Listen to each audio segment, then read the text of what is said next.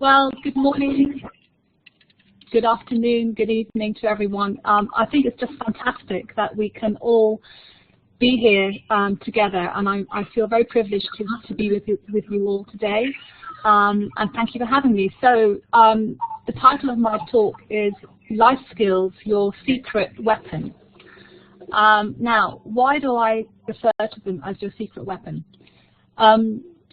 One big main reason is because most of us are in the position of this guy here. It's a very competitive world. We are at the starting point. We are constantly having to get ready, prepare, get set, get go, and race. And it's like that pretty much most of the time in our lives. And therefore, the thing that we all have inside of ourselves are life skills that we can use at any time that's going to help us. And a lot of the time when we think about change, we do tend to refer to changing the world, you know, what is around us and what can we do to impact what is around us. But actually, if you want to change the world, you've got to look into yourself first. And this is all about looking at yourself, at your inner skills that each of us has, and through that, living a more purposeful life, living a life that you really want to, doing the work that you really want to, and really thriving. Now, I want to first of all set the scene for why we need these kinds of skills. So I believe very much that right now we're living in a sort of unprecedented change, and what we need more than anything else are personal competencies that are going to make a difference to how we live and how we work and how we live our lives. And I really passionately believe that a lot of the things that are happening in the world right now are driving and pushing us to do that. Because we've got extraordinary change and challenges around us. You know, a lot of people live in a state of anxiety about their work, about what they're going to do with their lives, how do they cope, how they deal with things that are changing all around them all the time. And I'm just going to have a little go with this thing so I can, oops, hang on a second. Here we go. Yeah, can you see that little sunshine there? Okay, so these skills here that I've got, that I'm just pointing out here, these are the kind of things that you actually need to be able to tap into most of the time. So you've got to be really good at working as a team. You need to be solutions focused. You need to be creative. You need to be resourceful. You've actually got to be excellent, not just when you're sitting in an exam, but actually most of the time in your work. So this is what's happening around us, and this is why we need to have these kinds of skills. Change. Now, most of us resist change. And actually what we need to learn to do is embrace change. Look at change as a good thing, because it's in change where you can grab opportunities, whether that's a networking opportunity, whether that's a meeting with someone that's going to lead you to a different job or a different course of studies or a different way of doing something. We need to learn to embrace that and grab those opportunities. And I think also that these kinds of skills actually help us to live a happier life. If you are being yourself, if you know yourself, if you understand yourself, if you are authentic, if you can tap into these skills, you are going to be happier. So you're not only going to be hopefully, you know, communicating well and interacting with others well, you are actually more likely to live a happier life. A lot of this is also around being responsible. So, as I said earlier on, I believe that we are living in a time when there is this sort of unique opportunity to step up and be responsible and think about what do we really want to be doing. How do we survive in the world that we're in? But not only survive, how do we thrive? How do we actually be even better as a result? And to do that, you actually have to be responsible. And I say that because I certainly feel quite a lot that it's quite easy to blame things on the outside. So, for example, if I don't have a job, why isn't the government helping me to get more work? Why isn't the government creating more jobs, for example? Okay. Or, you know, the economy is not good, therefore that's to blame. That's to blame for why I'm in the situation I'm in. And here's some sort of examples of how we tend to do that. So we worry about money, don't have enough money, have too much money, and why that happens. You know, that's down to other reasons outside of ourselves. We do like to blame the government. You see, I've very diplomatically put up here a little image of the UK government. But you know, I hear this around me a lot. I hear it in the news every day. I hear it in people's conversations around, you know, why are things not different? Why are things around us not different? We also tend to have a natural feeling about being entitled. So if, for example, I don't have a job or I'm unemployed, there's an entitlement that I get to receive some help, I get to receive some support. And while that is true to a certain extent, there is still an awful lot that you can be doing yourself. And the problem with having a sense of entitlement is it takes away the responsibility that we each have for ourselves. This is a great book. By the way, I have got a kind of handout. There's a 3- or 4-page handout with websites, books, articles that relate to what I'm talking about, which you can download afterwards. So if you want to you know, read more about some of the things I'm talking about, then you will have a list of resources where you can do that. But this author published a book a couple of years back around all the kind of key drivers that are impacting the world today. So things ranging from demographics to the economic situation to health, a whole bunch of different things, globalization that are driving the things that are changing, and that actually we are living in a very, very uncertain world, and living conditions are getting worse for lots of people in different countries all over the place. And this is largely, a lot of this is down to things that have happened in the past. And this is where, you know, you get this whole sort of sense of gloom and doom and blame, and you know, this talk this morning is not about gloom and doom. Okay, it's about being positive about the future. But sometimes to do that, you need to embrace the actual current reality that we are in, that most of us probably are in. So there's a lot of gloom and doom around us, but you know what? We're going to rise above that. Okay, and in terms of work, so those of you, me, who are working, work's got a whole lot harder, okay? So, you know, even if you're not in the world of work yet, just getting into the world of work is hard in itself. Once you're there, you've got this kind of thing going on. This is a piece of research that came out last year, and I'm sure people can identify with this, that, you know, most of us are working at extremely high speeds. So most of our working life is just non-stop, boom, boom, boom, what's the next thing, what's the next thing, what's the next thing. I know I have that in my life. I'm constantly rushing around and doing all kinds of things and traveling all over the place. But I have to say, I also have really strong work-life balance and lots of things that help me do that. And those things are down to the things that I have inside myself. 60% of us are working under pressure of really tight deadlines most of the working day, and this is non-stop. You know, and this is something which is not going to change. It's only going to be really increasing. And a lot of this is driven by extreme hyper competition. So you know, the fear of losing our jobs has never actually been higher. There's a very strong push to be performance focused, very sort of short term.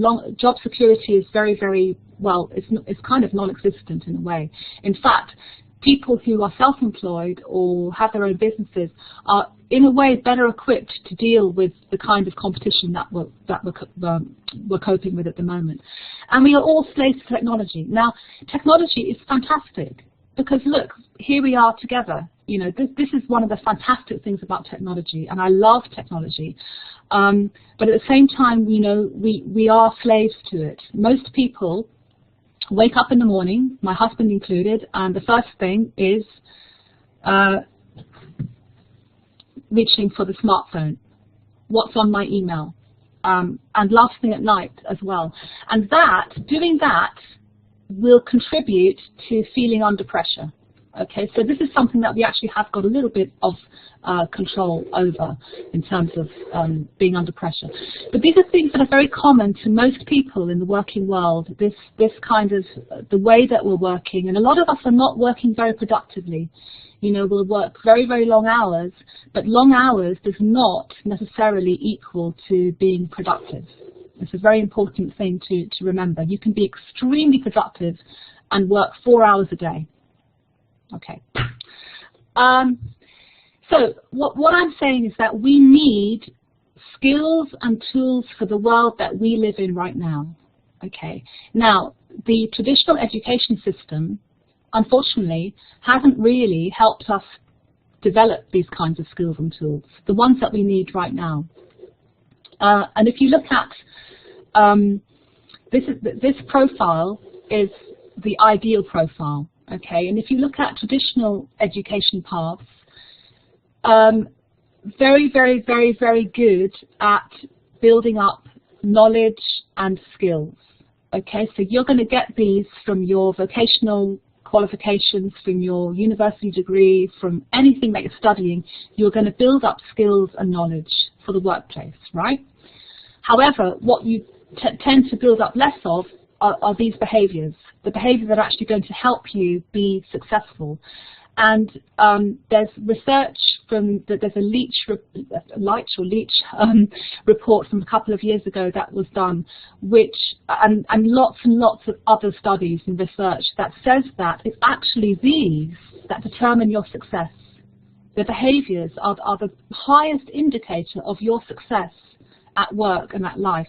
Now, it doesn't mean that these aren't important, okay? You have to have these. You can't do anything without your skills and your knowledge, and you know, it's almost like you have to have more and more and more of these than ever before.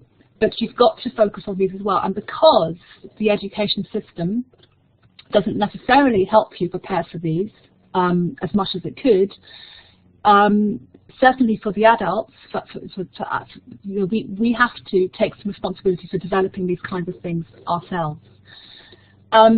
This is some research that was carried out a few years ago through Pearson, and it was companies in different countries saying what they said were the most difficult things to find when they were recruiting staff. And if you look at this list here, most of what is on this list are things that come from your own personal skills. Okay? If you look at the bottom three, English language, work-related skills, academic qualifications, these are the things that are easy to measure. These are easy to show, to demonstrate that you have these when you go to an employer. They're also ranked the lowest. Okay, doesn't mean they're not important, but they are threshold requirements. And it's all these things here that are really, really important, that employers want, but difficult to measure, difficult to pinpoint, difficult to identify.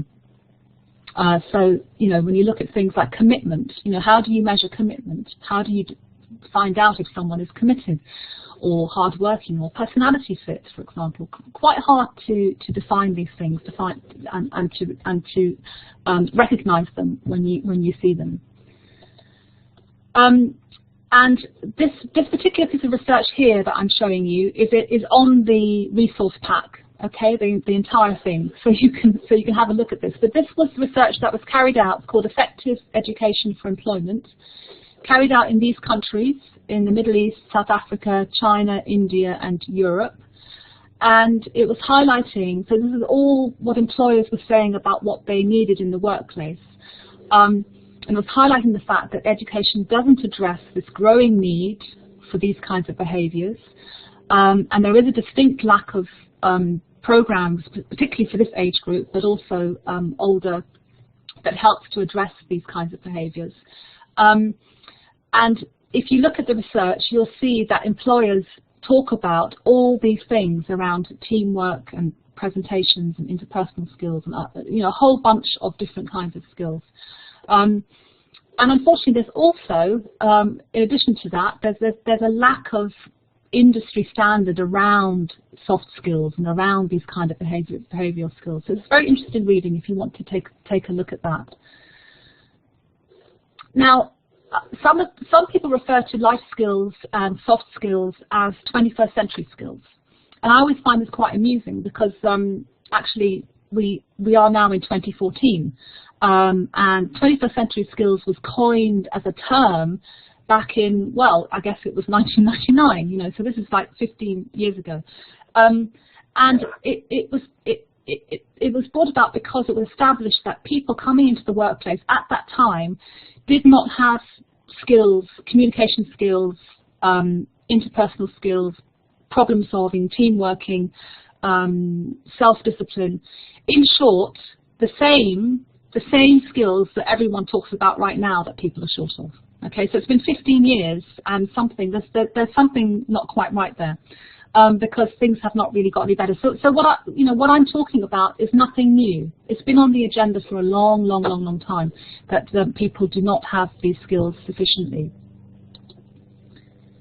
So we need to, you know, there is a need for change, and there is a need for things to develop in a different way in terms of how we learn these skills and how we develop these skills, and who is responsible for helping us to develop these skills.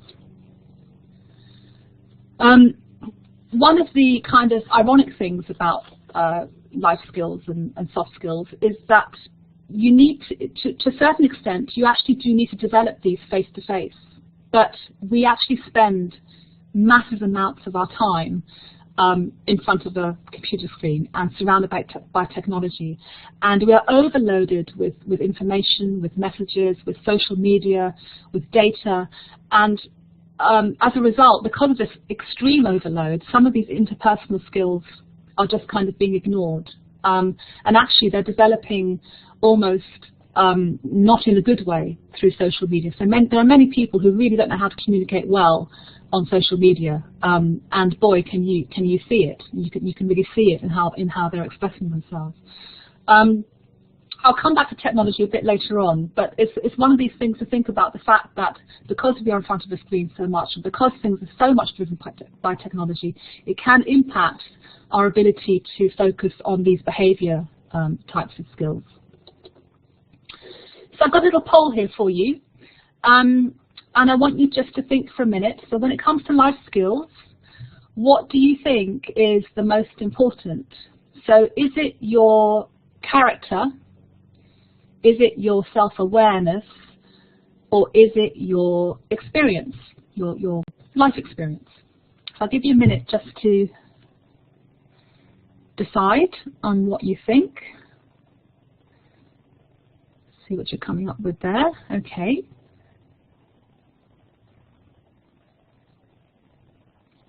Yeah, Yulia, yes. I think all of these things play a part. That's true. Definitely. All three are important. Absolutely. All three are important. All three play a part. They play a part. That's right. But great. You guys are doing really great. You're coming up with, I'm going to just move on. I'm aware of time. Okay, now there's a lot that I want to get through with you. So self-awareness is the most important thing when it comes to your life skills. Okay, character is important because you develop that. Part of that's nature, nurture, but character obviously comes into it. Your life experience will come into it as well, but it's your self-awareness. So if you've got life experience but you don't have the self-awareness, that's not going to help you a whole amount. Okay. Let's talk a little bit more about what this actually means in terms of self-awareness. So I'm going to talk a little bit here about emotional intelligence. I'm sure a lot of you have heard of emotional intelligence, of EQ. And there's a lot of research. This is one of the pieces of research, but there's a lot of research that supports this. That your effectiveness comes actually from your very little of it comes from up here, what's in your head. Okay, most of it comes from emotional intelligence. And if you look at what is, again, some research that was done by Daniel Goleman, and looked at lots of different jobs and different industries, the key things that are essential to top performance are interpersonal based. And what this means is that, you know, when you live in a world that is, you know, everything can be copied, everything has, you know, everybody's got a degree, everybody's got stuff that they're good at, you know, the only thing that is actually going to distinguish you is this, you know, your personal relationships. It's actually a source of competitive advantage, how you relate to other people. This is something that is completely unique, and that is only about you. Okay, and yes, that's right. Most educational systems will only pay attention to IQ. That's one of the problems that we have, you know. And although IQ is important, it's very little. In fact, I've got something just here. I'll just tell you, it's a note that I made before the webinar. It's the study from Harvard. So how well you do in your life and career is determined by both, so by both IQ and EQ. But IQ alone is not enough. So they agree that IQ counts for roughly 10%. 10%. The rest depends on everything else, including EQ. So this is all about your interpersonal skills. So just very briefly, I'm not going to go into this in great detail because you can find out more about it, but emotional intelligence is based on these 5 cornerstones. And everything in EQ is based on self-awareness. And self-awareness simply means that you recognize, you understand yourself. You understand what's happening in terms of your emotions. You can tune into your true feelings. You evaluate how you're feeling. You're able to make decisions about your actions in a much more intelligent kind of way. Okay, but these things are all focused around it. But I won't go into these in detail now. I think you can find out more about this if you're interested about EQ. But it is one of the main factors in terms of your life skills. So what is meant by EQ is understanding, first of all, understanding yourself. So understanding why you do certain things, why you respond in the way that you do, why you might feel something in the way that you feel it, because only you can feel what you're feeling, and how you manage yourself in relation to that. And what it's about is being able to understand yourself and then understand how you manage yourself in relation to other people. So, for example, if somebody behaves negatively towards you, you have a good understanding of how you can conduct yourself well in that kind of situation. You develop EQ. The good news about EQ, okay, is that you develop and you improve it by learning and practicing new skills. And I'm going to talk to you a bit pretty soon. I'm going to talk to you about how you do that. How do you develop these kinds of skills? Because everybody can develop EQ. Nobody's excluded. It's got nothing to do with your qualifications. It's got nothing to do with how you were brought up or your background or anything. Okay, EQ can be developed by anybody. Strong connection with life skills. So emotional intelligence is vital for developing these kinds of life skills. Critical thinking, for example. With critical thinking, we have automated responses in our brains around how we make assumptions about things. So if we have an experience where somebody we're walking along and we see a group of people and they're laughing, we will make an automatic assumption. It's automatic. We have no control over the way we make that assumption. So we'll make an assumption about why they're laughing based on what we're feeling. Okay? And if we're going through a bad day or we're having, I don't know, some problems, we might think that they're laughing at us. And actually, it's something completely different. So critical thinking, EQ, is important for critical thinking because it helps you to question your assumptions. It helps you to not take things at face value. A lot of the time we walk around and we take opinions and what people say as fact. And critical thinking helps you to not do that. EQ has a tremendous importance for things like being proactive and resourceful and being responsible and going out and grabbing opportunities. Being a great team worker. Today, you have to be a really great team worker, but you also have to know how to be a leader when you need to be. Each of us, there's no such thing as, you know, the leaders and the people in the team. That's not relevant anymore. Now, it's about, if you're a leader, you may be a leader some of the time, you may not be. There may be other times when you need to actually work well in a team. So you've got to think about how you do that, and how you communicate with other people, and how do you respond well, how do you communicate well. Confidence comes from EQ. Confidence comes from going out and trying things and experiencing things and learning things. Looking after yourself. Health in mind and body comes through your EQ. It comes back to what I was saying earlier on about picking up that smartphone first thing in the morning. You don't have to do that. You can manage your technology in a different way. Being productive, being effective, being efficient, managing stress, knowing what makes you feel stressed, knowing what triggers stress, and knowing how to handle that. So you might now be perhaps thinking, okay, well, this sounds great. How do you develop these kinds of skills? How do you do it? If you're not going to get it in the educational system, where are you going to get it from? I'm just looking at this interesting comment here. Do you want to tell me in the country most yes, absolutely. Life skills will help you with all those things, especially when things are tough. That's when they're really going to help you even more. And they are, you know, I've called them magic skills, but they're not really magic skills. There are things that we can all tap into. So I've got another poll here, and I want to ask you, what is the best way to develop your life skills? So is the best way to develop them in the classroom? Is it from your parents, your colleagues, your friends? Is it reading about them? Or is it going through challenging experiences? What do you think is the best way to develop your life skills? Lots of responses coming through here. Interesting. Okay, going through challenging experiences. Classroom, yes. You know what?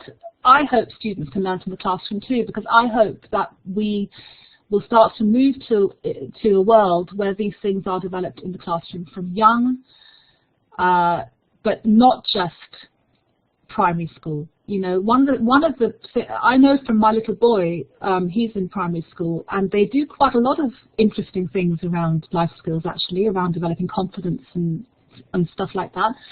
But I know that once kids get into secondary school, that's gone. They don't do that anymore. So I hope we do start to move towards something where we have that more in the classroom. Absolutely. So, right. So actually, that's amazing. So many of you are saying going through challenging experiences, and I agree with you. I agree with you. I think probably the most learning I've ever had has come from going through difficult times. Absolutely. But actually, it's slightly a trick question, I'm afraid, because actually there is no best way. All of these are important. All of these have importance. And let's just look at, first of all, sorry. Yeah, I'm going to look at classroom in a second. Yeah, let me just go back to these are all important. The most relevant thing here to think about is that actually, in terms of life skills, you have to learn it by doing it. There isn't really much of a shortcut to that. It is about learning through doing. I have got in that list reading, which I think is important too. But a lot of it is going to be learning by doing. So if you're a teacher, it's going to be through experiential learning. And this is the cycle of change that we go through, whether we go through that in a classroom or whether we go through that through a life experience. What happens is we have an opportunity to develop. So this could be through a life-changing event, or it could be through a classroom experience, an experiential learning activity. And then we go through that experience and we have thoughts and feelings about that experience, and we kind of, you know, integrate that experience, and then we learn from that, and then we go on to the next. And we are going through this cycle of change all the time. Every single day we go through that cycle of change. Maybe we are here on this earth to just keep going through that cycle of change until we learn. I don't know. But if we look at that in a bit more detail, it looks a bit like this. So you have an experience, so you do something, you experience something, and then you're going to interpret that experience in a certain way. If you're in the classroom, hopefully you're going to have some reflection process on what you've just been doing, which then will help you to think about it and think about, well, where does that fit with me? Where do I kind of make sense of that in my life? What have I learned from that? And then hopefully you then apply some of that learning to the next time that so let's say, for example, you're in the classroom and you have an activity around, I don't know, doing something outside of your comfort zone. You're going to respond to that. Hopefully your trainer, your teacher will help you to reflect on that and see how that went for you, how you responded to that. And then you're going to make some sense of that, think about how that's applied perhaps to other parts of your life. When else have you felt like that? And then hopefully, take that experience and apply it and learn from it. So there's a lot that can happen in the classroom. So if you are fortunate enough to have life skills classes, to use the fantastic resources that Macmillan have been providing on the website, great stuff for life skills, then there's an awful lot you can be doing, and it will be around using experiential learning methodology. So the teacher or trainer helping learners go through something which will help them to look at these skills. So that could be anything. It could be a role play. It could be giving a presentation. It could be a number of different things. But that you would then have somebody who takes you through that and helps you to apply that and learn that and lead it to link it to what might be happening in your own life. So life skills classes have got a huge role to play, and let's hope that we see a lot more of this in the classroom and more embedded, into the educational system. So I think also these things are changing, and I think we will start to see more of this in education, in mainstream education. But there are lots and lots of other things that you can do. So one of the first things is about understanding yourself and using tools like Myers-Briggs and EQ tests and getting feedback from other people and being open to that feedback helps you to understand yourself, helps you to understand who you are and what you're about, how you might be perceived by other people, which is quite important, and how to best conduct yourself so that you can get good outcomes. And all of this comes from understanding yourself first. It always will come from that first, and developing that self-awareness.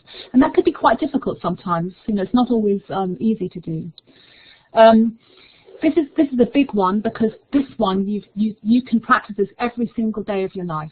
So most of the time when we've got a difficulty, we will naturally tend to focus on the things that we have no control over whatsoever. And if you want to think of a great example of that, in the UK, we love talking about the weather. And if the weather's not good, we'll spend an awful lot of time discussing that. And actually, we have no control over the weather at all. And that's a silly little example, but it relates to lots of other things as well. But you need to work this out for yourself every day. So you need to be putting your energy here into the things that you have control over. If you put them into the things that you have no control over, then you're going to end up feeling very, very pressured and very, very burdened. So this is one of the things that is terribly important for life skills, and helping yourself to understand that better for yourself. Life has got a funny way of providing you with lots and lots of problem-solving opportunities and dilemmas and things that you have to deal with. And so, a key skill is just getting some perspective. A lot of the time when we have a problem, we tend to dramatize it, make it sort of much worse than what it might be. Getting perspective is about just, really identifying what is the situation here, what are the different possible solutions, what are the consequences of those solutions, and then decide. And yes, it sounds simple. It's actually, you're right, it is easier said than done. But the way that you develop this kind of better problem-solving skills is by doing that in some of the smallest things that you might be dealing with in the everyday, and to try and get better at problem solving, get better at not dramatizing something and making it sort of seem worse than it is. And that can be as simple as how we talk about things. You know, I actually caught myself yesterday. I got quite a challenging situation going on with Tanzania, as it happens, and somebody's pulled out of a project at the last minute, and I found myself saying, "Oh my gosh, you know, what a nightmare! It's a nightmare, you know, nightmare situation." Now that is such negative talk. It's not nightmare. It's not that dramatic, actually. You know, it's a situation. This person's pulled out, and this is what I mean about getting some perspective. I'm just thinking, maybe, what are the facts? What is going on? Yes, writing it down is helpful too, and then coming up with some solutions. The comfort zone. Now, this is an interesting one, because the more you can get out of your comfort zone, the stronger you will find, the easier you'll find it to develop these kinds of life skills. Change is very difficult because we always want to stay inside our comfort zone, and we will resist anything that requires us to go outside it. So you have to make a conscious effort yourself to go out of that comfort zone, and that comes from taking on challenges, taking on activities that might be outside your comfort zone a bit. Doing things that are deliberately going to stretch you, and the more you do that, the bigger your comfort zone will become. So this kind of thing, I don't want you to say these kinds of things. Yeah, I could never do that. That's going to be too hard for me. You might feel like that inside, but you need to rise beyond that and do it anyway. Taking part in sports, any kind of group activity is going to help you. That will help you to reflect on your strengths and weaknesses, your tendencies, why you tend to do something, or why you tend to feel a certain way when somebody beats you, or you know, or you're having to work as a team together, and how you do that. So this can help you. These things can help you develop your life skills as well. Leading something, taking something on that maybe you wouldn't normally. This will help you develop these kinds of skills, because you'll learn from that experience. If nothing else, volunteer. You know, do something in your community. Very, very, very, very useful for helping you dealing with people. One of the things I do is I lead a gospel choir, and there's 100 people in this choir. It's a community choir. And I've never learnt so much about people and managing people as I have from running this choir, and just in dealing with people and running things smoothly and so on. So yeah, this is one of the things that you can do. Just do something in your community. Look around you. There's opportunities around you. Make mistakes. Do not be afraid to make mistakes. Take more risks. If you don't do this, you never learn. Okay, you yourself have said that the best way to develop life skills is by going through challenging experiences. So you've got to get out there and go through some challenging experiences. I don't care what they are. I just want you to do it. I want you to take risks, make mistakes, and learn from that. I'm just looking at this. The trainers how people could do better. We need help. Okay. School lessons are important. Yes, yes, yeah, yeah. Life is not an exercise, no, but life gives you opportunities to develop these skills. That's what I mean. You know, life is a journey, and life will provide you with opportunities to practice some of these skills. Always be open to learning new things. You never ever stop learning. It doesn't matter how old you are. It doesn't matter where you are in life. You need to always be open to learning. One of the things I try and do, although I don't do it that often, I forget, but I try to listen to a TED talk or listen to a lecture or something on something that's completely different to what I normally do, just so I can learn something new. Time management. This is entirely in your hands. So again, a great life skill and something that you can, you alone are responsible for how you manage your time. It's got nothing to do with work pressures or anything else. It's about how you decide to manage your day and manage your time. Give more presentations. Most people are terrified of giving presentations. The more you can do it, the more confident you will become.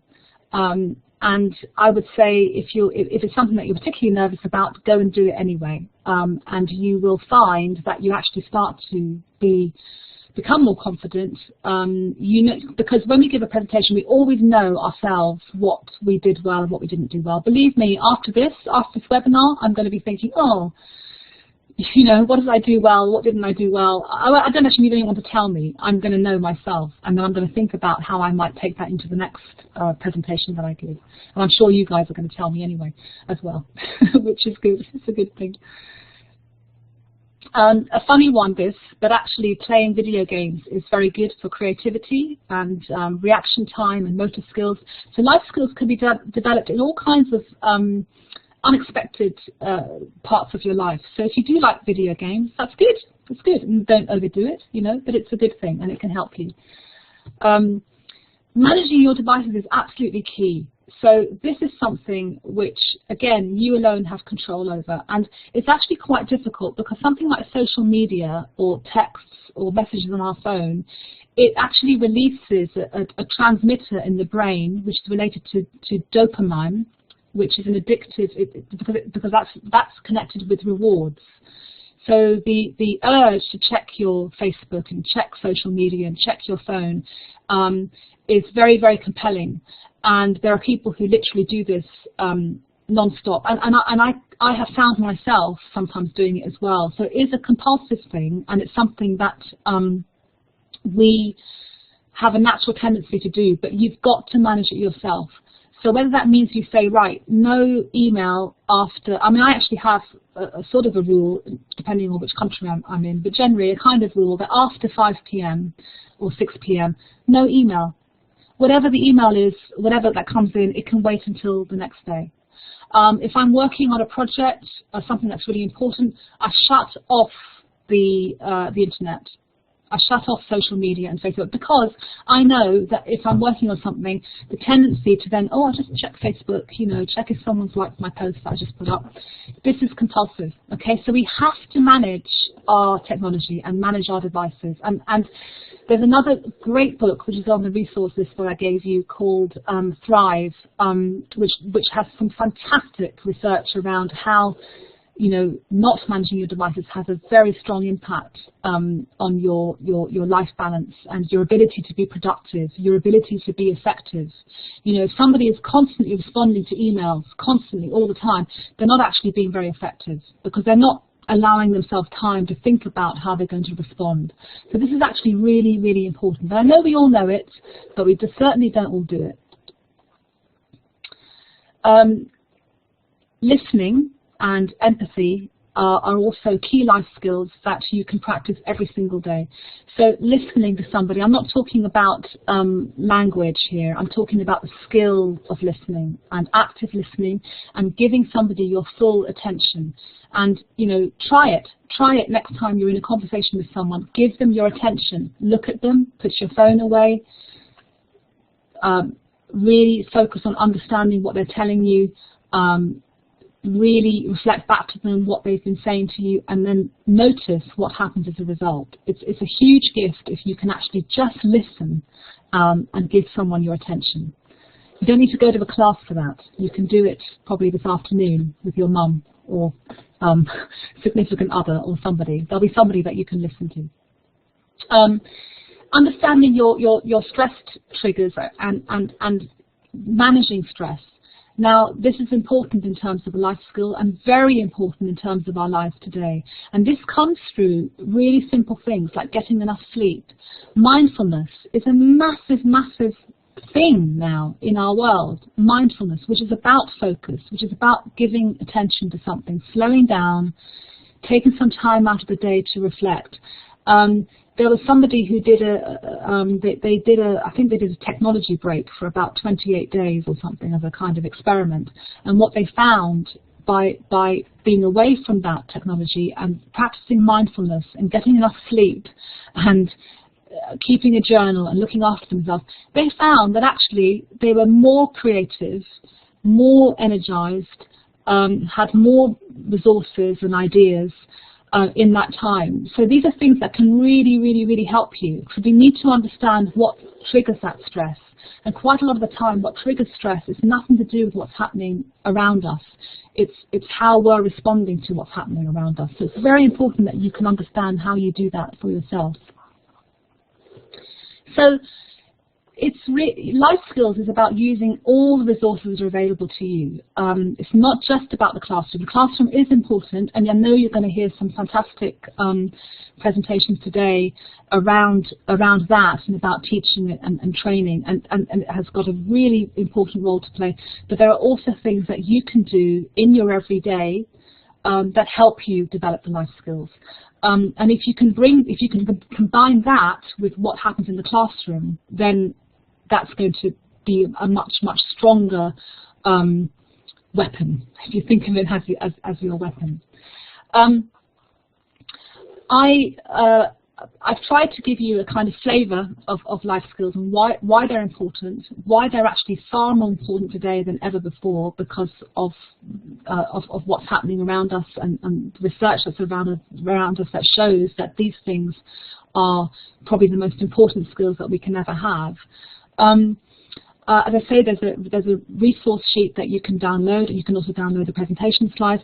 You can also contact me if you want to, and I've got two websites here. One, this website here, Unimentor, is for teachers and trainers, anyone who's involved in developing soft skills, employability skills, life skills, and that's a free membership site. And then this website here is linked with my book, which is called The Advantage. Hang on just one second. This is the book. Because so many of you didn't actually realise that I'd written this book, so I thought I'd just show it to you there. That's the book. And this book is actually about developing things like adaptability and empathy and optimism and so on. So that's the book there. I know Macmillan won't mind me just showing the book there. So thank you very much. I'm not sure if I've got time to do any questions. I'm sure Caroline will tell me. I think I've probably come to the end. Hi Emma. You can take a couple. You can take a couple of quick questions if you like. Okay, I'm happy to take some questions. If anyone's got any. Oh, thank you so much for all these thank yous. That is lovely. Oh, thank you.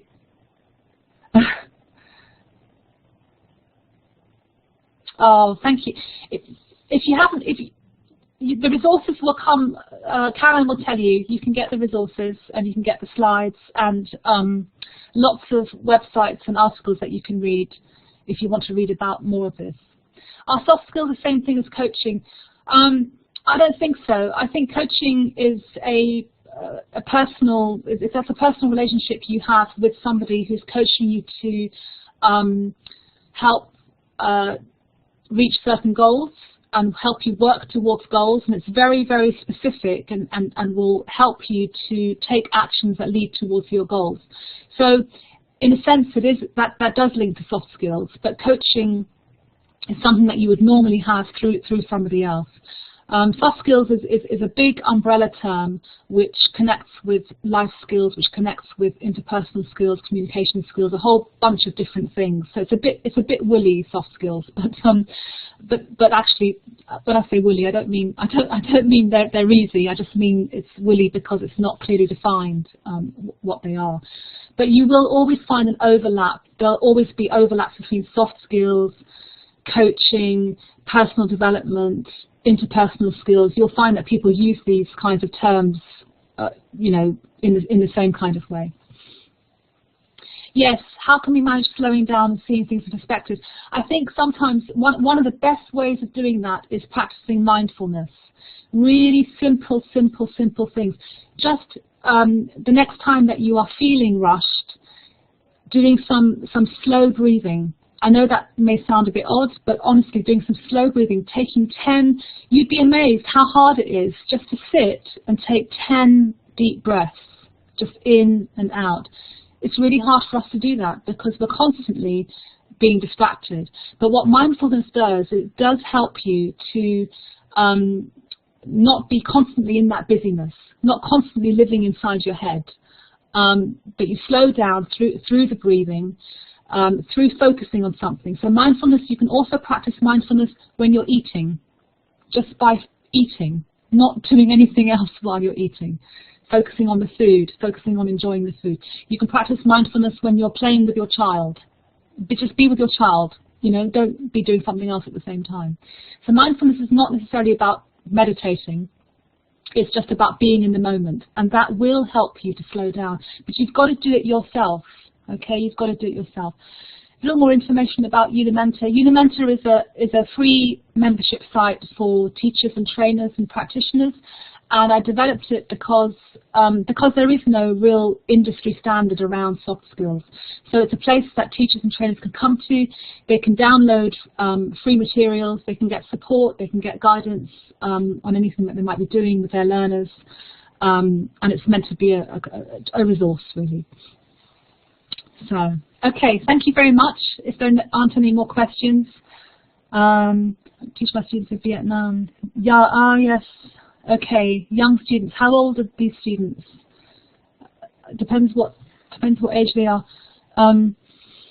If they're I'm sort of guessing around 16. Okay, I was just about to say, are they teenagers? Okay, so yes, teenagers. It is difficult because with teenagers, they're still developing their identities, aren't they? So it can be quite hard for them to develop self-awareness, but you can still do this through experiential learning, through helping them to bringing it down to what their context, where are they having difficulties, where are they finding things challenging, and helping them. In a way, it's kind of helping them to form their identity, because this is where teenagers, they're having to manage all kinds of self-consciousness and feeling self-conscious about themselves and about who they are and what they're doing. So if we can help them to understand themselves, sports, yes, good one, Yulia. Sports can be really, really, really useful for looking at how you work in teams and how you respond to other people. Helping them do things. The ironic thing about teenagers as well is that just at that age is also the age when you have got the greatest propensity in your brain to develop the skill of being adaptable. So just at that point where teenagers feel all self-conscious and don't want to go out of their comfort zones, that's when you as the teacher have to push them. You've got to push them to go outside their comfort zones, try out new things, do things, learn from that, so that they can widen that comfort zone and through it become more adaptable. So that being adaptable is a key thing that is linked to the brain in teenagers. That's the time in your life when you can actually develop that skill. I used to think it was unfortunate, but I left home and school at 16, at the age of 16. Went through some very, very tough times, but those things helped me to become hardwired adaptable. So I feel I can go to any country, any place, any situation, and I feel comfortable because I have that adaptability skill which has come from that time of being a teenager. So if you're working with teenagers, get them out of their comfort zones. Okay, I've got some exercises on my site for that, so feel free to have a look and you'll see. Okay, thank you so much, everyone. Sorry I went on for a bit longer. Not a problem. Thanks ever so much, Anna. That was just great. I was just having a look at what Carol's writing in the chat box there. Our session at 1 o'clock will be presented by Ozzy to write specifically for teens and packed with great ideas. So that's brilliant. Thank you very much, Anna. I know everyone really enjoyed that. I think we could have asked questions all day. Thank you. But we'll speak to you again soon. Thanks a lot. Well, enjoy the day. Enjoy the day, everyone. Enjoy what comes next. Enjoy it. Okay. Bye.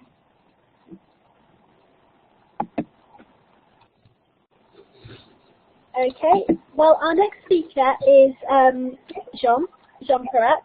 She is going to be with us very, very shortly. But Jeanne, if you'd like to do a quick audio check now, is that okay? Because I know you've been through the audio setup wizard.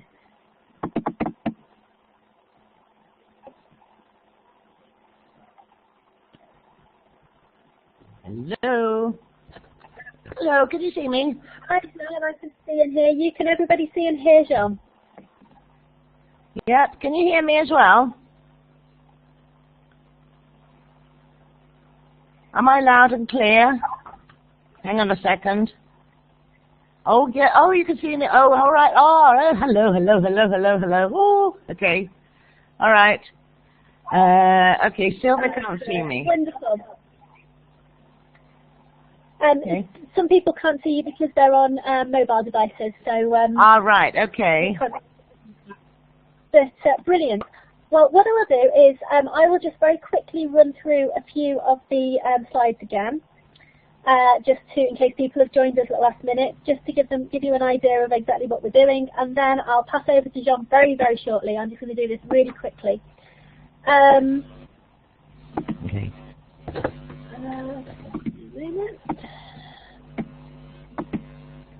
So, if you are having any problems with your audio, run through the audio setup wizard. I'm going to do this really quickly just to warn you all. You've got the video here if you're on a laptop, the participants box here, the chat box at the bottom. If you have any problems at all with your, from a technical perspective during the chat box and you want to ask me or my colleague Henry about it, then pop us a message in the chat box. If you're having problems with the volume, you can adjust the volume here. You can raise your hand to inform me that you need you need some help. I've just seen that Carlos has said, what about a 5-minute break?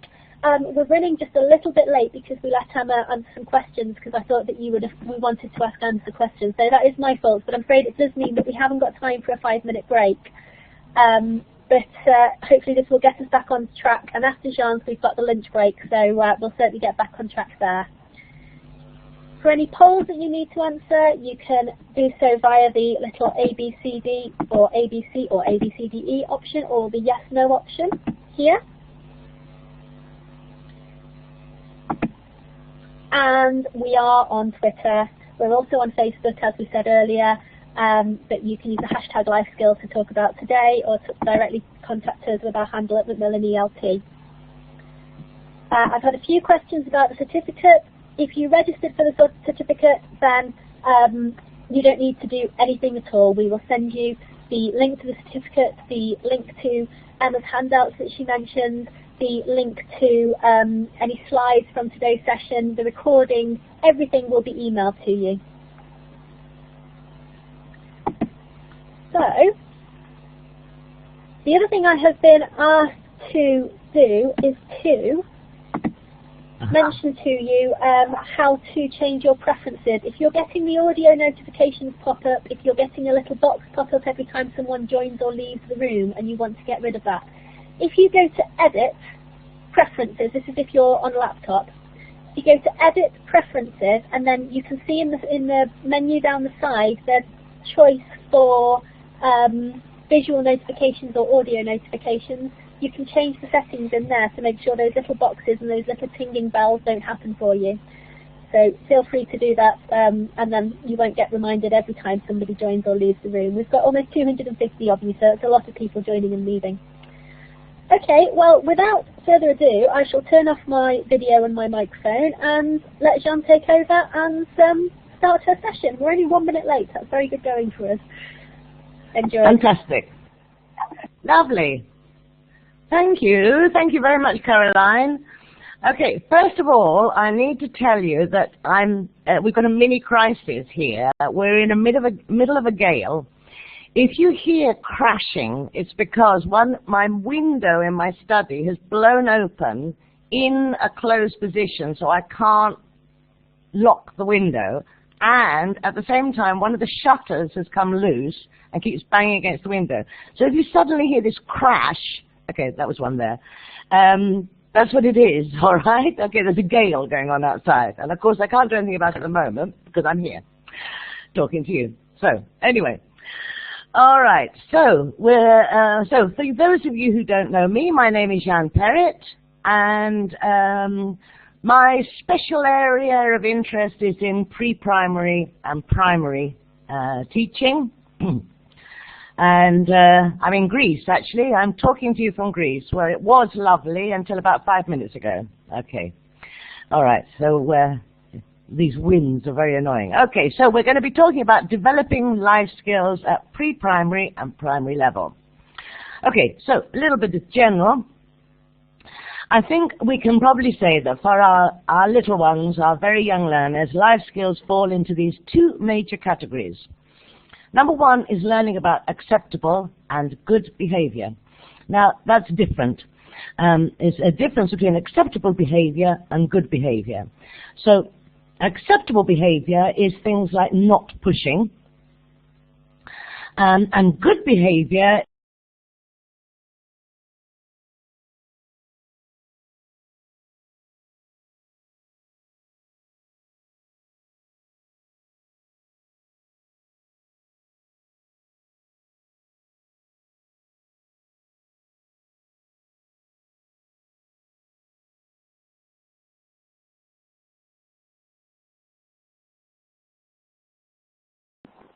Jeanne, we seem to have lost you.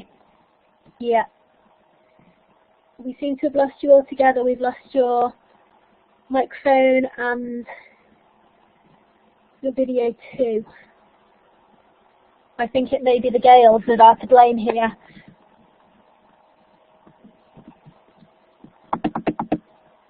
Yeah.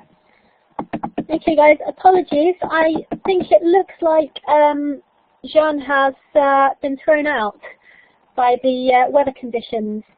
Sincere apologies. We'll try and get her back as soon as we can.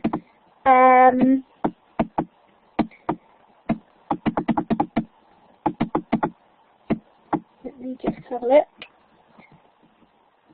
Bear with us. Yeah, because of the strong winds. Bear with us just a few moments. We'll be back with you very shortly.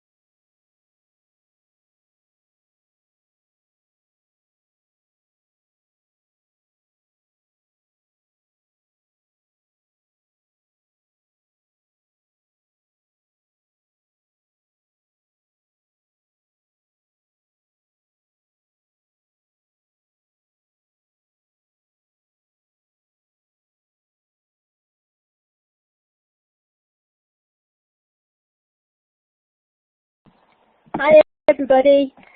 I have just spoken to Jeanne. Her internet has completely cut out due to the winds. They've got a power cable down, which just couldn't have happened at a worse moment. That was what that lovely crash was. She is going to turn off her modem, turn it back on again, see if that makes any difference. We're going to give it 10 minutes to see if it comes back on. If not, I'm afraid we're going to have to reschedule Jeanne's session. It's a little bit of a beyond our control, I'm afraid, what with being forces of nature. We can't control the weather yet. We're trying, but not just yet. So, sincere apologies from us. We're really sorry about this. In the meantime, I believe Carol had a riddle for you while we try and kill some time. A riddle to get you thinking. Which letter of the alphabet is most like a flower?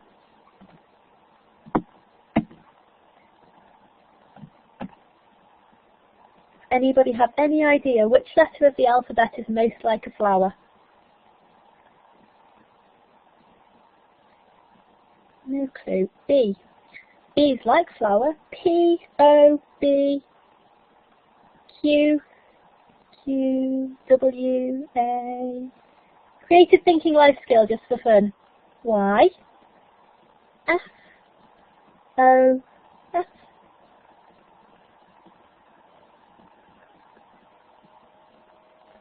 B. Has anybody got it right yet though, Carol? Y, Y, W, like grass. Fair enough. Ah, you're thinking what it looks like. Only one person's got it right so far.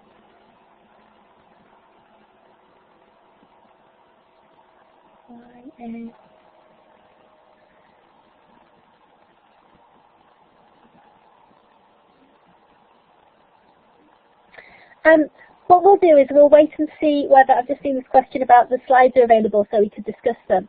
I think the slides are sort of made what they are by Jeanne talking about them. So I think perhaps it might be better if we, like I say, we'll reschedule the session. I'm very sorry about it, but we'll reschedule the session if Jeanne can't come back to us. No pictures. You haven't got anything on the whiteboard? Is that everybody? Is that true of everybody? Well, you can see the slides. You have pictures. See in here. That's okay. Okay, so it's just some people. Only sentences, yes. There aren't any actual pictures on this, no. That's okay, that's okay. So, getting back to the point, what's the answer, Carol?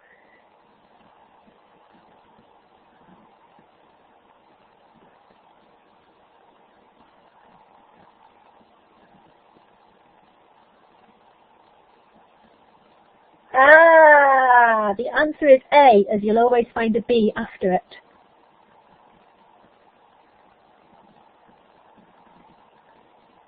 Everybody get it? Yeah, ha ha ha, exactly.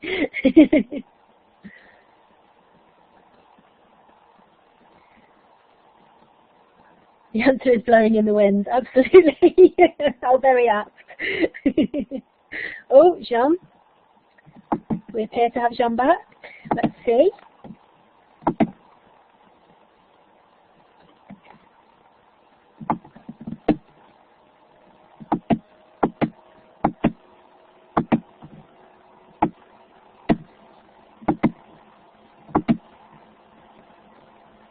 Okay, Jeanne, I have made you a mod, so you should be able to try your audio and video again. Let's see. Okay. Oh, okay, yeah. Can you hear me again? Okay. So, are we ready to go? Hooray! Okay, let's go, let's go. While the internet connection is here, if I go again, it's because of the wind. Okay, very, very sorry. So, okay. All right, let's go where we were. So our little ones, we've got these two major categories, learning about acceptable and good behavior, and then learning to become independent and responsible. And this is what life is all about for our little ones. All right, so this can be broken down a little bit further into these four main categories, I think. Number one, very importantly, is being sociable. In other words, in the broad sense of the word, where we learn to communicate with other people. Yeah, we learn to make friends, we learn to, we learn our place in society, in other words. Then being responsible, this is what life's all about, growing up, being able to do things for ourselves. Being prepared, very, very important. So being prepared also means having a sense of the future, the little ones. You know, what's going to happen after this lesson? What's going to happen when we get up? Do we have to go to school? All these things, and it's quite difficult. It takes time for these to learn these. And then very importantly, being safe, yeah? And that is the parents' job and the teacher's job to begin with, and then gradually the children learn what are safe actions and what are dangerous actions. All of the life skills that I'm going to be talking about are taken from this new primary course, which I've co-written with Jill Layton, and it's called Learning Stars. Okay, and a lot of the lessons have to do with these life skills. So Sorry, hang on a second. Most of the life skills that are needed by young children, I think, can be taught by example. In other words, that they're taught by our parents, and they're taught by us, their teachers. But some of them need more reinforcement than others. And as we often know, as teachers, we're often in quite a difficult situation. I often speak to teachers who say that the children are coming into their classrooms not having learned some of what they believe are the basic rules of behavior.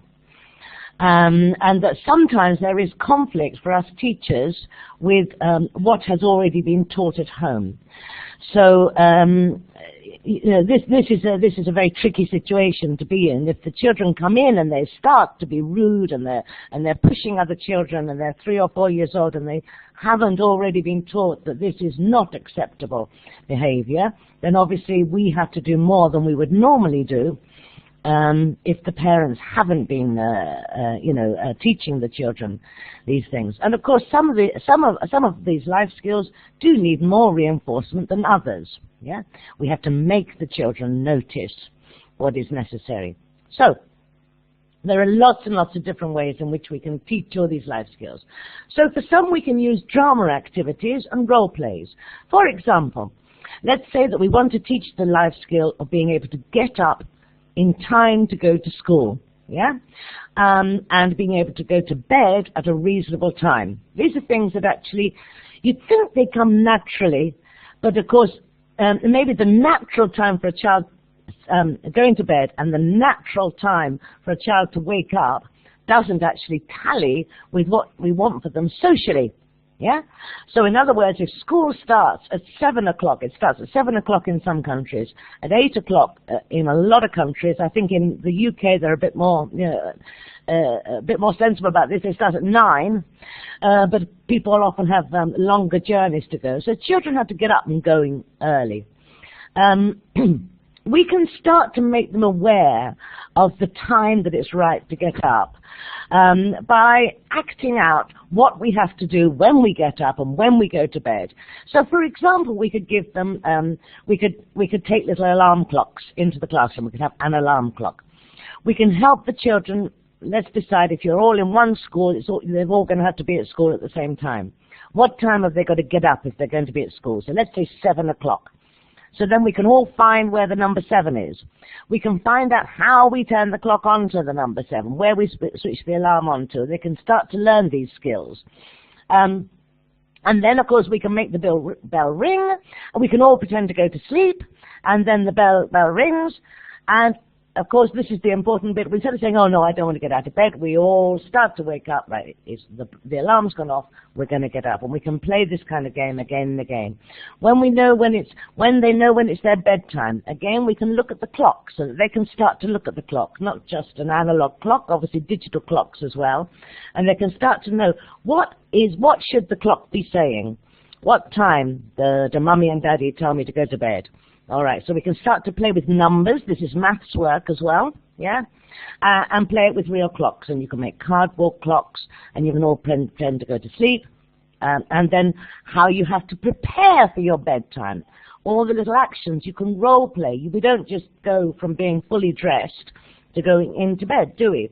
So we can role play. What preparations do we have to make before we go to bedtime? And we can make these into little games. And this is where drama and role play come in handy. Children never really get bored of doing these little role plays that relate to their real life. It's one of the things that they naturally do. They have an innate need to play out the scenes that take place in their real life. Okay. We can use costumes and props. So again, this is drama. Yeah, these are drama activities, but very simple. This is what I call ELT drama. Yeah, classroom drama. We can use costumes and props. So a very important life skill is I get dressed by myself. Yeah. So they have to learn how to get dressed, don't they? They have to learn what goes on next, and especially if the parents aren't letting them get dressed from an early age. then they had to learn how do they do up their buttons, what clothes do they need. I'll come on what clothes are suitable to wear as well. And of course you can have fun with it, and you can dress up as other things. You could be a pirate dressing up and going to school. You could be an Indian dressing up and going to school. You don't always have to make these things sensible. Although life skills are very important, you can still have a lot of fun with them all. Yep, tie shoelaces, all that kind of thing. Although, of course, nowadays the children don't seem to have so many shoelaces. It used to be the most important thing. Now they have the Velcro stuff, and that makes it a lot easier, actually, for us, doesn't it? But yes, they do have to learn how to do these things. And then, so this is an activity from Learning Stars, actually. So what are suitable clothes? And here we've actually got clothes that you'll wear in the cold weather, and clothes you'll wear when it's warmer. All right, so in this one, all they have to do is they have to tick the clothes that they were. This little Learning Stars is for like 4-year-olds. So they've got to decide. Of course, they're going to have to learn the words for these. This is vocabulary learning as well. Okay, so it's hot. What clothes are you going to wear? Are you going to wear your thick shoes, or are you going to wear your sandals? You're going to wear your sandals, your shorts, your T-shirts, and a sun hat.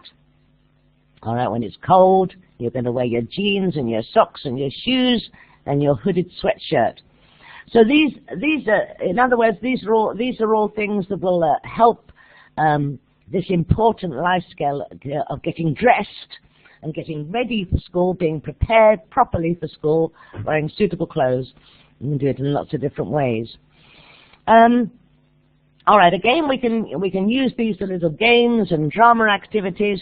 Let's say we're talking about the life skill of I eat healthy food. It's very, very important that we learn what food is good for us, what food will give us energy. I think sometimes we focus too much on food that is unhealthy. You know, oh, you mustn't eat sweets, you mustn't eat too many cakes, you mustn't eat this, you mustn't eat that. And I think a much better tack is to tell the children how an apple will do you good. I used to find that my own children were very interested in knowing what it was going to be good for. So if I just told them to eat an apple because it's good for you, it means nothing. But if I tell them, okay, if you have an apple, your skin is going to be nice and smooth and soft, your hair is going to look pretty, your eyes are going to be all nice and bright and shiny, your nails are going to be nice, all those fruits and vegetables help us look better. You know, and then they give us energy, and if you have a banana, you're going to have energy for a long time. I think it's much better to focus on why healthy food is good for us. And yes, absolutely, some comments here, absolutely, by example, you know, for them to see us eating healthy food as well. It's one of the things that we should do. If we see that if they see us in the break and then we've always got a cake or a bag of crisps, then that's just going to negate what we've done during the lesson, isn't it? So we do have to be responsible. And again, this is a little activity from Learning Stars. And here they've got to decide what they're going to put in their lunchbox. Now then here, just to make it simple, because we wanted very simple language here, we have an option of yes please or no thank you. But so we let the children decide what they want to have in their lunchbox. In the song, though, there's a song that goes with it. And what we say in the song is cheese in my lunchbox, cheese in my lunchbox, yes please, cheese in my lunchbox, something like that. But for a cake, we don't say no cakes in the lunchbox, and we don't say no lollies in the lunchbox. But what we do is we say a lolly in my lunchbox, sometimes please, sometimes. So that we know that, you know, if you have it, you can have a lolly. Of course you can have a lolly in your lunchbox. You can have it once a month. But you can't have it every day. Yeah, and I think that's true. Trying to say no in a kind way that somebody has just said, and you don't have to say absolutely no. You know, they can, yeah, healthy lunchbox every week. That's right. So I think we can gradually encourage. You don't have to forbid things. I think you can just encourage good things without forbidding things. You forbid it, you're just going to make them want to do it, aren't you? and it's unrealistic. If you have a party, I went to a lesson in one school. And the whole lesson was about that you shouldn't eat sweets. You shouldn't eat sweets and chocolate. That was the focus of the whole lesson. And at the same time as the teachers were giving this lesson, a classroom assistant was coming around, because I was a guest, she was coming around and giving me sweets and chocolates in the lesson, which of course I had to accept because, you know, I was a guest and she was offering something as a hostess. So, on the one hand, one teacher was saying, don't eat sweets, we don't eat sweets. And the other, they were offering me sweets. So, anyway, this is what, so it's unrealistic to forbid things, unrealistic. All right. And then, you know, this is another life skill, not just about what is healthy to eat, but actually making things. So making a sandwich is a brilliant life skill. So here again, this is from Learning Stars. I say it's pre-primary, so we haven't got the words here. It's just simple images. It's all audio. And they've got to choose what's the right order. And here, I've got here, you can do these things by craft work as well. So I don't know if you can see now here, wait, there we are.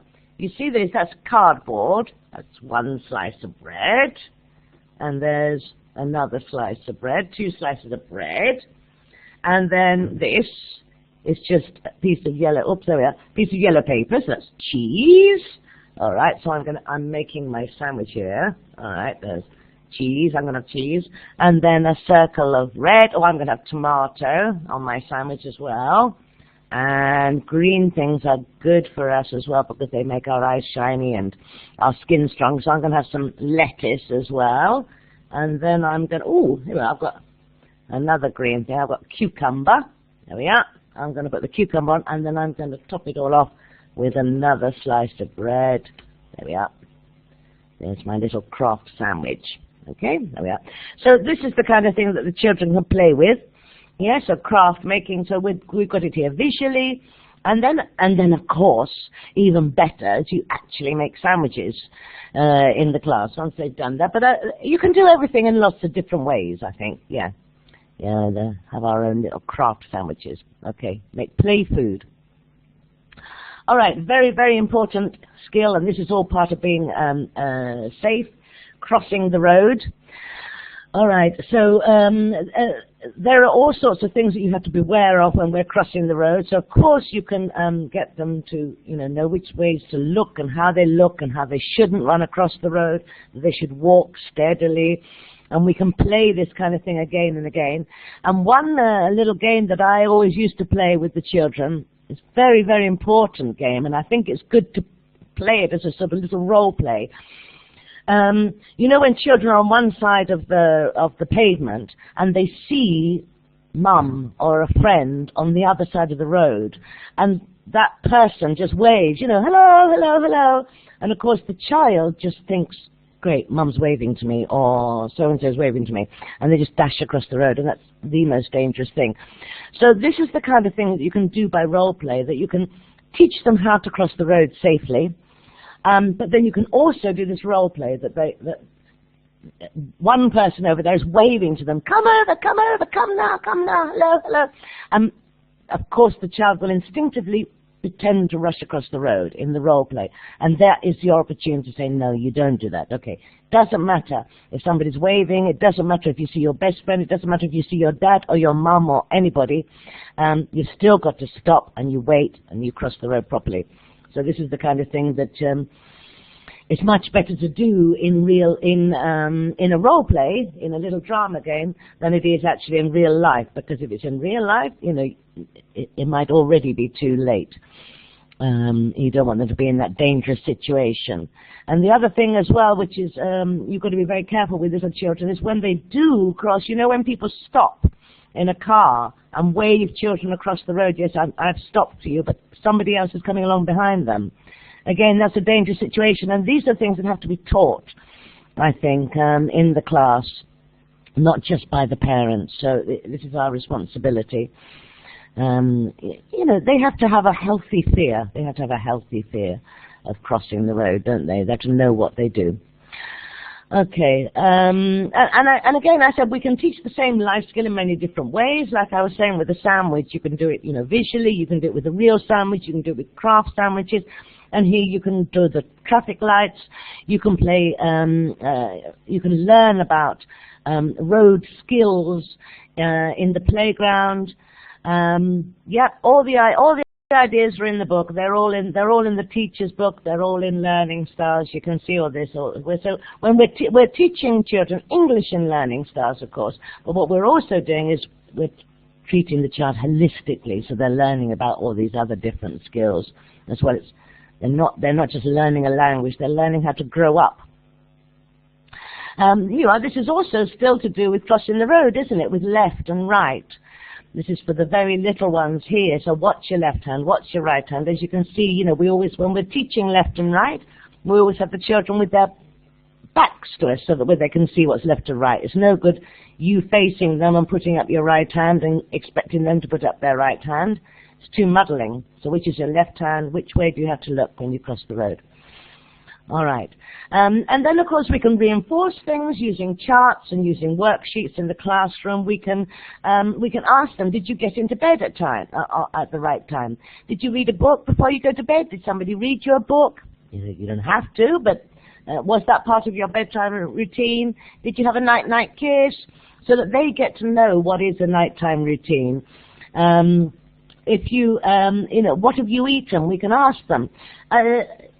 The thing with teaching children about what is good food to eat is you don't want them to make them feel bad if at home they're not being given these things.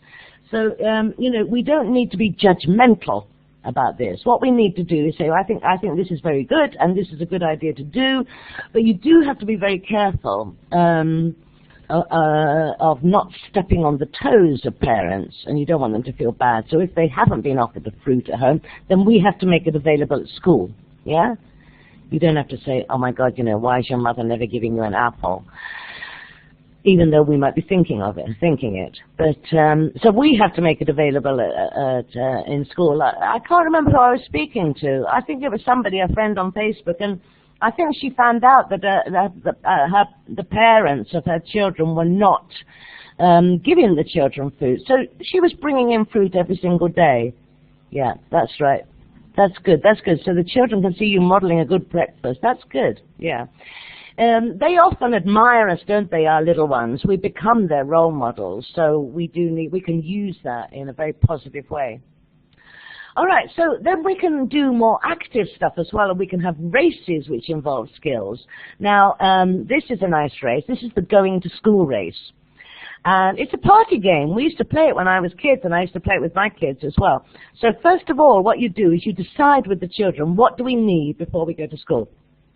So they have to think, what do I need? You don't just get up in your pajamas or even dressed and just go out the door. You've got to think. You've got to have your bag. You've got to have your book in your bag. Do you need your pencil case? Is your pencil sharp, etc.? All these things have to be done. So that sort of routine, which it is a routine, that routine can be taught through this race. So the children decide what is needed for school, and then you set it out like a race. So the children are lined up in a starting line, and then like 10 paces ahead, there's a coat. 10 paces ahead of that, there's a bag. 10 paces ahead of that, there's a book. 10 paces ahead of that, there's a pencil case. And then there's the finishing line, okay? So you just sort of set it all out, like a racetrack, right? And then so 1, 2, 3, ready, steady, go, and you run, you put on your coat. You all run, you all put on your bag. So you've got a whole line of coats and a whole line of bags, yeah? And a whole line of books. One for each child, yeah? And then you run to, and you put your book in your bag, then you run, you put the pencil case in the bag, and then you run to the finishing line. And then, you know, whoever's first is the winner. All right? So that teaches a routine, really, and that's the kind of thing that you can do out in the playground. You could also do, it's like we're saying about the routine for going to bed. What do we need to do to get ready to go to bed? We don't just hop into bed. First of all, you've got to put on your pajamas, you've got to clean your teeth, you've got to wash your hands, or whatever it is that the family routine is Some people shower at night, some people shower in the morning, or whenever it is. So you find out from the children. So again, you've got it all set out. You run to your pajama bottoms, put on your pajama bottoms. Run to your pajama top, put your pajama top on. Run to your toothbrush, pick it up.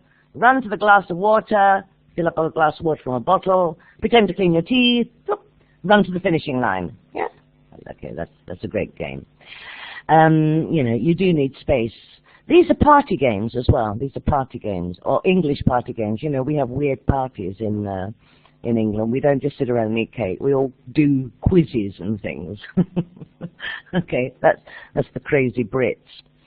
Okay, all right. Other countries just dance, you know, but we have to have, like, going to school races. We're very strange. Okay, and then, of course, we can use our toys. We can use our puppets. So here, for instance, I can wash myself. We can do it with toys. We can pretend to bath the babies. How do you wash yourself? Which bits of you do you have to wash every day? How do you wash it? These are things, again, that we... Oh, God, can you hear the gale blowing? My shutter's going mad, sorry. Yeah, we can learn about things. How you wash your hands. Yeah, we have to teach children how to wash their hands properly. Wearing your seatbelts. You can play all of these with the little toys as well. Craft activities. Here we are. This is a nice craft activity. Make a giant pair of teeth. This isn't from Learning Styles, I should say. I found this. Yeah, so, but how you clean your teeth, up and down and round and round. You know, you can do it in the school as well with your real teeth, with the children with toothbrushes. But you can do this with craft work as well. Okay. Yes, they do that at Italian schools. How to wash your hands correctly. That's quite right. Yeah, because you don't just go like this. You got to wash it. You're supposed to wash it right up here as well, aren't you? And of course, we forget about that sometimes. And we can play games to teach good social behavior. So social behavior, one of the things is not civic responsibility, not chucking litter around.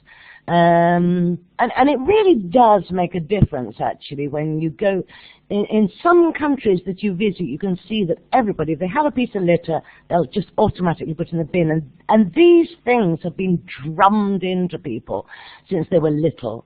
I mean, I wouldn't dream of just dropping a piece of litter on the ground, but you do see people just doing that, just dropping litter on the ground. And these things I have to do. So this is fun, you know, play litter basketball. Give everybody you've got a bin, you give everybody a piece of litter, you know, clean piece of litter, and you run past and try and chuck it in the bin. Okay, so it makes it fun. These things about good behavior, so these are skills, you know, make it becoming a good person. I play nicely, I take turns, and skipping games are very good for this because you all can see that you're going to get a turn. It's very difficult to have to wait your turn sometimes. But the thing with skipping is that at least two people are turning the ropes, at least one person is skipping in the middle. And you know, one of those times when you skip in and you jump out and then you've got a whole queue of it. These are very good for learning how patiently how to take turns. And also, skipping games are good for taking turns because you don't actually want to keep skipping the whole time. The children get tired of jumping, so it's quite nice when they're out and they have to wait again for their next turn. Okay, so being responsible behavior, so we can allocate responsibility, and I think importantly we can expect responsibility as well. So I know a lot of you have monitors, and this is a very useful thing to have in the classroom, having different monitors. So you can change it every week. So who's going to be the cleaning the board monitor? Who's going to be the checking the waste bin monitor, emptying the waste paper bin? Who's going to be the one that has the spray of Ajax and cleans the desk? There's all sorts of little jobs that the children can do. Who's going to make sure that teachers got her markers properly and that the tops are on them? All these things. And you can allocate this responsibility, you know, so that everybody has a share of doing these tasks. Higho, this is, Higho, I didn't show you Horsey, and he's been so excited about being here. Here's Horsey. All right, and he is one of the characters. He's one of the main characters. Okay, can you see him? Oh, he's quite excited. Oh, hello. All right, so he's a puppet, and he's one of the main characters in Learning Stars. And this is how we teach. Obviously here we're also teaching the vocabulary for crayons and books and pencils. Whoops.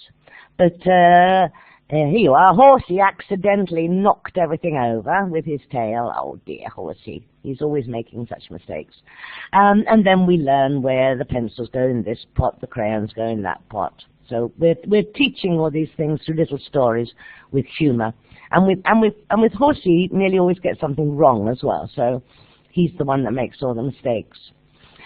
Okay, so many life skills are best taught by example, positive reinforcement and praise, and I think admiration as well. I always say that admiration, proper admiration, is actually much more powerful than praise.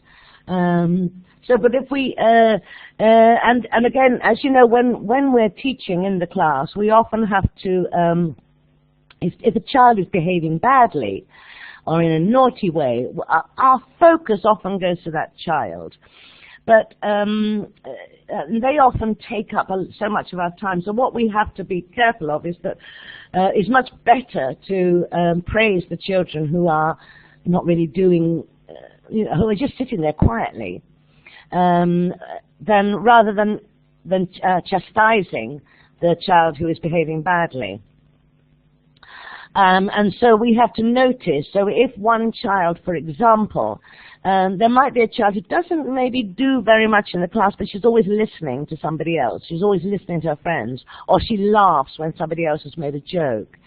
That can be noticed by you. If you notice that kind of thing, you don't have to say it every time. So, somebody says something funny, that little quiet girl laughs, but she's too shy to say anything. Later you can say to her, that was really nice that you laughed at Sarah's joke. What a nice person you are. And just leave it. And then you can praise somebody else. So for this sort of silent good behavior, I think it's important that we notice this silent good behavior. Because otherwise the noisy bad behavior often gets all the glory and all the notice, the attention, and that can make our classrooms difficult. Here we've got a little lesson about the parts of the body here. So Horsey's all pleased, he's got a tail, and of course there's Jack and Lily, and they haven't got a tail. Oh my God, can you hear the? Oh, my house is falling to bits. Okay. And so here, Horsey's being kind. He's being kind, yeah? And so he's thinking about others. So apart from the fact that we're learning the parts of the body, Horsey is making tails for his friends. So that is kindness to other people. Kindness to other people, very important. Here we are. We're talking about washing our hands again. Some things we can practice every day at school. We can actually do this at school, can't we? So every time it's break time, we don't just get out our lunch boxes, we go and wash our hands before we eat. We can do that with the little ones. If you can't all traipse off to the bathroom, you can all have wipes that you wash your hands with. And some things we can just simply learn by heart, yeah? So I know my address. It's very important that children know their address, and you just learn it by heart, yeah? You don't do it in any drama skill or craft work or anything. Just get the old brain ticking over. And as I said, some things do take a lot longer to learn than others, and I know we're all different. So these are often things that children, being tolerant of each other and knowing that we all have different skills, the children often do accept it, and it's sometimes things that we unlearn as we're adults, and that we have to relearn. We have to relearn as adults. Often children take these things naturally, and they learn bad behavior actually from other adults who haven't been to our schools. We should start with the parents. Well, the thing is, I think it is important to let the parents know what you're doing in the school. And, you have to be careful, don't you? The parents are allowed to bring up their children as they want. But, I think if you inform them, look, at our school, we're going to have sweets once a month, only once a month. or whatever. We're always going to have a piece of fruit every day. Can you provide this for them in their lunchbox? This kind of thing. This is the kind of thing that we can ask the parents to join in with. Right, so I think that is it now. That is it, yes. Let me just check that I haven't got... no, that's right. Okay, yes, so that's it. So this is the whole range of the Learning Styles books. If you are interested in them, I'm going to have to go and repair my windows. I'm so glad that I could be back online. Thank you very much for bearing with me. I'm very, very sorry about the gap. And Caroline, over to you. Have we got any comments, anybody? Okay, it's been very nice having you all in the chat box. Thank you, everybody. Yes, thank you. Same with my win. I'm going to have to get somebody to come. It's the shutters, everything's going. Thank you very much. Lovely to have you all here. Yeah, we learn to read in the books, of course. That this was in Learning Styles. There's a whole phonics, the whole thing about this. You're learning to read. You're learning about numbers. You're doing all the language work as well. I was just taking the life skills aspect of it today, much more. Yeah. Okay. Thank you very much indeed. Thank you. All right. So goodbye from me.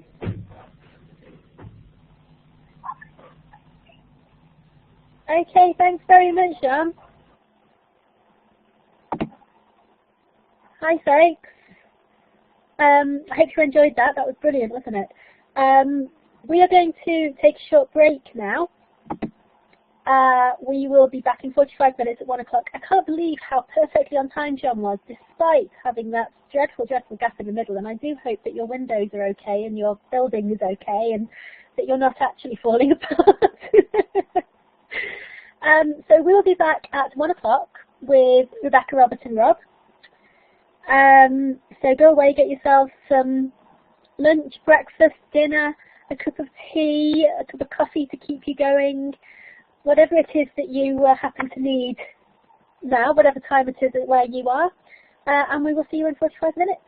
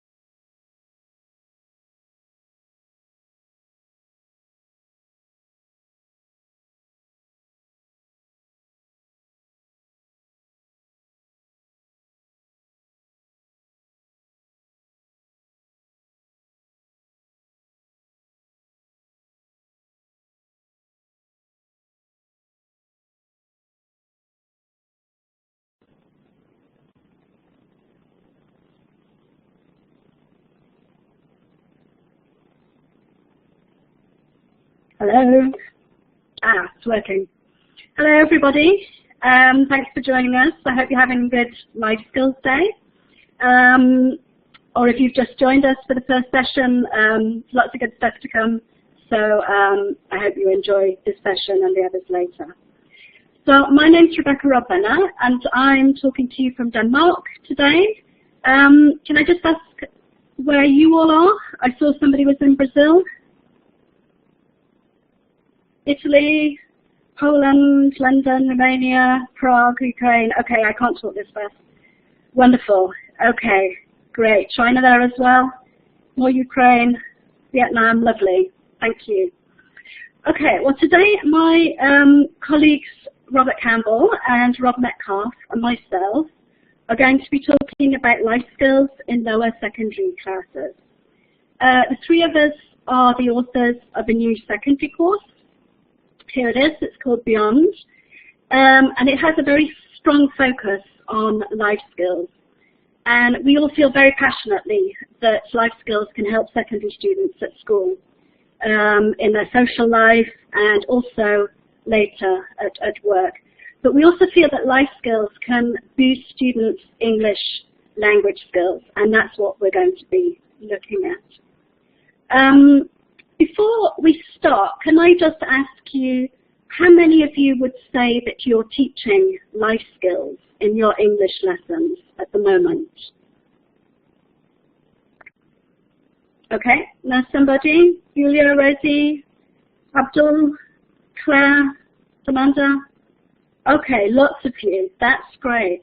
How many of you use a course book that has a life skills component?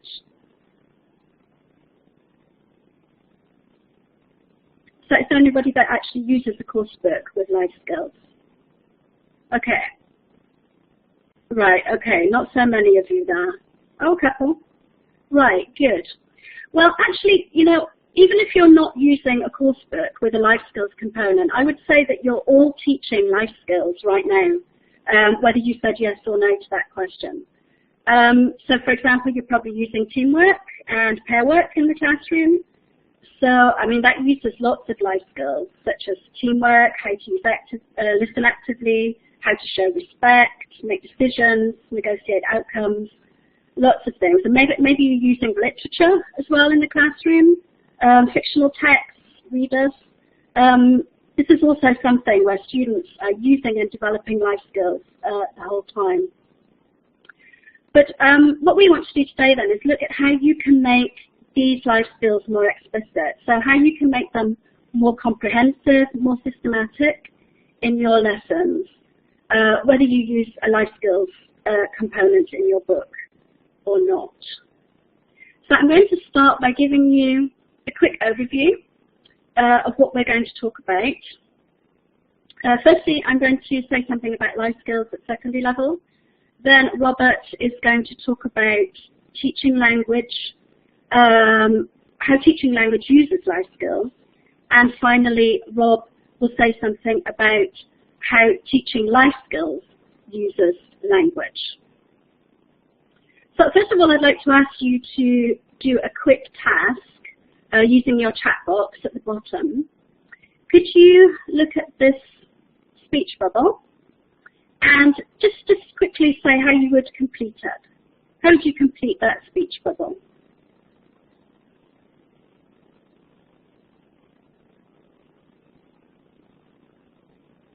Okay, can you all see that? Okay, so you're talking about the weather, when you can get your work done, friends. Oh, somebody's in bed, that's nice. Okay, right. So, oh, somebody feels happy when they hear English. That's lovely. When you learn something new, great, great. Yeah, health, wonderful. Okay, well that's an example of a quick life skills task that you could do as a warm-up at the beginning of a lesson to promote positive thinking. Because you know how often students come to lessons in a bad mood because they've had a difficult lesson before, or maybe they've had an argument with a friend in the break, or you know maybe they've got quite serious problems at home.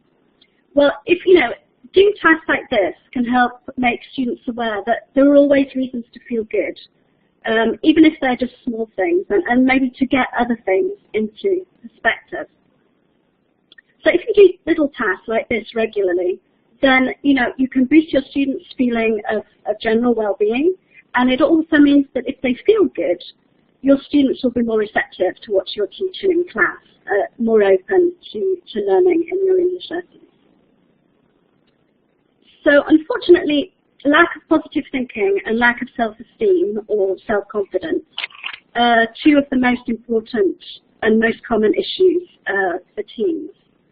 And therefore we think that developing them is extremely important at secondary level. Now I'm going to just show you a slide. Speaking in general, we do know that self-esteem generally declines from childhood into adolescence. So starting in the preteen phase from about age 9 to 10 through to about 12 to 13. And girls generally report lower levels of self-esteem than boys.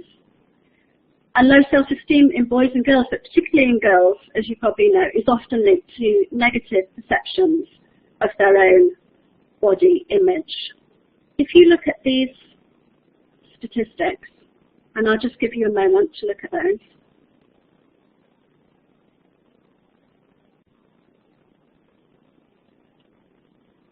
So I think you'll agree, if you look at those statistics, they are pretty shocking. Now, these figures are from a source in the UK, and so obviously they may not be applicable to your particular situation. Hopefully not.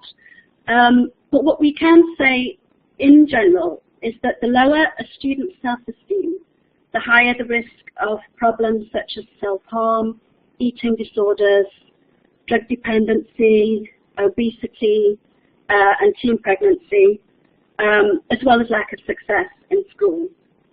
So as I say, these particular statistics may not be applicable to your country or your situation, but the general direction is that the lower the self-esteem, the more students tend to treat themselves badly, and they also treat other people more badly.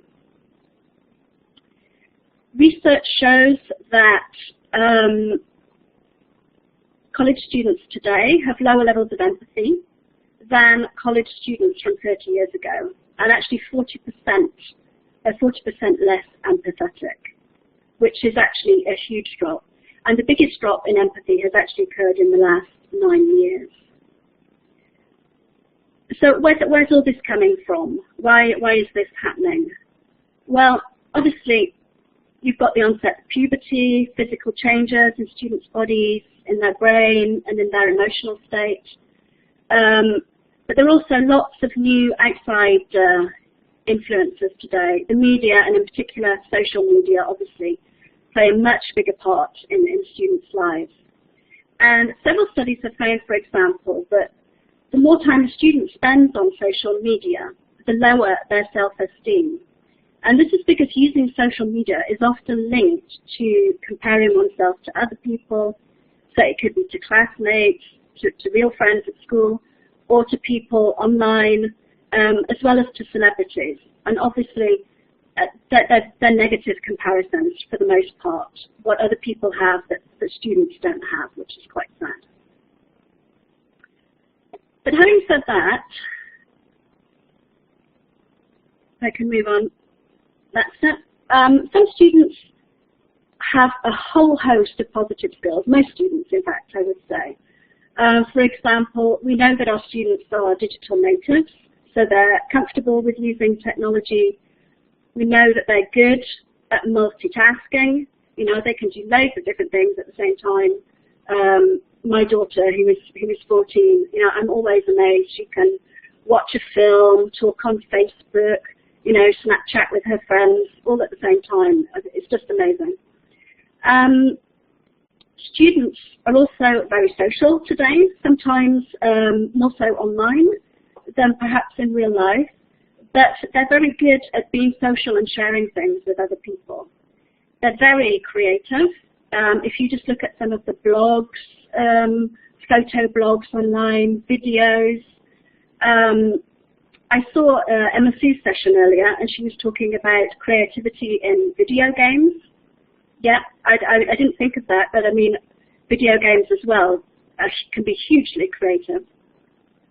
And because of the internet, you know, teenagers today, they know a lot of things about a lot of different things. So, you know, maybe sometimes in not so much depth as we'd like, but they're very interested, they're very curious. And if you can find the right topic in your class, then I'm sure you'll agree that they're very receptive to learning.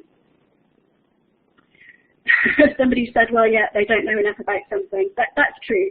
But I think taking that curiosity as a starting point, you know, that's a really good starting point. It's something that you can really work with. So I would say what we need to do in life skills training at secondary level is, on the one hand, recognise where students need help. So we need to train them to focus on the positive, recognise their talents, boost their self-esteem, and also gain the social skills they need. But we also need to develop these really good qualities that students have and that we've all seen in classes: flexibility, creativity, curiosity, these skills that they'll need later on in life. So where is this thinking on life skills coming from? Well, we looked, when we were writing our course book and doing some research, we visited classes, and we also looked at several reports, one of them being the report from the OECD. And this report looked at proficiency in 21st century skills as an essential complement to knowledge in the workplace. So the essence being, it's not just what you know, it's what you can do with what you know. And their research showed a very high correlation between skills and employment and high wages, as you'd expect, but also between skills and things like health. We also looked at the EU key competences. You probably know these. The European Commission drew up a list of key competences, which in turn have been used as the basis for the curriculum in several schools. Those of you from Spain, for example, will know that in Spain, a lot of the curriculum has been based on competences. And you'll see here that skills and knowledge are being paired not only with employment, but also with personal fulfillment, development, active citizenship, and social inclusion. So we're not just talking about skills for work, but also for social skills, for real life. The push for skills is also coming from business and industry, obviously. What employers want nowadays is not just formal qualifications from students in particular subjects, they want skills. And if you look at these quotes from heads of big organizations, they're looking for people who are passionate, they're looking for teamwork, flexibility, they're looking for curiosity, optimism, empathy, and teamwork again. So what we did in our course book, Beyond, we looked at how we could synthesize all these skills into different areas, and this is what we came up with. So if you see, we've got a category called Get Thinking, which is about critical thinking, flexibility, creativity, respect others, about social skills, respect, cultural awareness, communicate and cooperate, getting your message across, giving presentations, working in a team, getting organized, things like study skills, but also things like time management, financial literacy, learning to learn, and finally know yourself, which I personally think is one of the most important. This is looking at values, self-awareness, boosting confidence, self-esteem, things like this. So these are the skills that we've used in our course, but which we think are a good basis for all secondary students today. And I'm going to hand over to Robert in Barcelona now, and he's going to look at how you can integrate some of these skills into your lessons. Thanks, Rebecca, and hello from Spain. I'm talking to you from Barcelona, where the weather is actually quite nice today. And I'm here with Rob Metcalf, who's sitting next to me, who'll be talking to you shortly. As a writing team, we sometimes call ourselves the 3 R's. That's Rebecca, Rob, and Robert. The term, the 3 R's, was often used to refer to the basic skills of reading, writing, and arithmetic that were considered the foundation of a proper school education. Well, the world has changed since then, which is one of the reasons why we're here today to talk about life skills. As Rebecca has pointed out, we already use life skills in our everyday teaching, but usually without directly focusing on them. In this part of the webinar, we're going to look at ways to exploit life skills more. One area in which we can do this quite easily is functional and situational speaking contexts, which come up in most course books. So I want to look at an example that I'm sure most of you are familiar with and have used in class. It's lunchtime here in Spain, so this felt like an appropriate example to use. Now this photo is from a lesson in which the aim is to express preferences when you order food. So we're probably teaching phrases like, I'd like, I'll have, can I have some if you're the customer, or are you ready to order, or would you like anything to drink if you're the waiter? But there's a lot more going on here, which we could choose to highlight if we wanted to. Deciding what to eat and drink in a cafe or restaurant can be a real challenge, especially if you're looking at a menu in another language. So what do you need to be able to do in this situation? Well, read the menu. It sounds obvious, but menus are often extremely difficult to navigate and can be incomprehensible, even in your own language. Learning the basics of how a menu works is a very useful life skill. Then, how many times have you been in a situation in which people ask you what you're going to eat or what you suggest ordering? It certainly happens a lot here. Well, hopefully you can answer based on your prior knowledge and what you know about the other person, which brings us on to the next point. You need to be aware of the other person's preferences and needs. Are they a vegetarian? Do they have any food allergies? Or maybe they don't like fish. So you have to select dishes from different courses that work together to make a balanced meal and hopefully is healthy. And then you have to choose the right drinks to accompany the food. Apart from that, you have to think, how much does everything cost? And have you got enough money to pay for it? Is service included? Do you leave a tip? If so, how much? Keeping to a budget and making mathematical calculations and being aware of cultural differences are all useful skills. And then you have to communicate everything to the waiter, who possibly doesn't speak the same language. Maybe you need to ask what something means or make a specific request. So you have to be clear, confident, polite, friendly. You have to do all this and you haven't even eaten yet. I'm not suggesting that you should focus on all these different skills in the lesson, but highlighting one or two of these life skill extras, as well as the functional language you're teaching, can make the class more meaningful and memorable.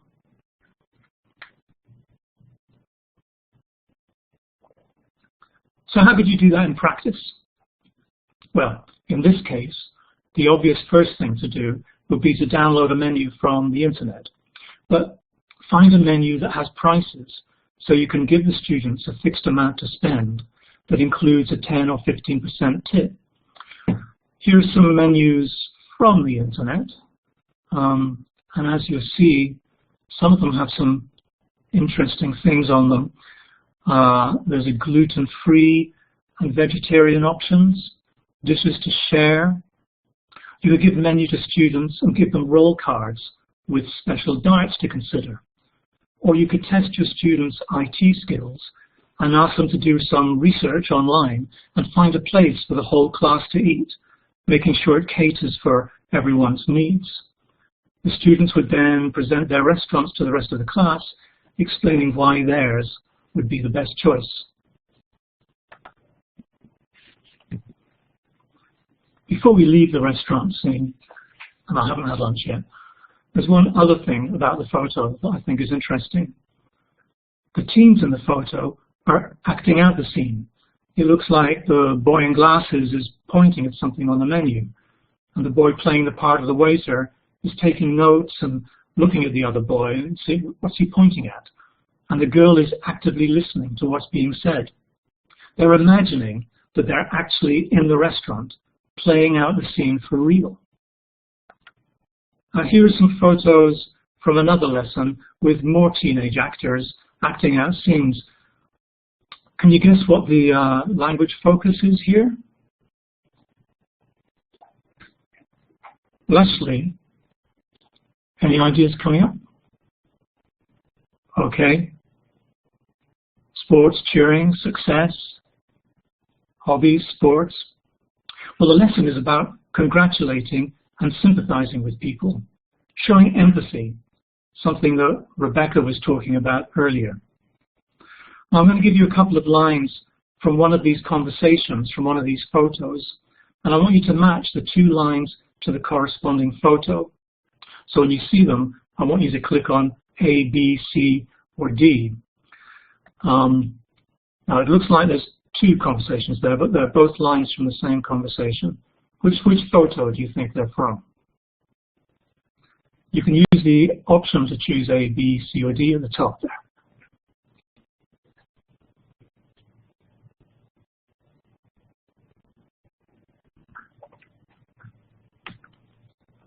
Okay, I think we have a majority going for B.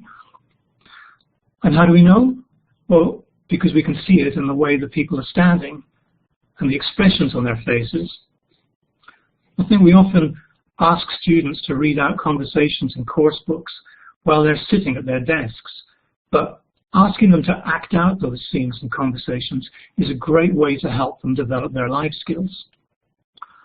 When they act, they use and interpret body language and facial expressions.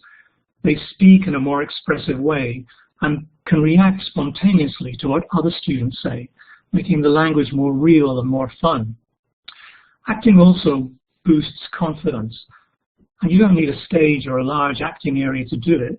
I think just getting students to face each other or stand up is often enough. A fun activity is to make some emotion cards like these. You can write words like angry, loud, sad, nervous on the cards, or use emoticon symbols. And then when students are doing role plays or reading out dialogues, you can secretly slip a card to one of them. They then play the scene with that emotion.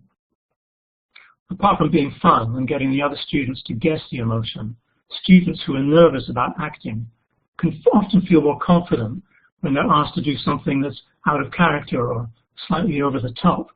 And acting other emotions allows them to feel how others feel and perhaps see things through their eyes. Another example of developing empathy. Finally, I'd like to talk briefly about something I love, which are projects.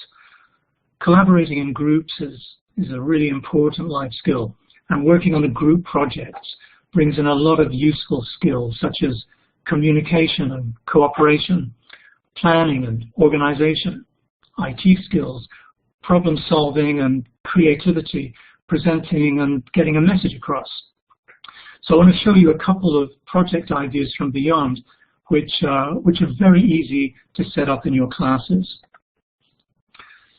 Now this first project is making a soap opera.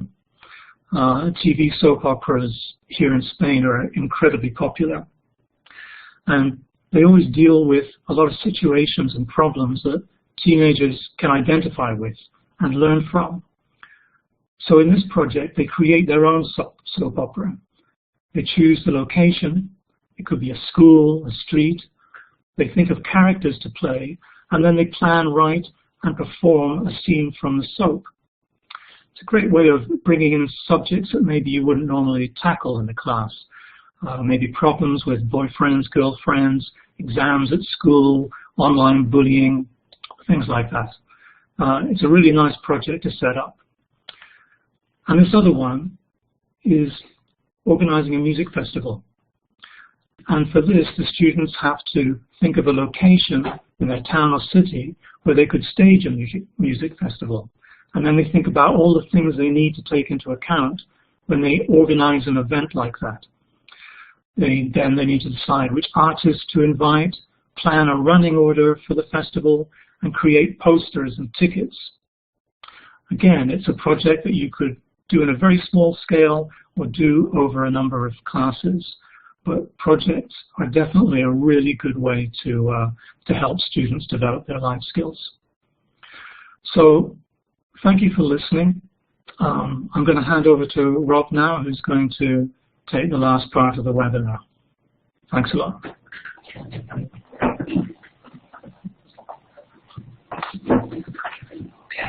Yeah. Sorry, just a second, I'm just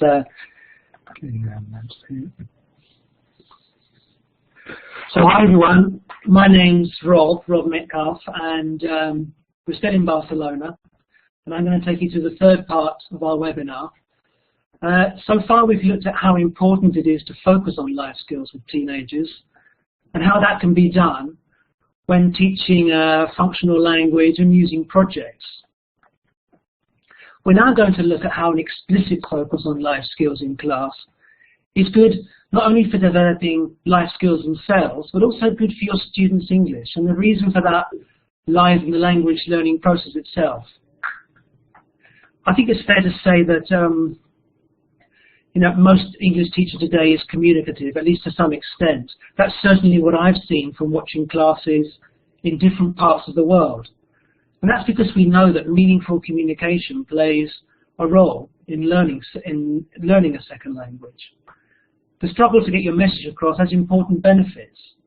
It plays a vital role in making the vocabulary and grammar that you've studied part of the language you can actually use. It helps you to develop fluency too.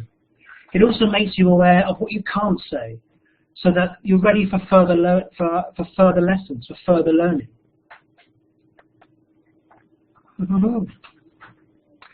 And broadly speaking, this is just a reminder of what we know, just to situate what comes next. There are two sort of broad approaches to teaching community language teaching. One is the so-called PPP model, where you present language, students practice it, and then there's a production phase where students are given a task which uses that language.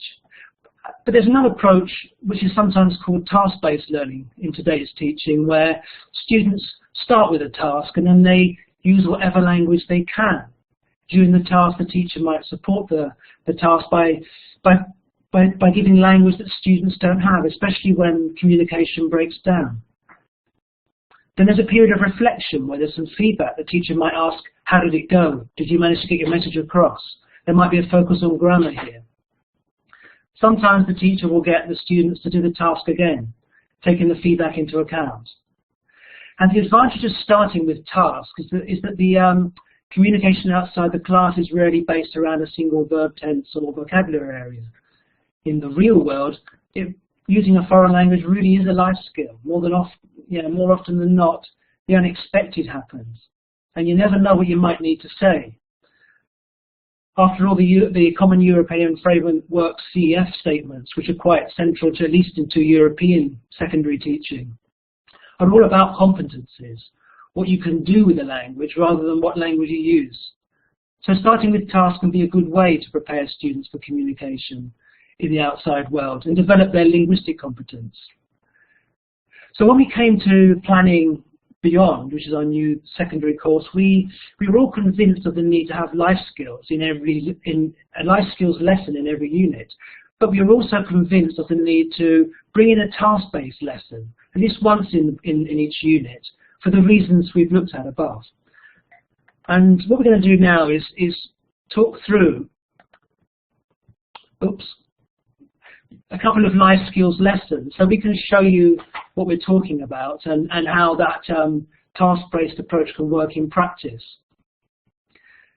Now, the aim of the first lesson is very practical, and I'm sure this is something you've done in your classes already. Working on talks is a very common. I've seen it a lot of times in classes I've observed of teachers. Talks as a way for students to get serious about developing their language and preparing language, but this lesson looks more at less at the language and more at the way that students go about preparing for and delivering a talk. If you want to we've got a copy of this lesson at the Macmillan site in the sample unit for A2+, if you'd like to look at that afterwards. So let's go through the lesson. First, students talk about the boy in the photo.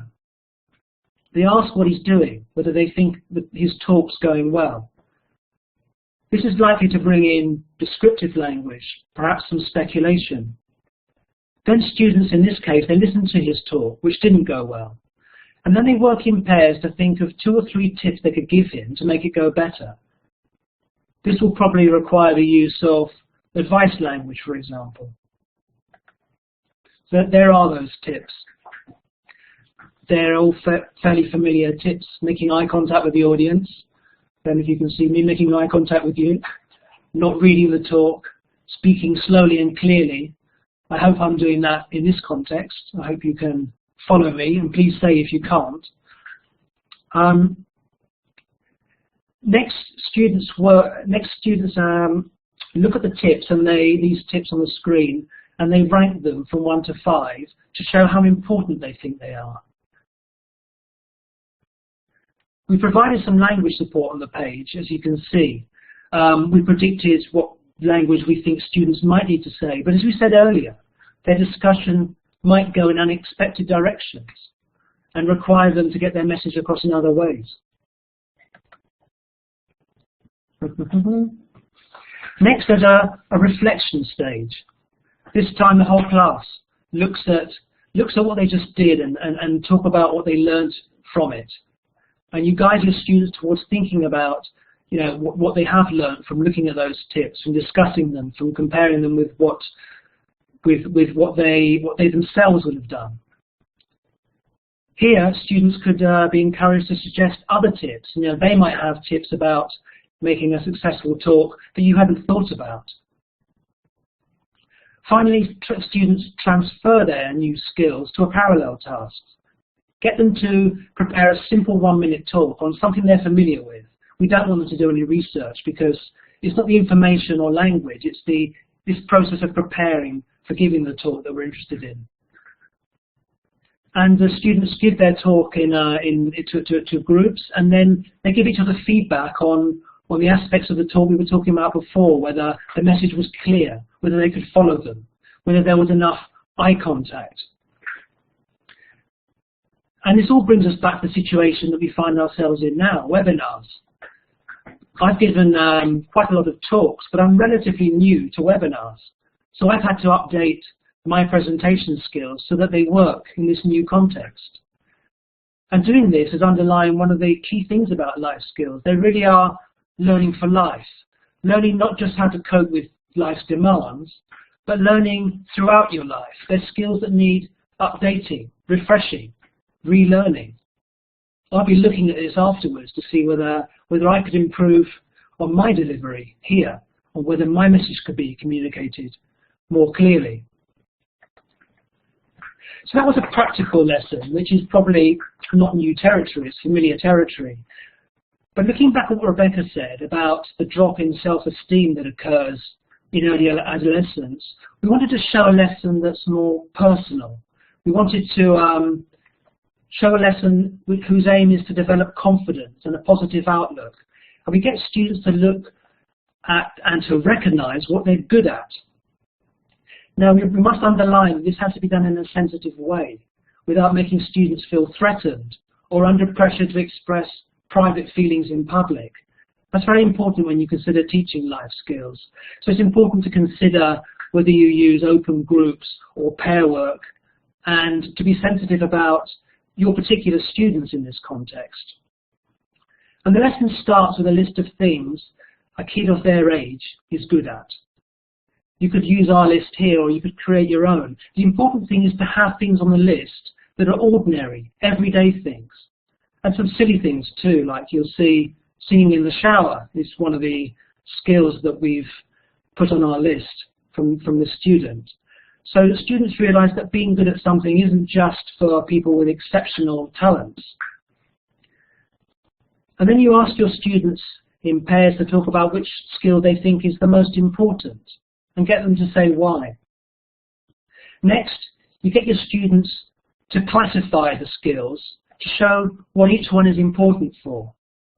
They can do this by matching them to the categories below the list on your screen. And the idea here is to show, skills are not just I can play a violin incredibly well, or I'm great at maths. Skills apply to many areas of life. And when you discuss your answers to this, it's important to show that to allow that there are more than one correct answer, and that discussion needs to be had here about, as long as a student can say, I think this skill is useful here, and justify why, then that's acceptable. Now we think students are ready to draw up their own list of skills. They've become aware of the idea that things that you're good at are much broader as a concept than they might have thought. And to sort of like see how your students might feel when they're doing this, I thought I'd ask you a question. And could you just tell me what you think you're good at? Could you just I'll look at the chat screen now and see what comes up. And think about how that feels to do it, whether you think your students would want to do this. Talking a lot. Yeah, a definite skill. Giving classes, that's good. Arts and crafts, yeah, talking. Lots of talking. Devices. Yeah, that'll fit in with our students as well. Cooking. You see, it's great. Just by doing this, a whole host of skills have come up. And looking at them, there isn't one of those that aren't things to be good at. They're not. Nobody's there says, I'm a professional football player or anything. These are general skills. They're accessible skills. And in the reflection phase, no, actually I've skipped a phase there. In the next phase, students exchange these lists of things they're good at, and their partner classifies them according to the categories on the screen, and tells them, their partner says, tells them the areas they think they have greater strengths in. And then what their partner does is they add some things they think their partner's good at to their list and hand them back. Because it's often easy to overlook telling other people what they're good at, and because often people don't realise. If they're not told, they may not realise. And that's a positive step at all. So in the reflection phase, you talk about with your students about whether what they've learnt about the things they're good at, whether their conception of what being good at something has been broadened, is wider than it was initially, and how they feel about talking about things they're good at. And as a final activity, when they transfer these skills, because the important thing about life skills is it's ideally they're transferable to other situations. In this case, we thought a good final activity would be to organise a real talent show in groups. So students provide a program. They create a program for a talent show with real talents. These talents that you've been putting into the chat box, talents that are not exceptional. And they show each other their programs, and students can decide which show they'd like to see the most.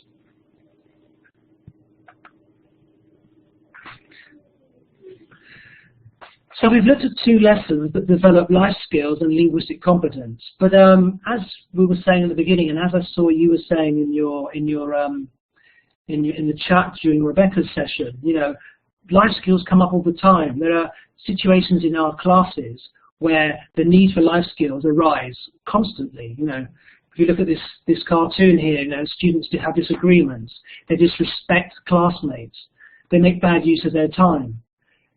These things provide a perfect natural opportunity to discuss and develop life skills in English, again, without a language agenda. And this brings us back to where we started. Teaching life skills is a daily part of our job as teachers. What we're advocating is making a focus on life skills more explicit, more systematic, and doing it in English if at all possible. So that's it for today. We'd like to thank you very much for being with us. And we have some time now to take questions. And we'd love to hear from you if you'd like to ask any of us some questions or make any comments that you'd like us to react to. How do we actually...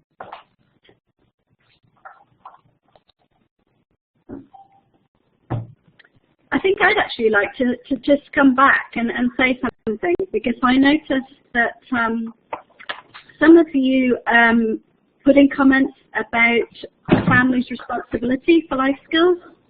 And I thought that was, spot on what you were saying about that. I mean, and obviously we're not saying that life skills can only be taught in the classroom. Life skills are being taught all the time, and students are learning life skills in lots of different ways. And of course, the family has a huge part to play, as do friends. But we really do think that if you focus on life skills in the classroom, then you can help to improve your students' language skills at the same time, as well as boosting their confidence and doing all these extra things. So I just wanted to put that in there.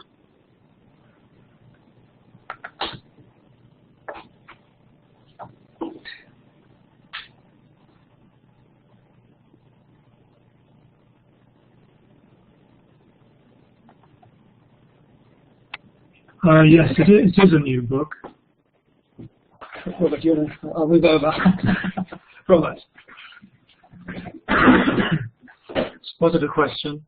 It is a new book. The first 2 levels are out now, which are A2 Plus and B1, and the other levels will be coming out next year.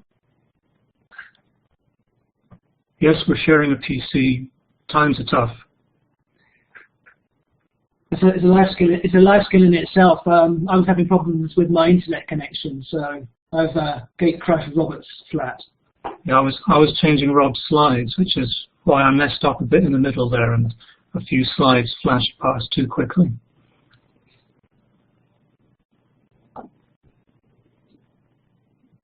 Only for beginners? No, at the moment A2 Plus B1, and then higher levels and lower levels from that next year will be coming out. Yeah, we're going to be taking the course from A1 Plus level through to B2. The samples today came mostly from A2 Plus. And if you look on the website, the address that's on the screen now, you'll find lots more information. Well, thanks again, everybody. And I guess we'll hand back to Caroline. Thank you. Thank you very much.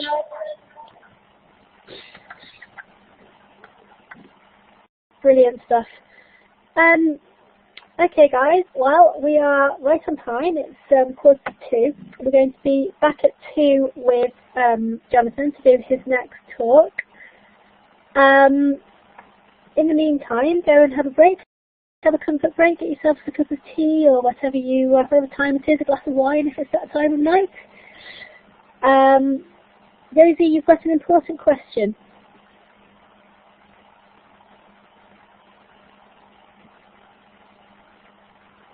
In my country, we have to report to parents their children's performance. So how can we assess students? Ooh, that's not one for me, really. That's probably one for one of our talkers. Rosie, let me just have a look here.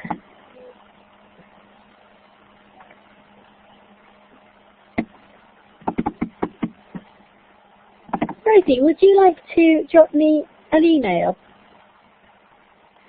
There's a lot of questions going by really, really quickly, Rosie. Would you like me to drop me an email? And I will, in fact, if you drop my colleague an email, and we will pass it on to the authors, and I'm sure somebody will be able to help you with that. If you drop Henry an email, he will be able to pass it on to the authors.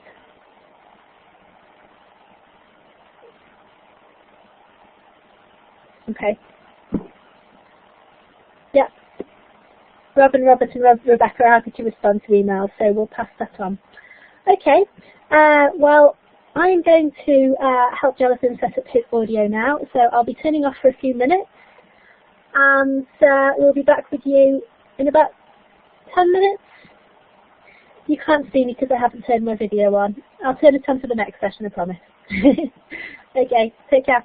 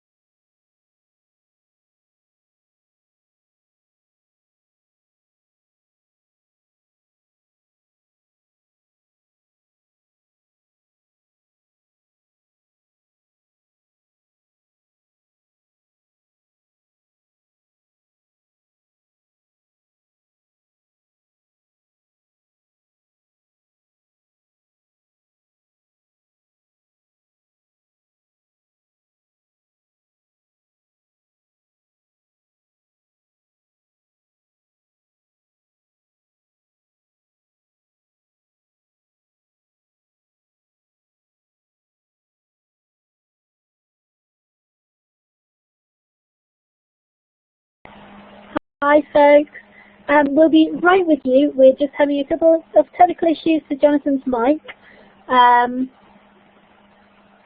In fact, he might be able to run a quick sound check now and see if his mic's working.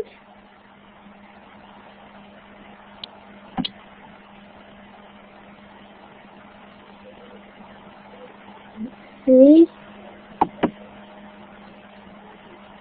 Hello, can you hear me? I can hear and see you, Jonathan. Oh, good, excellent. Yeah. Bang on time. In that case, I will hand Really? straight over to you and let you get on with your talk. Okay then, thanks very much, Caroline. Thank you. Yes. Yes. Oh, that's a great relief because I thought I wasn't going to be able to talk to you people today. But everything seems to be working after all. Okay, so life skills. This part of the day is very much about language as a life skill. Unlike some of the broader topics that we've had earlier on. And perhaps an interesting question to start off with might be this. Why do people talk? Do they talk, for example, just to exercise their tongues? Well, I've met a few people who I think do sometimes, but generally I think it's not for that reason. And to practice their grammar, well, in school classrooms, yes, they certainly do, but in the world at large, they don't. Or to demonstrate the knowledge of vocabulary, well, if they're doing an oral exam in which they have to demonstrate a wide knowledge of English vocabulary, then that's the reason for them to talk.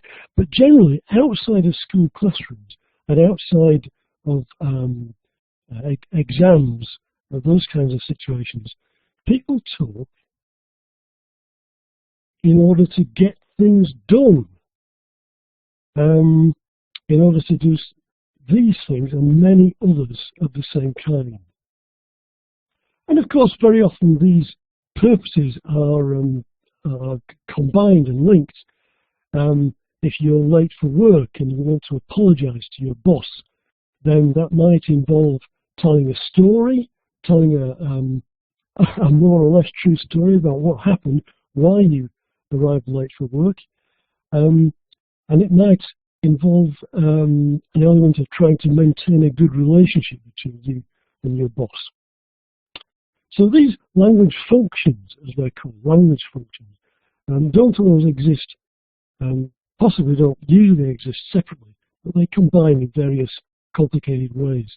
And in order to do this, to combine these functions and express them appropriately, we need quite a lot of language skill.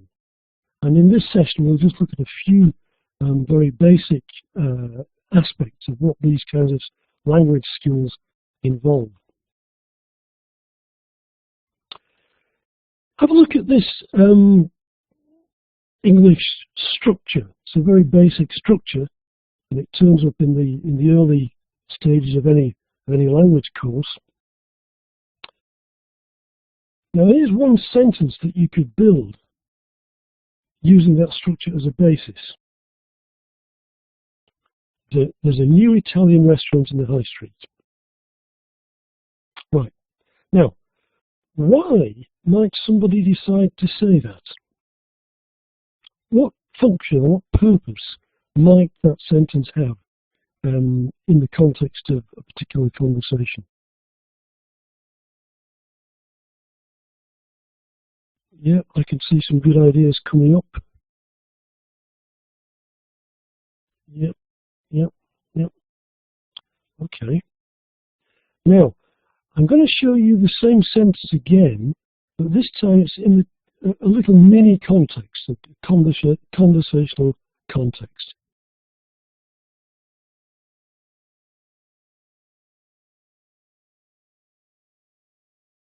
So A and B are talking. A's got a dilemma, a problem, a decision they need to make. They don't know where to go. And so B's utterance, B's reply, there's a new Italian restaurant in the high street, in this case, has the function of a suggestion, as many of you are writing in the chat box. make it a suggestion. So in other words, although on the face of it, although on the surface, the sentence is purely a description, it's purely a statement of fact, saying what there is in a particular place. In a context, if it's an appropriate choice of thing to say, it can take the form, it can take the function of a suggestion. Now here it comes again in a different context. What function does it have in this case?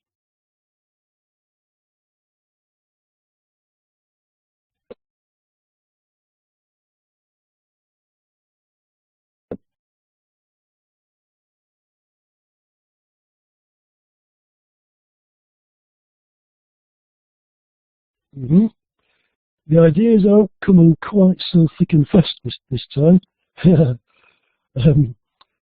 Right, there was this bloke next to me on the bus talking on his mobile, and he finished his conversation with, "Okay then, I'll see you in Verona in about half an hour." What's Verona? It's in Italy, isn't it? It was Verona, assuming this is in Britain somewhere. Verona is hundreds, thousands of miles away. So how can anybody hope to get there in half an hour? Well, and B's reply in this case has the function of suggesting an explanation, a solution to the mystery. Well, there's a new Italian restaurant in the high street, so probably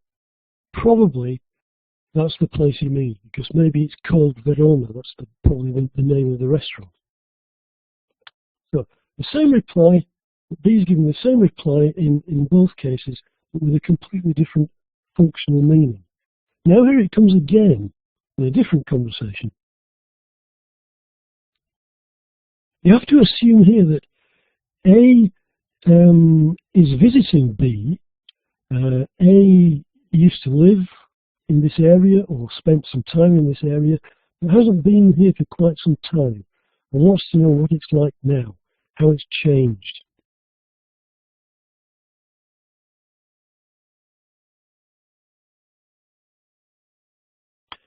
And B's reply in this case means, well, no, it's not as run down as it used to be.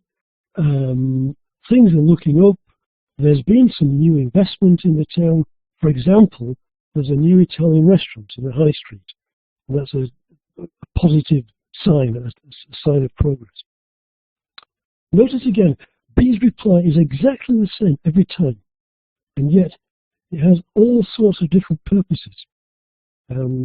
Which A, of course, has to be aware of and to pick up on. And I think there's one or two more of these. Yeah. It's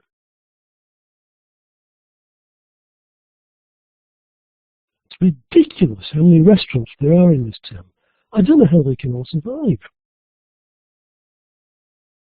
And I suppose B's reply in this case is supporting A and providing additional evidence for what A says. Yes, it is ridiculous. It's more ridiculous than you think, even, because it was a new Italian restaurant in the high street. Yeah, another new one which you don't know about because it's just opened yesterday, perhaps. So B in this case is supporting, amplifying what A says. And the last one, last conversation.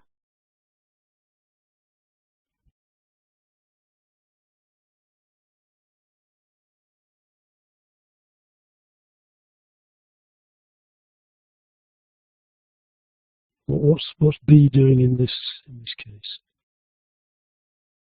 Yeah, disagreeing, providing conflicting evidence, contradictory evidence.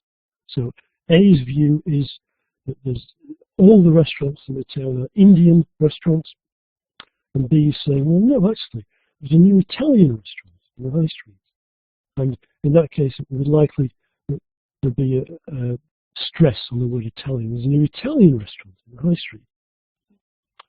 So we've seen, I think, 5 different contexts in which exactly the same statement appears. There's a new Italian restaurant in the high street. It's grammatically very, very simple, very, very basic, and yet it's immensely versatile. It can do all sorts of different jobs in different conversational contexts. And I suppose that's evidence of the fact that even if you know relatively little language and you're sufficiently resourceful, you can make that little go a long way. And by being sensitive to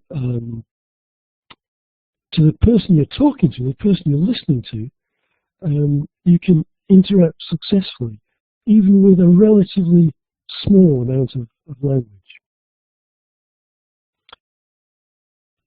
However, as you become more advanced, of course, you learn more grammar, more vocabulary, and more functional experiments, more ways of doing the same job, more ways of getting the same thing done. Now, let's just follow this path of making suggestions for a while. Let's take the first scenario again. I'm taking my parents out for a meal next week because it's my dad's birthday, but I don't know where we can go. Now, in the bottom half of the screen there, you can see a bunch of jumbled up words, how, why, what, etc. And the phrase, that new Italian restaurant at the end. And I'll give you a couple of minutes. Don't feel obliged to write this all in the chat box because there's a lot to write potentially. But just think to yourself of some of the different ways of making a suggestion that you could produce using those words in that jumbled up set at the bottom and combining them in different ways. For example, you could say, how about going to that new Italian restaurant? How about going to that new Italian restaurant? That's one example. There are lots more. Just see how many you can find. If I give you a few moments, quiet time to do that.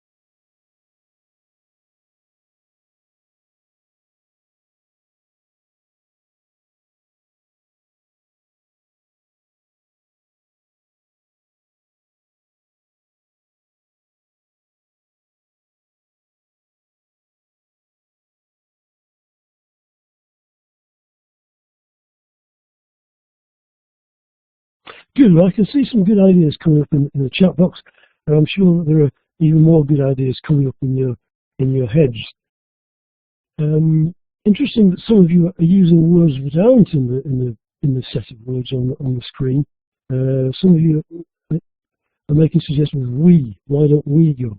The we isn't there, although of course it would be okay otherwise.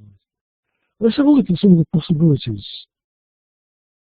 Yeah.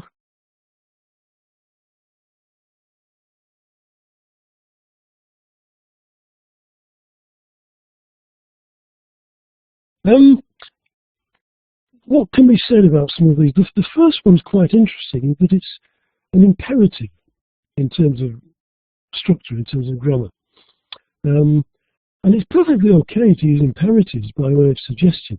It all depends on how you say them.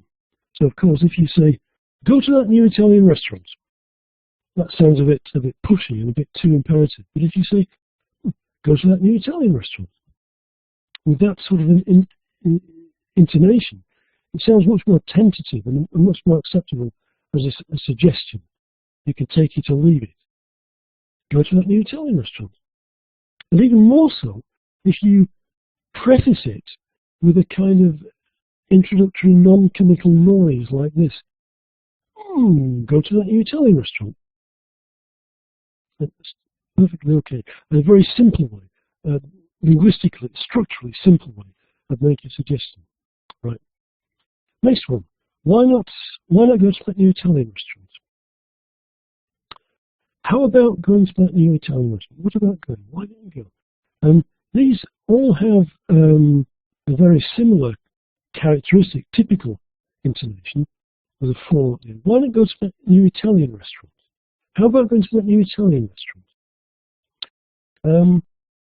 One thing that is generally true of English is that if you want to sound particularly friendly, cooperative, it's a good idea to use quite a wide pitch range, quite a wide intonation range. So, in other words, instead of saying, why not go to that new Italian restaurant? It comes across much better to say, why not go to that new Italian restaurant? Sounds more friendly, more cooperative, more enthusiastic. And, you know, experiment with this with your own voice, find out what your typical pitch range is. It tends to be different for different languages. But English, as languages go, tends to use quite a wide pitch range, and extending that range, the range between the top and the bottom of your voice range, is often a good way of sounding more involved, more enthusiastic, more friendly. Moving down to the ones with always, you could always go to that new Italian restaurant, or you could always try going to that new Italian restaurant. We often use always in connection with with you could in making suggestions. You could always do this, you could always do that. Doesn't have the usual literal meaning of always. It doesn't mean the opposite of never. It's just a way of kind of toning down a suggestion, making it sound less authoritative and less pushy. So that's a good sort of trick to add the word always to suggestions. What about the ones after that? I suggest you try going to that new Italian restaurant. Or I suggest you go to that new Italian restaurant. Those are maybe a little bit more formal. The ones above them in the list are quite informal and could be used in, for conversation with friends. I suggest sounds a bit more formal, which is typical because when we use the name of the function with I suggest, I apologize, I recommend, when we do that, we tend to make our suggestion or our apology a little bit more formal. But again, it depends on the tone of voice. And I suggest you try going to that new Italian restaurant. Sounds pretty formal, yeah? Whereas, I suggest you try going to that new Italian restaurant. Sounds more informal, more friendly, more casual. So again, we see that the intonation and the tone of voice makes a difference. And the last one, it's a typical way of making a suggestion. What if you went? What if you did something? Using the past tense with if. So there's quite a range there, and that's not the full story either. When you teach this language point, making suggestions, your students will come up with other ideas. For example, they'll say this, which is wrong, and they'll say this, which is wrong. Yeah? These are quite understandable mistakes because we can use this kind of construction with lots of verbs. We can say, I expect you to go somewhere. I require you to go somewhere. I can't think of any more. But we don't do that with suggest anyway. So these are mistakes, and I think that they're such common, such popular mistakes, at least among the students I've taught. It's a very good idea to bring them out into the open, put them on a board, put them on a handout or wherever, but cross out or with a big red cross next to them to show that these these are wrong. Right, some people are having problems hearing me. I'm going to turn the microphone up to maximum. I don't know whether that makes any difference. I'm also leaning about as close to the microphone as I possibly can do, so I think I've done what I can do to make myself audible. I'm sorry about that if you can't hear properly. People are also asking where I am. I'm in Poland, and I've been living and working in Poland for more than 20 years. And before that, I used to teach in England and also in Germany and Sweden. Right. I've put in another couple of possibilities there on the same slide. Can I suggest and may I suggest? These are quite possible, and there's nothing actually wrong with them, but they're just too formal, I think. Can I suggest and may I suggest? Is okay perhaps in formal meetings, but not in the kind of conversational context that we've seen in our scenario. Where can I take my parents out for a meal? So important to think about accuracy, sentence building, but also what's appropriate for what kind of context. And in particular, I think the use of may is restricted to pretty much to formal language nowadays. Right, so that was all about suggestions. Now, I'll go. Right, we're going to move on to a different. Before I go on, people are asking about the structural complexity of the language, the ways of suggesting, the experiments of suggesting I've had on the screen. That was a long list, and that would be a list for advanced students. For elementary level, it would be useful to introduce just a couple of those, some of the most popular ones, such as how about going, how about doing something, or why don't you go, why don't you do something. And that would be plenty to start off with. And then gradually add more at increasingly advanced levels. Until at a fairly advanced level, you could give the students a long list like the one I had on the screen. I'll go back to it. You could make an exercise out of this by introducing some deliberate mistakes.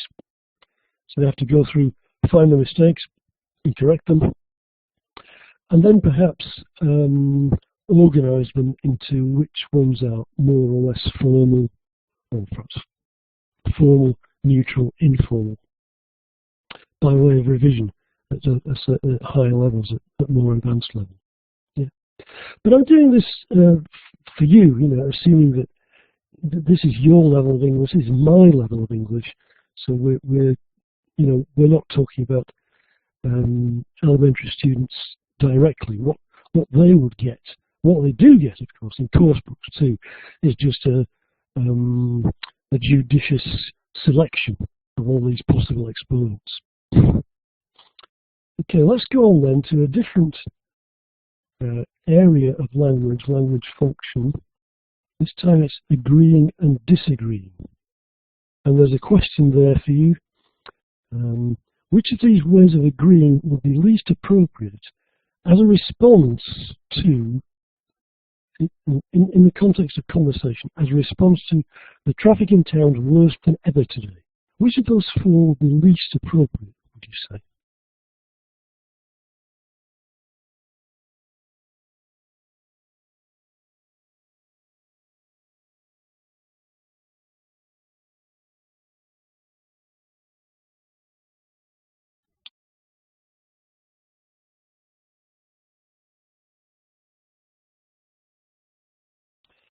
Okay, most of you are saying that C is least appropriate, and I agree.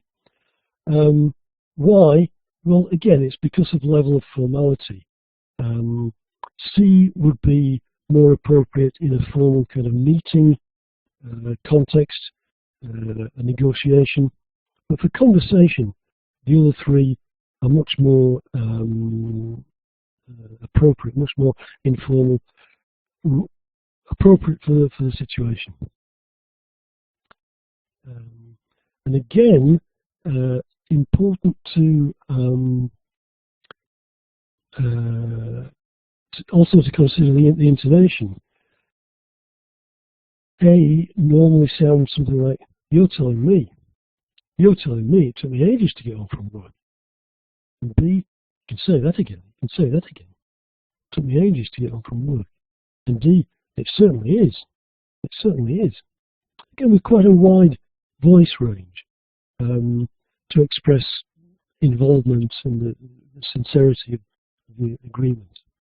Right, similar kind of question again. Which of these responses express, it should be, which of these responses, it's right, I'm sorry, it's right, it's absolutely right. Which of these responses expresses tentative agreement? I think it'd be better to postpone the meeting till next week. Which of those sounds most tentative? And as many of you are saying, it's B. I'm inclined to agree. Yeah. Incline means literally, bend, like I'm doing now, in a particular direction. So metaphorically, it means I'm bending in that direction, but I don't entirely agree 100%. Whereas the other three are just straightforward expressions of agreement. Yes, I agree, exactly. I couldn't agree more. It would.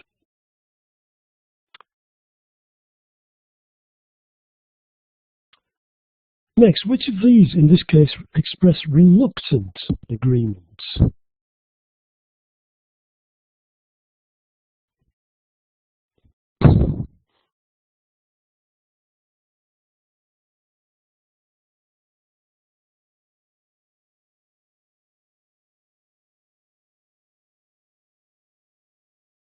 There are two correct answers here, I think. And the answers are A and D, which both mean pretty much the same thing. I suppose so, I guess so. And very often, these also have a characteristic intonation, which is something like, I suppose so, I guess so. Full rise, which has an air of tentativeness about it. And again, they're very often preceded by some kind of non-verbal noise. I suppose so. I guess so.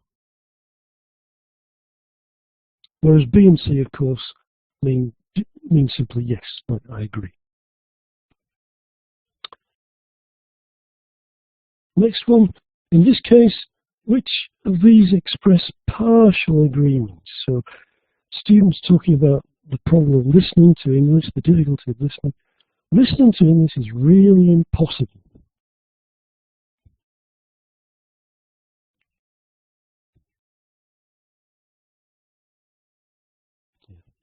And the partial agreements are, of course, B and C.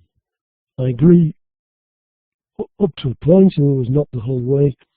And C, I wouldn't go as far as to say that. Again, metaphorically, not travelling the whole distance. I wouldn't go as far as to say that. Whereas the other two, of course, express total agreement. Absolutely. And that's right. Which of these responses gives at least an impression of politeness? The 1960s were the best decade for music.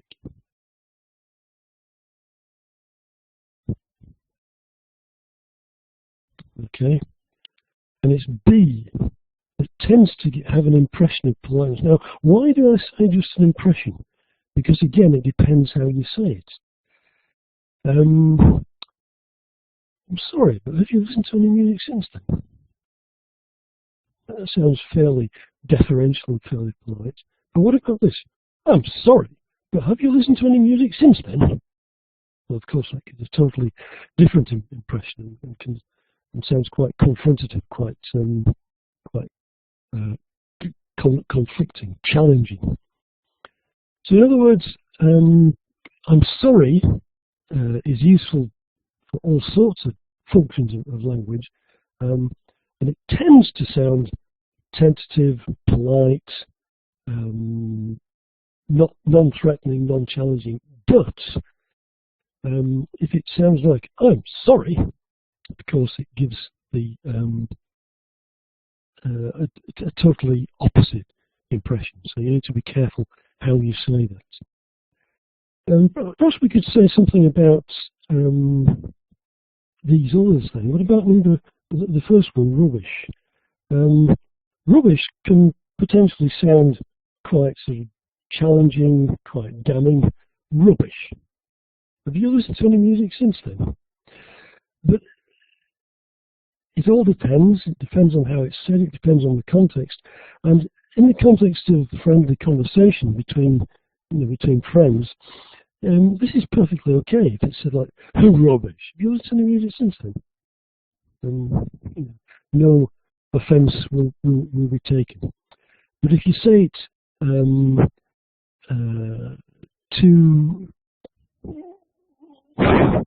too decisively in a conversation with a stranger, then you could potentially do quite a lot of damage to the relationship between you. Similarly with C, how can you say that? Sounds very confrontative, but how can you say that? Sounds okay, at least among friends.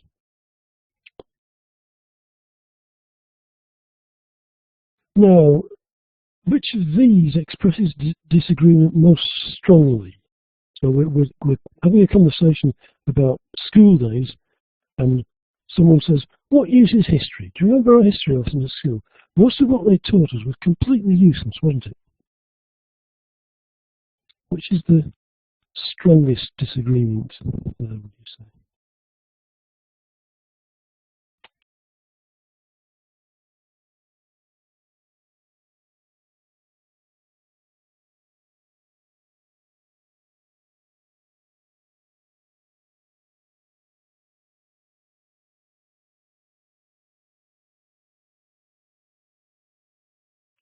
Well, the thing is, the strength of all of them is mitigated by what comes afterwards. There's always a but in B, C, and D. And actually, I would say the strongest disagreement here is A, which is interesting because I don't know. Seems as if I'm not committing myself one way or the other. It's not yes or no, I don't know. But in fact, people often use I don't know to mean I disagree, politely. I don't know. I don't think it's fair to say that, actually. The explicit disagreement comes in the second sentence, really. I don't think it's fair to say that. So, I don't know is a kind of gentle way of introducing the disagreement. I don't know. I don't think it's fair to say that, actually. Whereas the others are all mitigated by the but. Yeah, there's always some balancing out factor. Yes, it's true, but on the other hand. But in A, there is no on the other hand. Just a couple more of these. Number 7, which of these is the most polite? So students are talking after they've taken a test. I think we all agree that the writing was the hardest part of the test. Which is the most polite response? B, yes. Other things being equal. With excuse me, but. Excuse me, but I'm not sure whether everyone thought so. But of course, on the other hand, it depends how you say it, and if you say, excuse me, but I'm not sure whether everyone thought so, then it comes across as being much less polite. So the the tone in which it's said is absolutely crucial.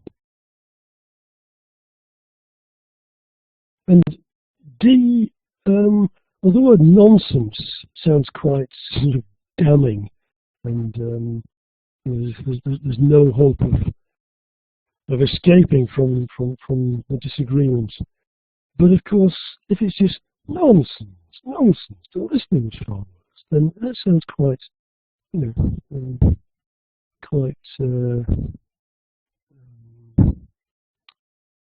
quite mollifying.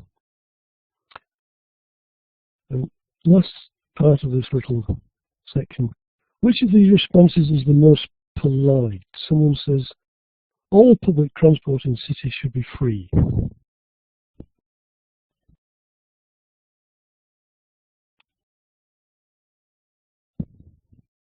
Yeah. C, probably, depending on how it's said, of course. I'm afraid I can't agree with you. As opposed to, don't make me laugh. Of course not. But again, the way it's said can change everything. Okay. Looking again at some of these expressions of agreement and disagreement, with a lot of these fixed expressions that we have for expressing language functions, fixed exponents, there's often a characteristic or even fixed stress pattern.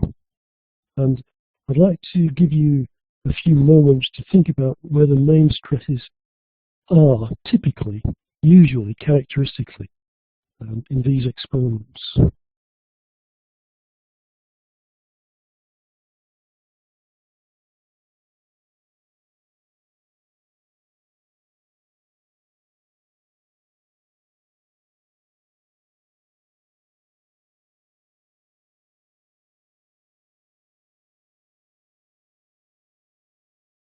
Yeah.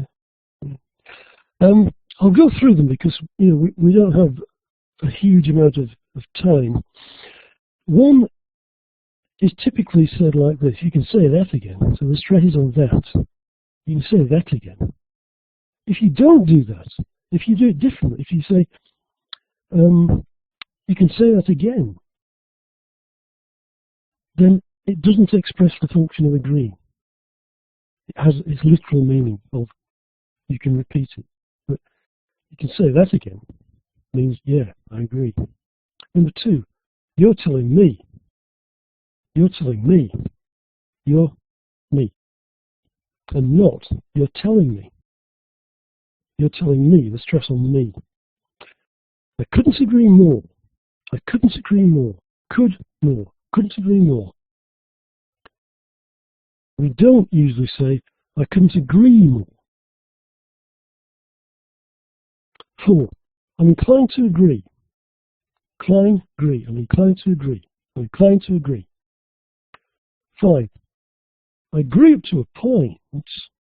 I agree up to a point, and typically there's that fall and rise on the word point, and maybe a slowing down because we're still deciding what we're going to say next.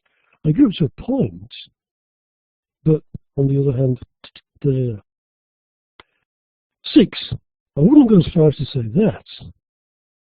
Wouldn't go as far as to say that. But we don't say, I wouldn't go as far as to say that. We say, I wouldn't go as far as to say that. Again, typically with a full rise at the end. That. 7. Speak for yourself. Speak self. Speak for yourself. Speak for yourself. 8. Now there are various ways this can be said. It can be, are you kidding? Are you kidding? Or joking. Are you joking? Are you joking? 9. You must be joking. You must be joking. You must be joking. That varies. There are 3 different stress patterns there. You must be joking. You must be joking. You must be joking. 10. Nothing of the kind. Nothing of the kind. Typically with a falling tone. Nothing of the kind. And 11. how can you say that? Stress on that again. How can you say that?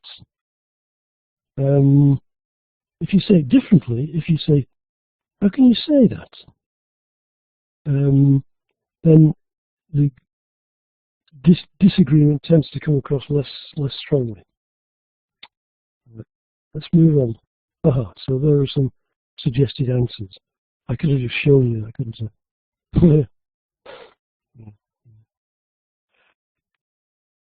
Right. So part of learning to use these expressions is learning these stress patterns. They're not all 100% watertight, but most of them are at least 95%, which is a pretty good percentage. Yeah? And some people are saying it all depends, there's no right or wrong. In this case, I disagree. I think there are standard fixed ways of stressing and intoning these. And if you don't do that, then you're not doing it right. You've got to say, you can say that again. And it's no good saying, you can say that again, because it doesn't have the same meaning. Okay. One thing that's very, very characteristic about the way people agree in conversation is that they often agree by negating the opposite of what they hear. In other words, A says, this is the most expensive hotel I've ever stayed in. And B might say, it isn't exactly cheap. Or, it isn't exactly cheap, is it? Whereas B picks up on the idea of expensive, chooses the opposite, cheap, and negates it. Often with the word exactly. Not always. It could be, it isn't cheap. So negating the opposite. Typical intonation again, full rise on cheap, and then a fall on is it, if you add that. You don't have to add that. So B says either, it isn't exactly cheap, or it isn't exactly cheap, is it? Cheap, is it? You might like to just practice that to yourself and see if that's how you do it. These are very, very characteristic intonation patterns. And I think if you learn to agree by negating the opposite, then it's worthwhile learning these patterns as you do so. And here's an exercise to practice that. We're just about running out of time actually, so there won't be time to go through these in detail. But for example, if your interlocutor says the portions in this restaurant are tiny, you might say, they're not exactly generous. They're not exactly generous, are they?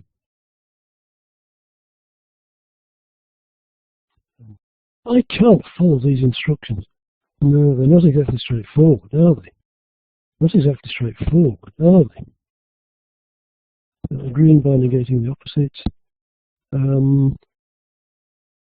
Similar kind of thing, using the word well to give an answer that's sort of semi-compliant. How was your holiday? So you don't say, well, it was good or it was bad. You say, well, the weather was good. In other words, you select one aspect of the holiday and comment on that. Well, the weather was good. And of course, the impression you give is that the rest of the holiday wasn't good. Well, how was your holiday? Well, the kids had a good time. The kids had a good time, implying that we didn't, the adults didn't. So using the full rise intonation, which has lots of different uses, but it's very, very characteristic of English in particular, and it often has an element of deference, politeness, hesitation, or partial reply, not giving a fully compliant reply to what you're being asked for. Practice is right. Okay, yeah. I've skipped the last couple of exercises because we've run out of time. If you want to find out more, you can look firstly at the pragmatic lesson plans, which are being published all through this year on the Macmillan Life Skills website. That's the address there. And some of the exercises using intonation patterns with grammar and with functional experiments, you can find them in the book that's mentioned there at the, on that slide as well. So thanks very much for coming along and taking part. And I guess we probably haven't got time for any questions or comments. So I think Caroline's probably there somewhere. Sorry? You can take a couple of questions if you'd like. Yeah, okay, time for a couple of questions, I've been told. Just a couple, if there are any.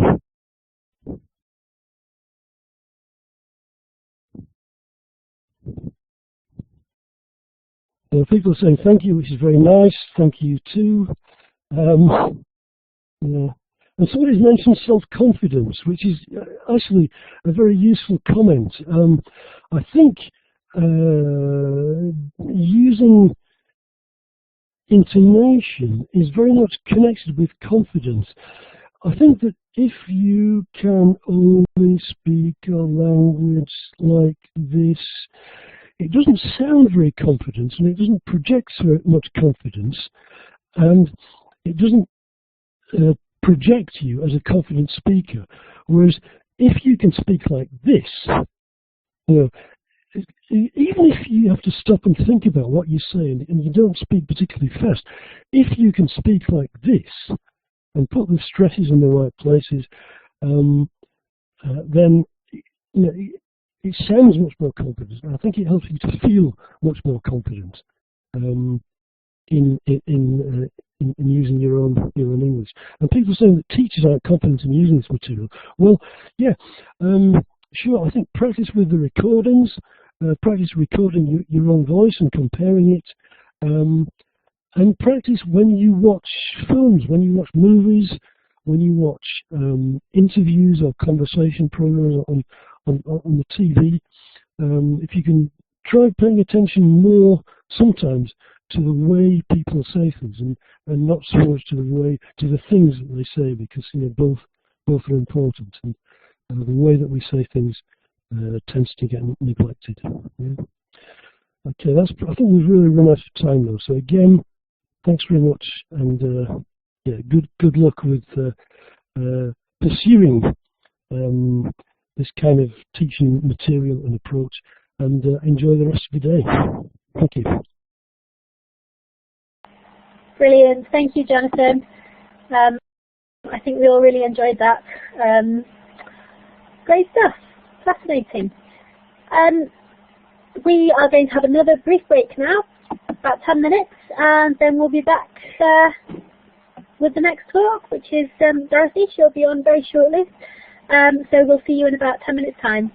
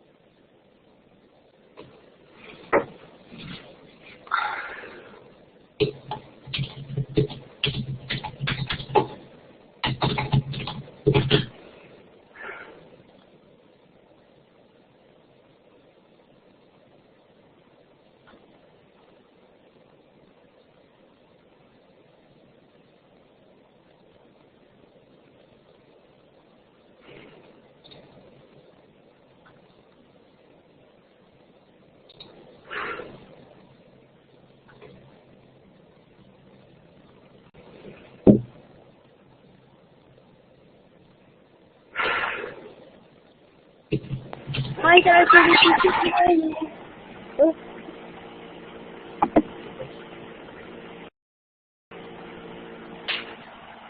Hi.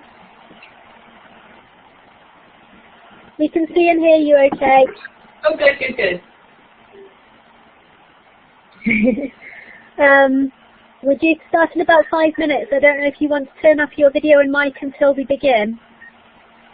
I'll leave it on. People can get used to the light flashing off my glasses. I understand it's very early there.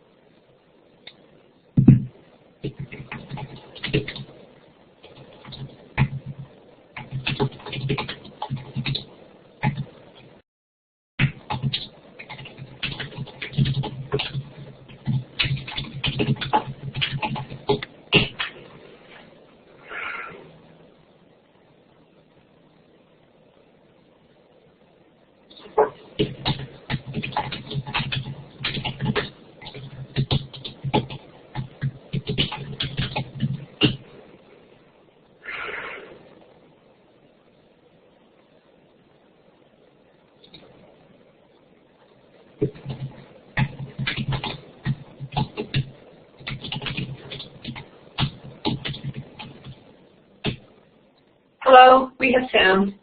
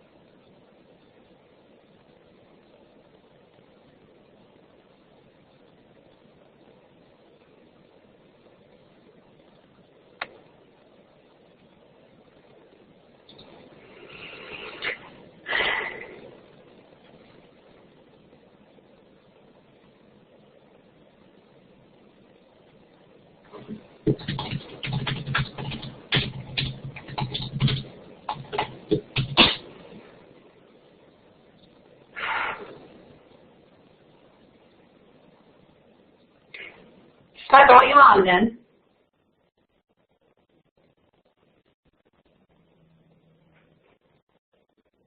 So can you hear me, Carolyn? Am I on?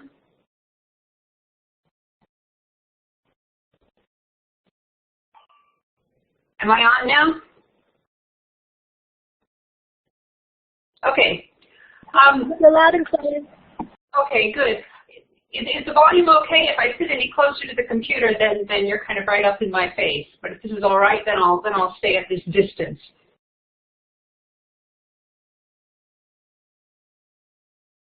Okay, great. So I want to talk about teaching study skills, what study skills are, which ones are important to teach, and then finally, how to teach them. I was thinking when I was going over the topic for this talk about my first experience with my own child and study skills. And I remember when he first started doing, I would say, serious homework, the kind of homework that counts for a grade. It was when he started middle school, which for us is 6th grade, so he's about 11 years old. And he would get homework in math class and English class and science class and history class. And we noticed that his challenge with homework was not the assignment itself, and it wasn't even remembering to do the assignment. The real challenge was after he did the assignment at home, getting him to remember to put the assignment, the paper, back in his notebook. That was enormously challenging. And after we got the paper in the notebook, the next challenge was getting the notebook into his backpack. And then, of course, that was all we could do at home. You get the notebook into the backpack, off he goes to school. Then apparently at school, he was having trouble taking the homework out of the notebook at school and giving it to the teacher. And there would be times when he had done his homework and simply not turned it in. So I talked to his teacher once when I was at school, and I said, gosh, I feel bad that my son has these problems. And she laughed, and she said, you know what? Every 6th grader has these problems. Because I was getting worried there was something wrong with my child. And she said, no. They all have the same problems, and we work on that. And she showed me a chart that she had on the wall the assignment name and when it was due, and a check mark if the kids had turned it in, so they could see if they had turned something in, and parents could come and check and see if their kid had turned the assignment in. And I asked her how long it took students to get to the point where they would turn in homework they had legitimately done, and she said about half a year before they would reliably take the homework that they had done and give it to her. So that was interesting to me. But she said it's just a developmental stage, and kids have to learn it. And then I asked her, why do you teach these skills? I mean, why are you the English teacher? Why are you doing this and not the math teacher or the history teacher or the science teacher? You're the only one with the little chart and the notebook checks and everything. And I think the answer she gave me is the same answer that I would give to English as a second language teachers who ask, why do we have to teach critical thinking and presentation skills and all of those kinds of study skills? She said, because we have to, and because we can. And I think those are two great reasons. If you don't teach those study skills, they won't have them. And because we're language teachers, we have unique opportunities and unique methods to transmit that kind of information. Anything we do in English is English language study. So we can talk about critical thinking and presentation skills and research skills and all of that, and it is legitimately part of our course. So I think we're very lucky that way as English teachers. So I want to talk a bit about what some study skills are. I think they divide basically into in-class skills and out-of-class skills. And let's look first at in-class skills. I would call all of these study skills. What I mean by that is how to be a good student. Asking and answering questions, repeating, knowing when to ask for help, and assisting a struggling partner, for example. So if you set up students in pairs and they're working, if they don't know how to do these things, their pair work won't be very effective. So before you set students up to do pair work, you would have to teach them how to ask for help, how to ask a partner for help, when to raise their hand and ask the teacher to come over and help the pair, and to give them the language to do that. You know, excuse me, we're having some trouble, could you come and help us? So I think that's very important. Group work. I put the most important one at the top, staying on task. I think it's important that groups learn how to monitor each other, or monitor one another, sorry, to know when it is they've gotten a little far away from the topic and are moving towards talking about their weekend or checking their cell phone messages. So how do you stay on task? How do you make sure everyone in your group is participating? And again, they'll need specific language for that kind of thing. Oh, do you have anything to say, Yumi? What do you think, Arnando? And to make sure that quieter students speak. Note-taking, if they're going to have to summarize and report back to a whole group later, it's nice to know how to take notes. Timekeeping, if you have 10 minutes, how are you going to divide your time? And of course, language functions like agreeing, disagreeing, giving an opinion, that sort of thing. And finally, individual work. When they're working in class, how do you stay focused? And how do you know when you've done something correctly or when you are still having trouble? So I think those are all skills that it is legitimate for us to teach our students specifically. I think we also have to work on out-of-class skills, though, and of course those are harder to teach in a way because when they're not in your class, you're not watching them. But we still have to cover those things. You'll see that this is a very large slide because, of course, there's a lot to say about it. Organizational, oh, huge for students. Managing time. I know you can't see my computer screen, but I have a little stretch reminder that every 45 minutes tells me that I need to stand up and stretch. And look what we're up to, managing health. So wherever you're sitting, even if it hasn't been 45 minutes at the computer for you, I'm afraid I have to ask you to stand up and just stretch a little so your blood flow is moving. I will dismiss my stretcher. But students who are spending a long time sitting at the computer maybe need to be reminded to get up and stretch, just like us, just like teachers. Coping with stress. Preparing tools and supplies, that was my son in 6th grade, of course. creating an efficient work environment, managing physical clutter, making sure your desk isn't piled so high with papers that you can't find the homework that you've done and put it in your notebook, managing digital clutter. Oh my goodness, the first time I saw my son's email inbox and he had something like 4,000 messages unread, how can you find anything when your teacher emails you something? And he hadn't ever thought about putting emails in folders and getting off lists that weren't necessary and turning off Facebook notifications. I don't think students necessarily know how to do these things if nobody teaches them. And because we're at that kind of awkward age divide, some of us or some of our students, they may have parents who don't use much technology or much email, so they're not learning these things from their parents, which means they have to learn them from their teachers. Let's not talk about how many unread emails I have, but it's not 4,000. And managing technological use and distractions. I think the first time another writer told me that the best way to write quickly, I mean, I work as a textbook writer, was to turn off the internet connection on my computer. I thought, well, I can't do that because I'm always researching. I always need to Google something and check some facts. I can't turn my internet off. I can't write with that. And he said, try it. Try it. Try turning the internet off. And I do write faster. And what I do is I leave a little note for myself, just type something in the document saying check later. And I work faster with the internet off and the email's not coming in and the Facebook notifications aren't coming in.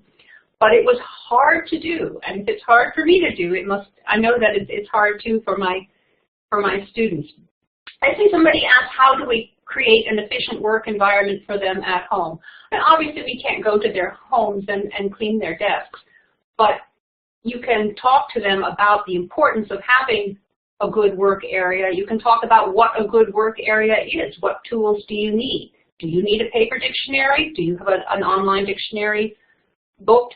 You could, if your students are comfortable, I think it depends on the age of your students, you could have them take a picture of their desk at home or where they study or the study area. Some students might study in the living room or the dining room, and bring those in and talk about them. Is this a good place to study? It looks very comfortable, but I see a television screen on in the background. So you can talk about their outside workspaces in your class. I think most of us spend at least some time on academic study skills outside of class. How to memorize, how to make flashcards, for example. And different students will have different methods, but a number of our students will have no methods at all for remembering information or remembering vocabulary, studying for tests and reviewing information. I mean, that was my biggest challenge when I was a student, was not studying for everything the night before it was due. So they need to talk about scheduling review tests. You know when your tests are. If you give them an assignment of study 10 minutes tonight because we have a test on Friday, study 15 minutes tonight because we've got that test on Friday, then the night before the test on Friday, their studying will be more efficient because they've already started doing some. Completing homework, of course, on time.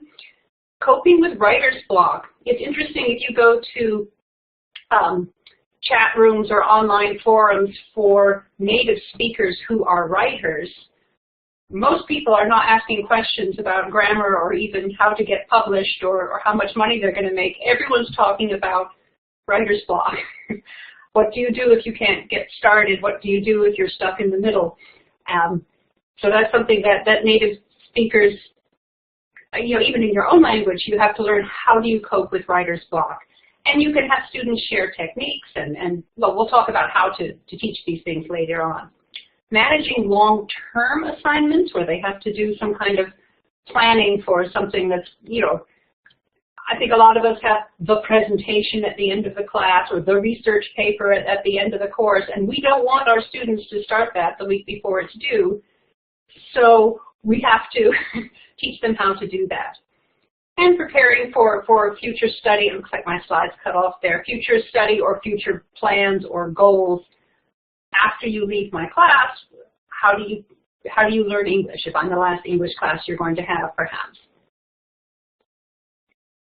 So let's talk about how we can teach these things. One way is through a lecture or reading, and I don't mean lecture where you stand up in front of 200 students and talk to them for 45 minutes, but I mean where you orally give them some information. You tell them something, could be 5 minutes, could be 10 minutes, could be 1 minute, or you give them something to read. We can also have tasks built around study skills content. Remember, we talked about how anything you do in English is learning English, but you can talk about things like writer's block in a reading and then do all the exercises that you do with a reading around that kind of content.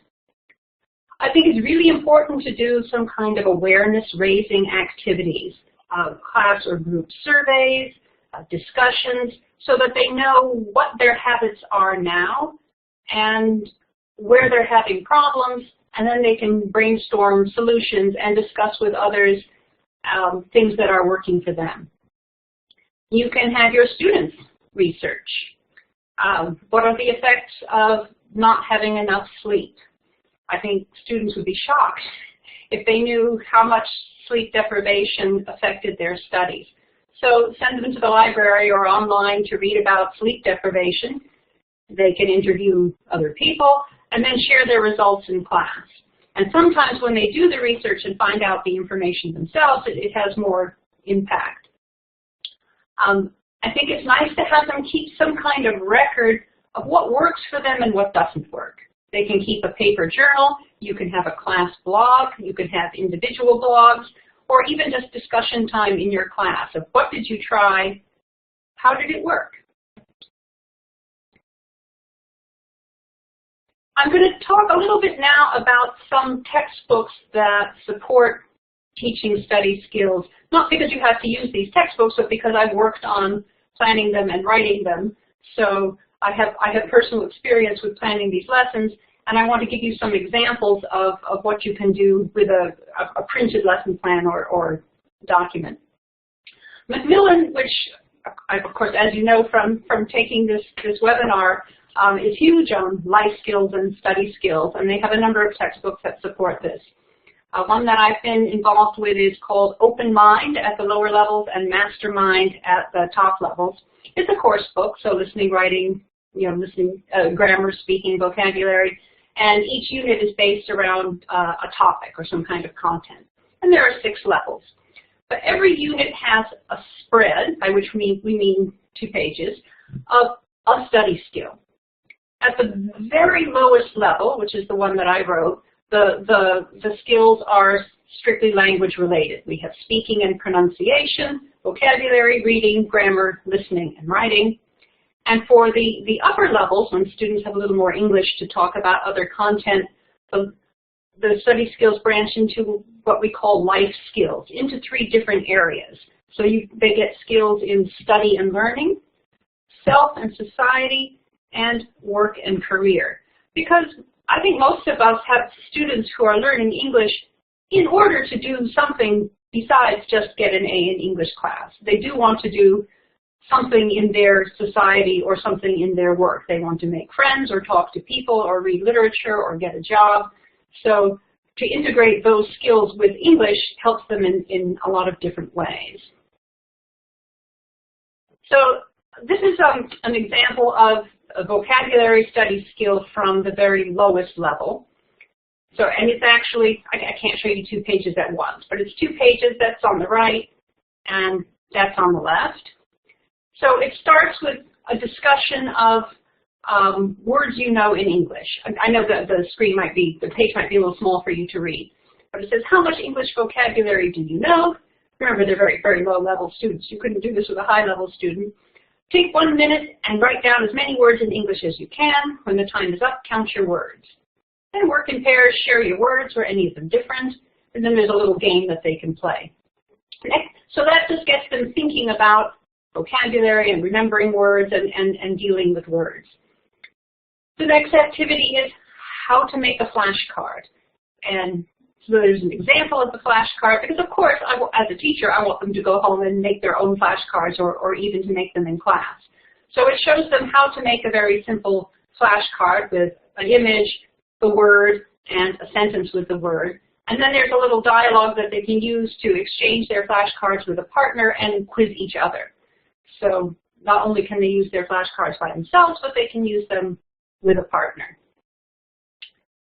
Then on the next page, we talk about ways to practice vocabulary. So there are 3 students, and I can see I chose the page. Every textbook I write, here's a little trivia for you, every textbook I write will have the name of my son in it somewhere. See this middle guy, Sebastian? That is not my son, that's a model, but he's named after my son. So these 3 people talk about how they learn vocabulary and how they practice vocabulary. And then the students can think, oh, which student is like you? But they can talk about, oh, I see what this student does. There's a good idea. And then finally, there's a survey of different ways that you can study vocabulary. And they think, do I do these things sometimes or never? And they can talk to the rest of their class. And if they realize that everybody else in class is making flashcards, it helps them understand that, oh, okay, that really is a good technique. I should try it too. And then we finally, at the very bottom, we end with, I know it's a little small to see maybe, that says set a goal. So after they do all this learning, I want them to choose at least one technique or maybe 2 techniques and commit to trying them. You try something new to see if it's going to work for you. So I have an example then of some of the skills at the higher level. So this one on life skills, I noticed when we were talking about skills that you already teach just before the session began, a number of you said you worked on critical thinking and thinking logically. And that's a hard skill. So this is a spread that takes them through what exactly do you do in your brain when you think in different ways and solve problems.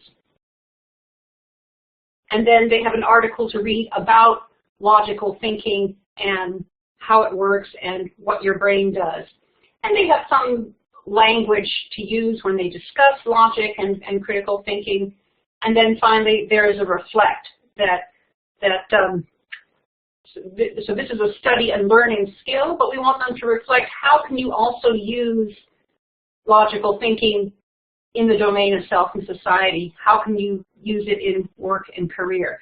So the pages will ask them, how do you apply this skill to those other domains? Because we want them to see that you don't just learn critical thinking for academic writing class, but you are learning it for every class and for your whole life, really. Yeah, let's take one more example. This is a life skill on becoming more aware. So I realize it's a little hard to see the survey, but it says answer these questions by ticking the red boxes. Which word words best describes the way you usually speak to other people? Confident, loud, quiet, friendly, nervous, aggressive. How much do you use your hands when you talk? All the time, rarely, a lot of the time, never. And I think often students don't even know these things about themselves. Do you use your hands when you talk? How much do you use eye contact when you talk to someone? Which word or words describe the way you are feeling at the moment? So just giving them the idea that they can analyze these things about themselves and become more aware of what they already do. And we're not saying it's good or bad to use your hands, but we're saying it's good to know what you do and the effect that those have. Then they talk with a partner and do some analysis of each other.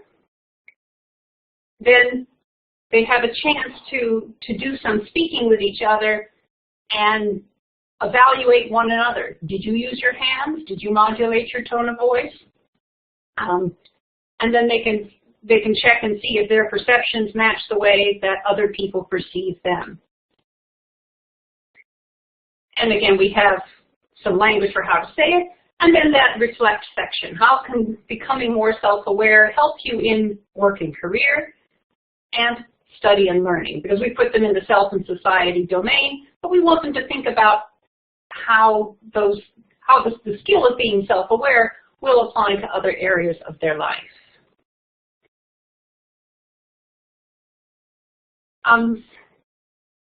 Somebody asked, I wasn't going to take questions in the middle, but this is a very interesting question. Somebody said, do you think at lower levels these skills should be taught in the native tongue?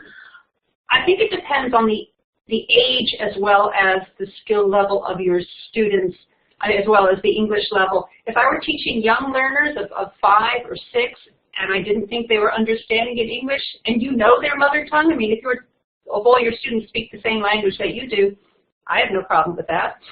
I know some people are very English only, but I think the skills that you're teaching them are also larger than just the English class. So I'm not against native language use at all. The second main series that I've worked on with Macmillan that deals with study skills is called Skillful. So you can tell that's very skills focused. It's what we call a dual skills series. There's a listening and speaking strand and a reading and writing strand, and 5 levels. But in every unit, both in the listening, speaking, and in the reading, writing, ends with a study skills page. Half of the units have awareness activities, a case study, and a plan of action.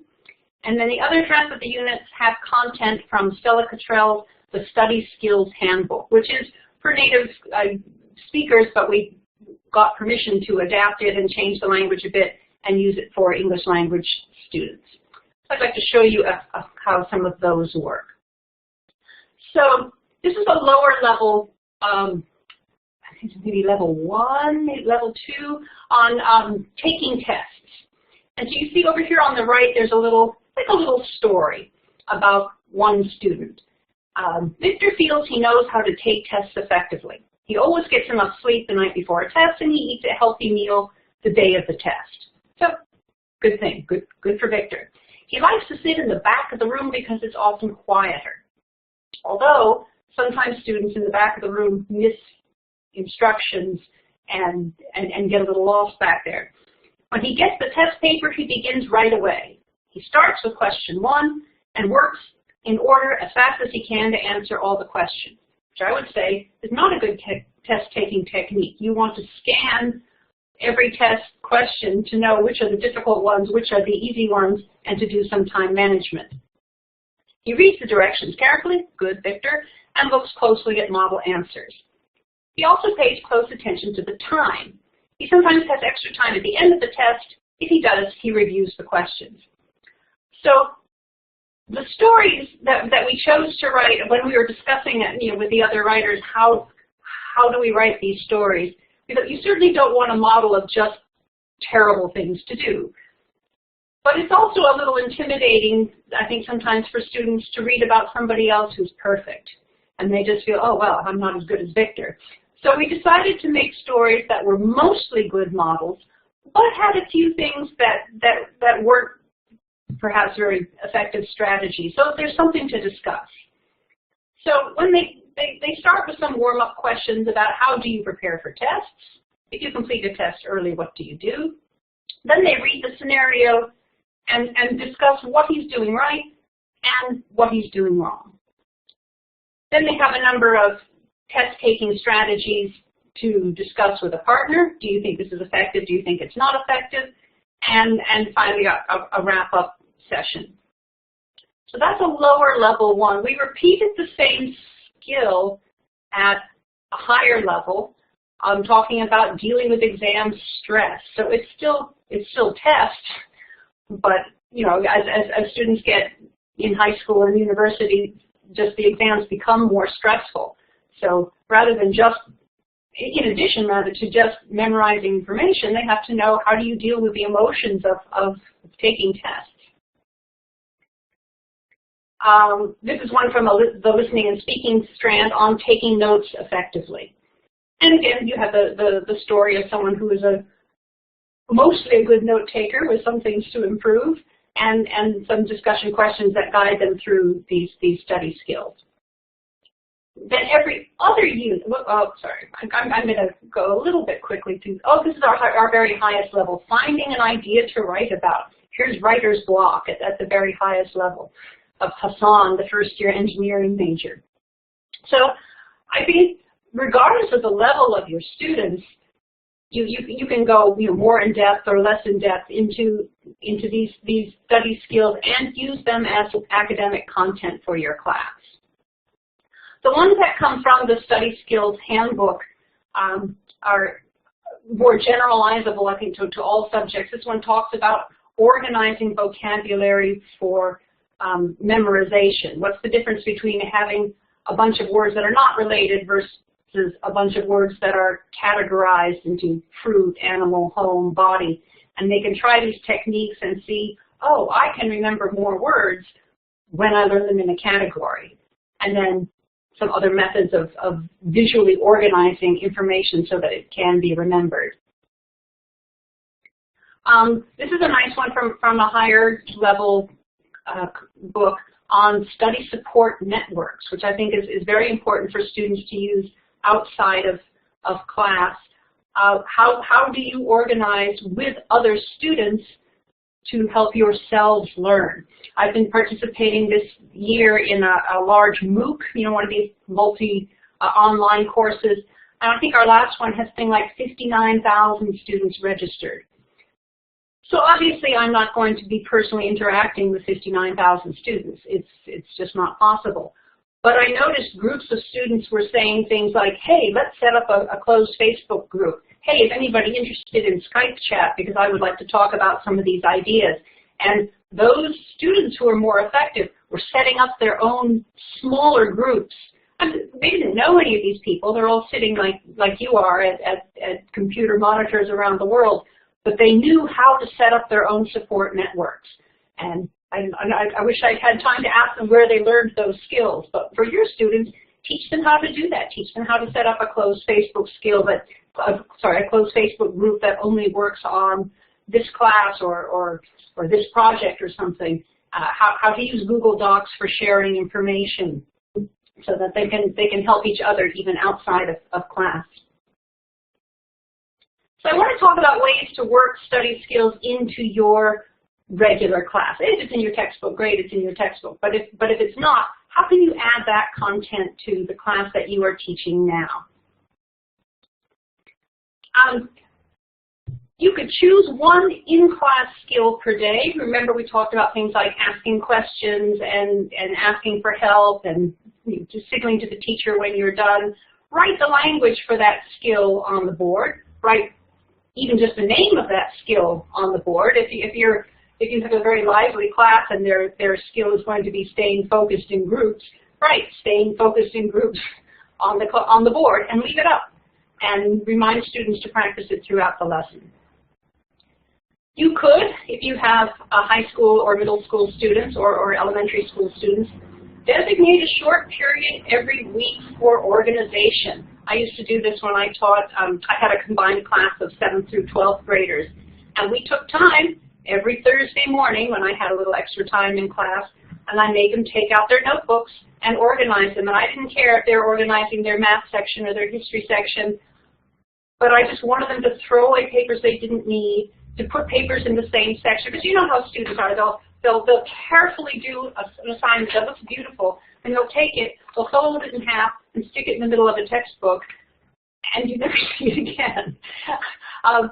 So to get those papers out of the textbooks, properly organized in the right section of the notebook, it's okay to spend class time doing that, because then it gets done.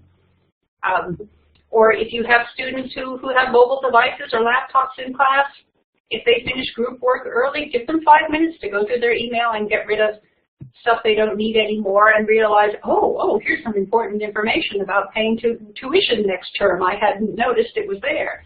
Or to fill out their planners. Ideally, they would be doing all this at home.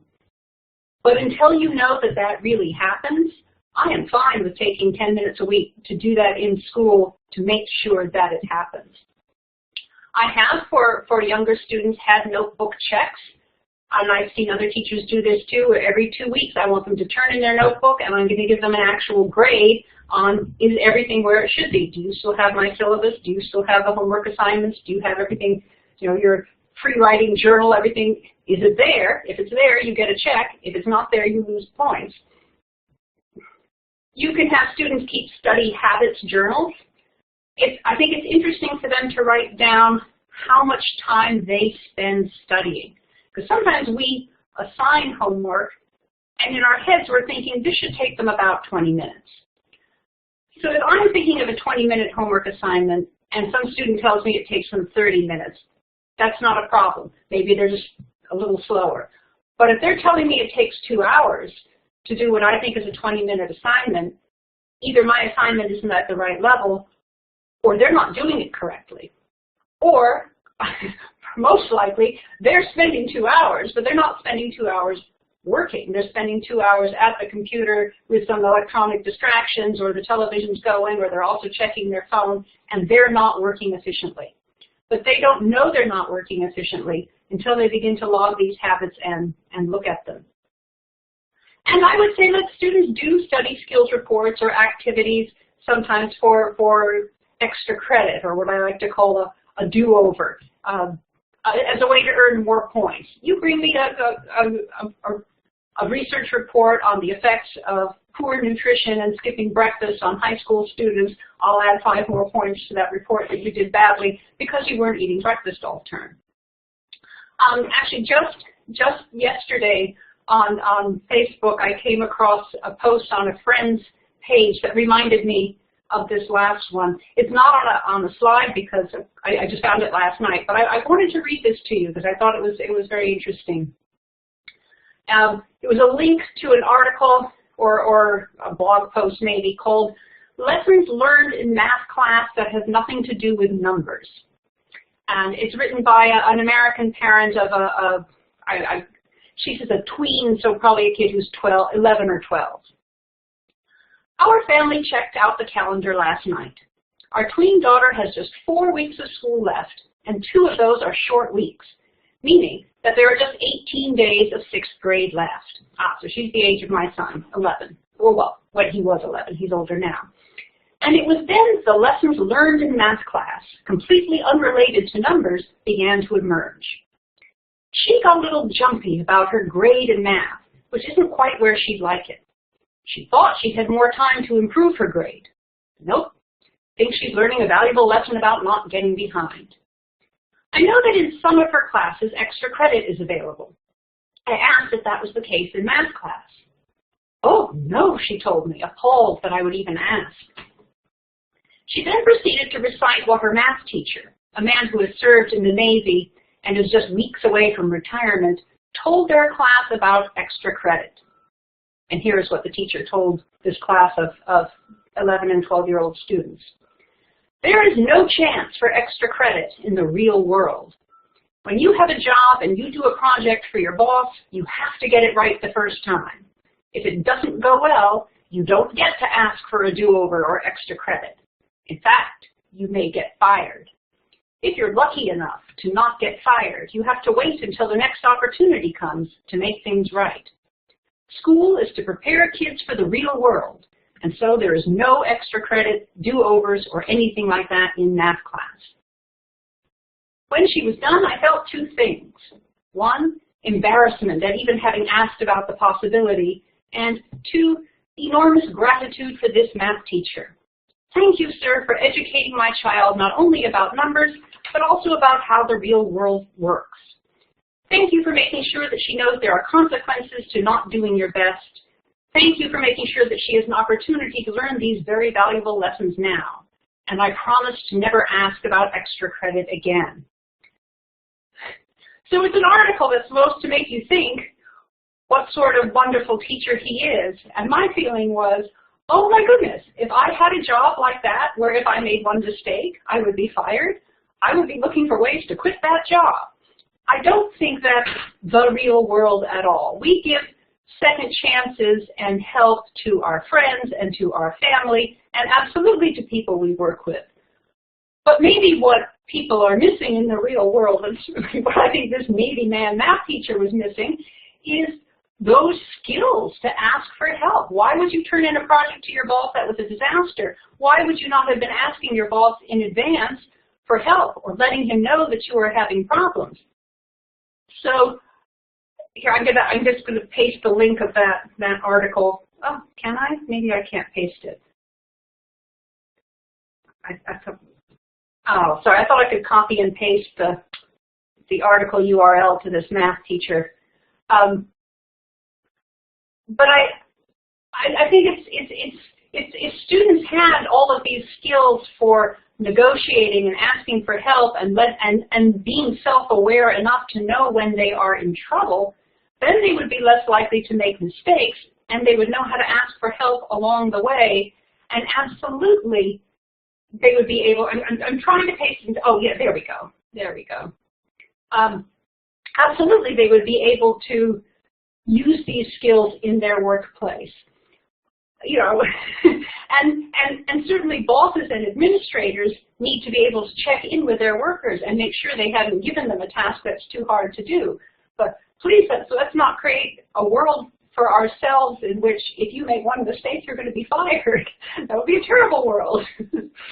So I think that math teacher, I would love to have him in my class and talk to him about study skills and the importance of teaching them. So we are at the question and answer period. Does anyone have any comments? You can type questions in, or I see people have been all along sharing techniques in the chat box. If anyone has any interesting things they do to teach study skills to your students, this would be a wonderful time to share them with each other, or to set up a closed Facebook group or a Skype chat amongst yourselves to continue these lessons. Or if you have any questions for me, I'm happy to answer any questions. Are all skills integrated into Mastermind? Yes, yes. We have, and even on the study skills pages, we have the same grammar and vocabulary and language points are all recycled. I don't know if students always notice that they're there, but I can promise you we textbook writers know that all of that language is recycled again in the study skills pages. We get really tired of trying. Yeah, I think actually the comment about tired is very important. I want to remind you about that 6th grade teacher who said it takes them half a school year. Okay, but that's not 6 months, maybe 4 months. It can take months of teaching what seems like a very simple skill. Take your homework out of your bag and give it to the teacher. It can take a long time before you see results. And it is frustrating for us because we say, turn in your homework, and then next week you have to say it again, turn in your homework. But if any of you are parents, you know, you go through that with your kids. If you're pet owners, you go through that with your dogs. You have to give the same instruction again and again and again and again. I mean, how many times have I taught my husband how to send an attachment by email? More than once. But if you don't teach people how to do this and give them that practice, then they will never know it. If that 6th grade teacher had not taught those kids how to turn in their homework and be accountable, then the teachers in 7th grade, 8th grade, 9th grade, and university would still be dealing with those bad habits. So yes, it's hard, but so is language. How long does it take to learn to put the 3rd person S on a plural or a verb? But we don't stop teaching it just because they don't get it the first time. So the same way that we work on language skills again and again and again, I think it's valuable to work on study skills again and again and again. Oh, someone's just posted a nice study skill on negotiation. High school student mastermind or skillful? You know, Rosie, I would say really the best thing to do is to ask a Macmillan representative for a sample of each book and sit down and take some time and go through them and think to yourself, can I picture myself teaching out of this? And then books from other publishers, and these aren't the only 2 books in the world. You need to spend some time looking at a textbook and imagining how it will work with your students, and that's such an individual decision. I'm not going to make that decision for you, but I am going to suggest that you get an actual book, more than just one page that you see online. Get an actual book in your hand and go through it and see what it's got in for you with any kind of textbook.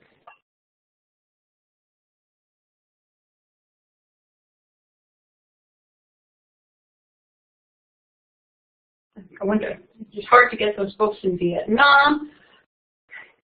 Talk to your Macmillan. There must be a Macmillan rep in Thailand, perhaps. Have you tried any of these ideas with adults? Oh, absolutely, absolutely. Yeah, I've taught mostly university students and adults, and I think it's amazing how many people come into graduate school unable to cope with writer's block or to evaluate the quality of a website. I mean, absolutely, these are appropriate for adults. Which book is better for adults? Probably Mastermind, but again, I'm going to say with any textbook, and these aren't the only two books that exist, it's best to get a book and sit down with it and really go through it by yourself, imagining your students and your context. Adults are supposed to be much more mature, sometimes.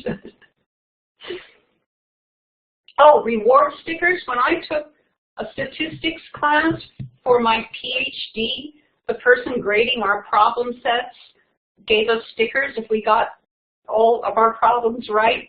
Terrifically motivating. I wanted a sticker so badly. And, you know, I was in my 40s, but I really wanted a sticker on my problem sets for statistics. I absolutely tried harder so I could earn a sticker. So, yeah, I love that idea of giving adult learners reward stickers. Give them a sticker for a well-organized notebook. I mean, if I'll do it at 40, I think your students will do it at 20 or 30.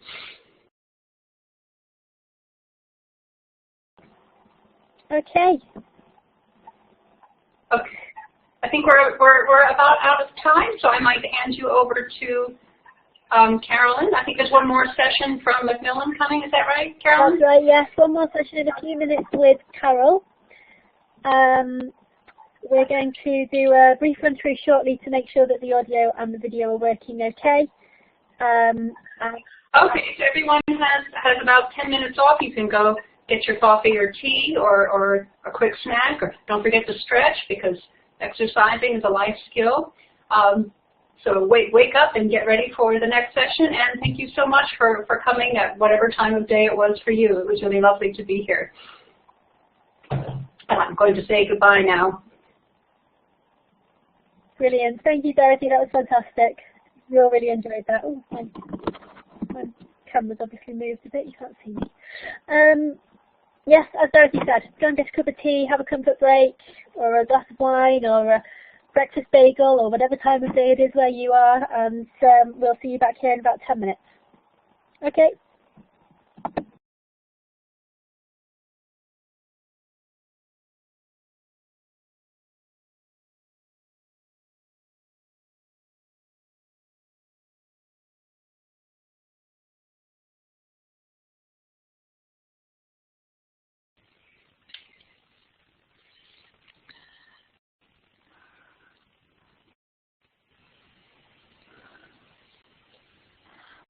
Okay, can you hear me?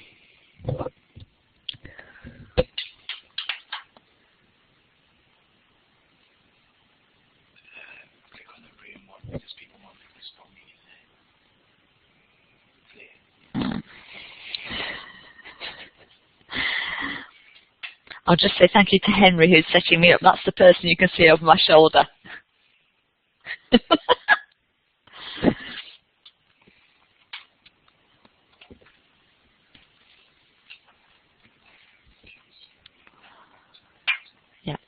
We won't start the session early because I know a lot of people are joining us, but to those of you who've been with us most of today, thank you so much. There will be a few bits and pieces to participate in the next session, and hopefully we'll still finish on time. But if you want to run off and grab a cup of tea, no worries. We'll start dead at 4 o'clock.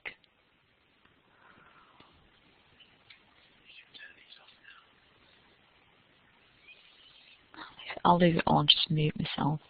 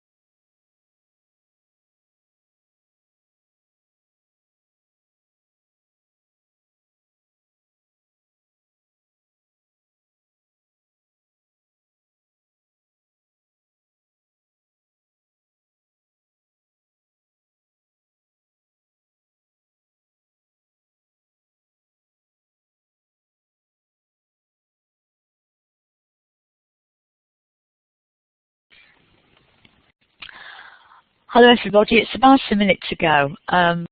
Well done to Debbie for getting the riddle. We've got a couple more as we go through the next session.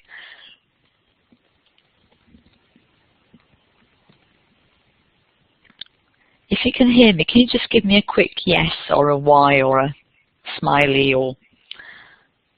Ah, brilliant.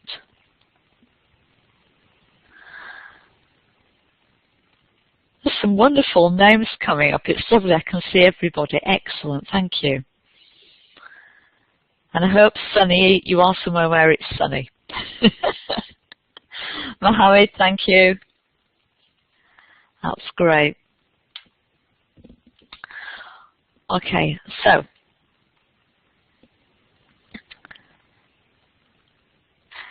this session has been advertised as a session that's going to cover things like warm-ups, wrap-ups and gap fills. And one of the things that I know some of the presentations today have been covering is different ways that we can bring life skills into class. But having taught myself and knowing the pressures that lots of teachers are under, quite often we have a lot of work to get through the items which we have to teach in class without adding lots and lots of extra things in. What I wanted to do was to cover some very quick ways to get life skills into your class, some 5-minute ideas that are hopefully really fun. I appreciate that many people here are using all sorts of different books. Some of you will be using Macmillan titles, which is great, and some of you will be using others, and some of you probably don't have a book at all. So before I kick off on all the ideas I've got, I thought I'd see where we are. I'll give you a quick rundown of where we're going to go in the next half hour, and then we'll get cracking. So I'm going to cover what we've got to help us at the moment, go through some actual activities, and I'd love you to participate if you wouldn't mind. I want us to think about how these would fit into a normal lesson and also what kind of life skills they introduce. So without any further ado, maybe this is you, I don't know. When I first started in teaching, it was a case of I've got a teacher's book and I know how to use it, and I religiously followed what was in the book, which is very good when you're a new teacher and it gives you lots and lots of ideas. But if you want to teach life skills but they're not in your course, then there's a chance you're going to miss out. So our first question is, first of all, do you have a teacher's book? And if so, do you use it? And in the chat box, if you can just put either A, B, C, or D, or E, that would be really nice. We have had some polls earlier today, but not everybody seems to have found the polling boxes. So if you just want to type your answer, A, B, C, D, or E, that'd be really lovely. And my lovely assistant Henry is watching all the scores coming in, which is brilliant. So, do you have a teacher's book? And then the options are A, I have one and use it every lesson. B, I have one and I use it for the first couple of units. C, I have one and I look at it at the start of term. D, I think I have one somewhere and it's probably under a pile of paper or holding a door open. Or E, maybe you don't have one at all.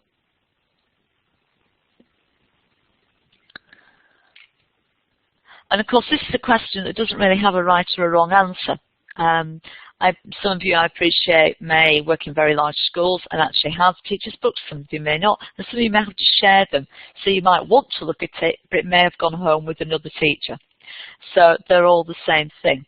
But if you've got a teacher's book, you may be fortunate enough that it might actually have a very, very clear life skills example.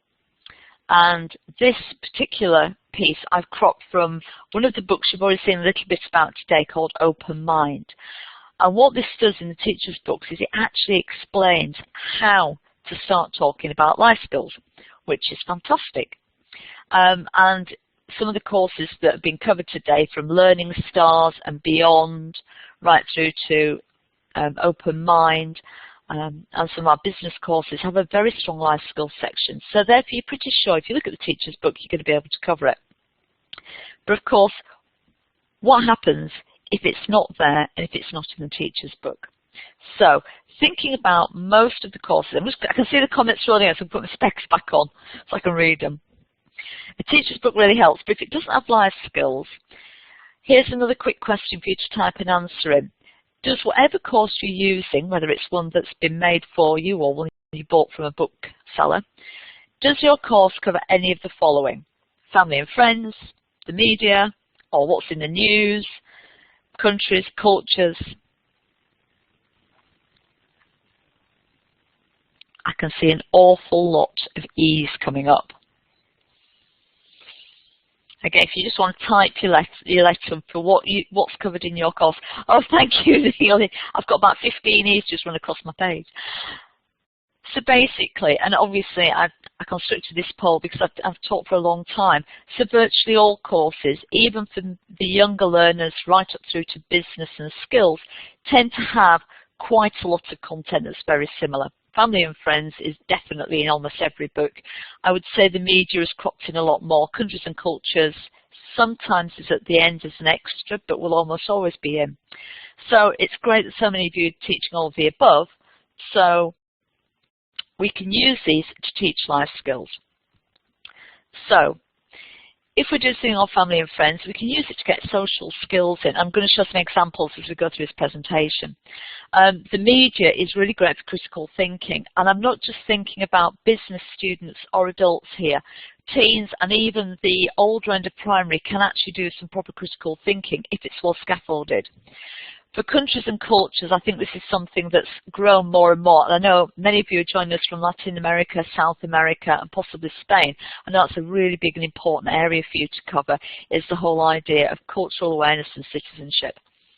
Festivals, I love teaching myself. I've taught both in the UK with mixed classes and in countries where most of the students learning English only speak one particular language. But I think that teaching cultural diversity and respect for holidays is also really important. So, I pulled a slide from, I don't know how many of you were able to join us right at the start this morning. We had a lovely speaker called Emma Sue Prince, and she actually teaches online skills for the University of Roehampton. And this was a slide that she had. And what she was saying, this is really referring to us as teachers, how we have to learn by taking opportunities, maximising them, learning from the experience, and it's a cycle. But I think in classes, I think the main thing we can give our students is an opportunity to cover some of the life skills. So, if you're looking for a warm-up, it needs to be short, fun, and really get their minds thinking. And many of these ideas will work with all sorts of different variations. So the first slide I've got comes from the slide of Jeanne Perrett. She was our second speaker this morning, and she has got lots of experience with primary school and pre-primary. And this says, I'm kind to my friends. And she was saying that with the very young ones, we teach them to do things like notice if somebody's struggling and help your friend and help get them organised and take turns with things. And those are all great for the little ones. Once we get past primary, though, in 5 minutes at the start of class, what kind of thing can we do to get them thinking? Possibly a doing topic on friends or family or groups we work with, possibly your topics, workplace colleagues, friendship groups. What kind of activity can you do? Well, here's a quick one for you. In the text chat box, think of one kind thing you can do for a friend. I'll give you a couple of seconds to type something in the box. And I'm thinking most of us online are probably going to be at least 21, if not older. So we're definitely in the category of our adult learners, business learners, that kind of thing.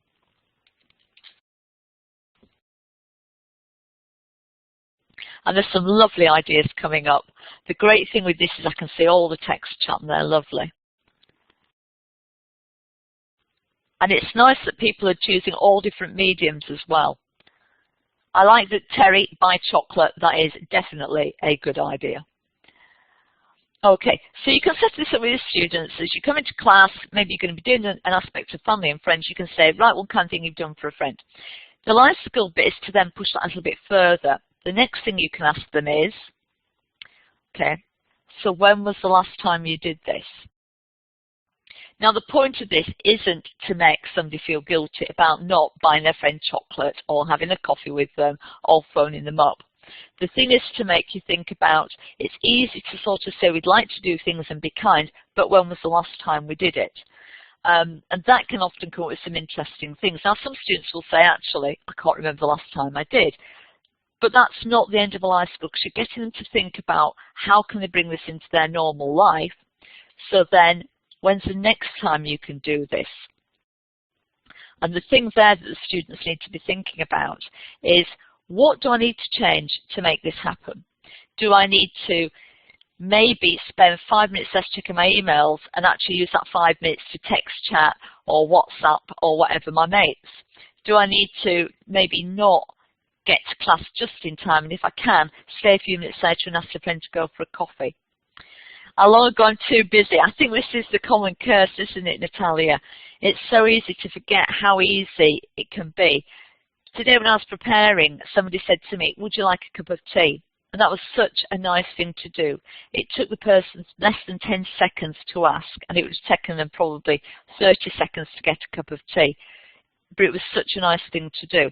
And this is the thing, isn't it? When we talk about asking children to be friends and think of youngsters, we often think of it's easy for little ones, it's harder for us. If you start this in class and you ask them week after week, when was the last time you did something? As somebody said, save somebody a seat in class, it takes no time to do it. You can also try, of course, move the classes round and asking students, you may always save this seat for Amy. Next week, Amy, can you save a seat for somebody different? And it gets students thinking in a different way. Life skills is all about bringing those little changes within ourselves to make things work in a different way. And it helps when we start to see people in a different way too. The next example I've got is a fairly standard activity, and I think this is a really fun activity. So this is from a Macmillan course, and it's brilliant. And this is about how we think about people. So hopefully on the screen you can see you've got 5 pictures of people and you've got 5 pictures of animals. So just as a quick thought, who do you think the tarantula belongs to? Number 1, 2, 3 or 4? Okay. Who do you think the stick insect, that's the long thing on the tree, who do you think that belongs to?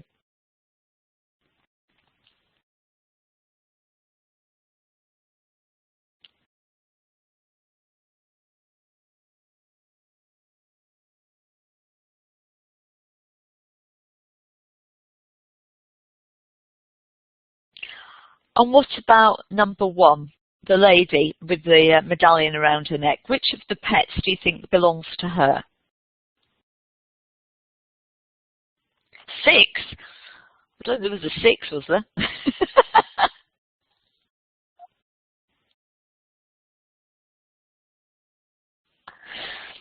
Of course, the point of this activity, when it's a listening skill, is to listen to the descriptions. But one of the life skills is, how much of a stereotype are we already coming to the activities with?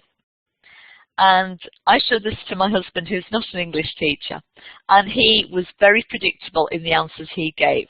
He thought the dog with the bow in its hair belonged to the lady, number 1. He thought the tarantula belonged to the boy, number 2. He thought the lady in the roller skates would own the Dalmatian because it's the fittest dog. He thought the bulldog, I think it is, or I think it's a bulldog, C belonged to number 4, and he thought the young child would have the stick insect. And I said to my husband, well, why? And he went, because they're the kind of people that have them.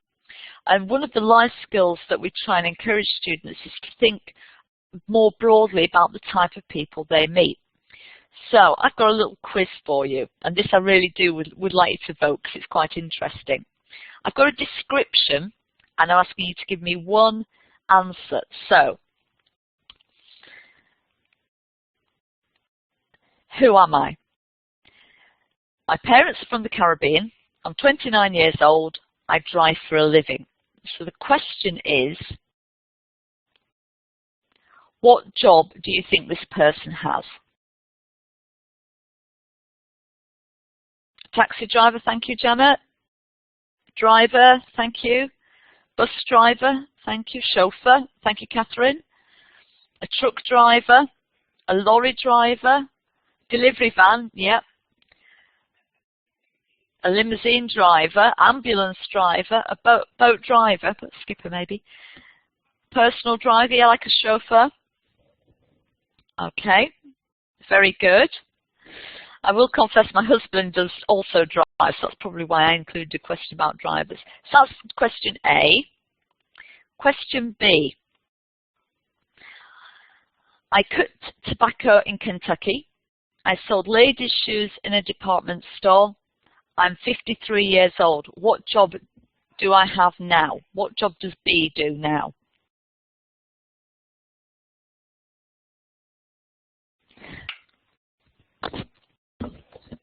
Same job, Neves, yeah. They've retired already. Retired. A manager, shop assistant. And you get an impression in your head, don't you, of what this person looks like as well. Unemployed. It would be if it was a department store in the town I come from in the north of England, yeah. The same, yeah, lots of the same job, that's true. A dreamer, maybe. And then the third one. So, this third person, I'm 71 years old. I worked as an ice cream seller. I have 4 grandchildren. How do you think this person is spending their retirement?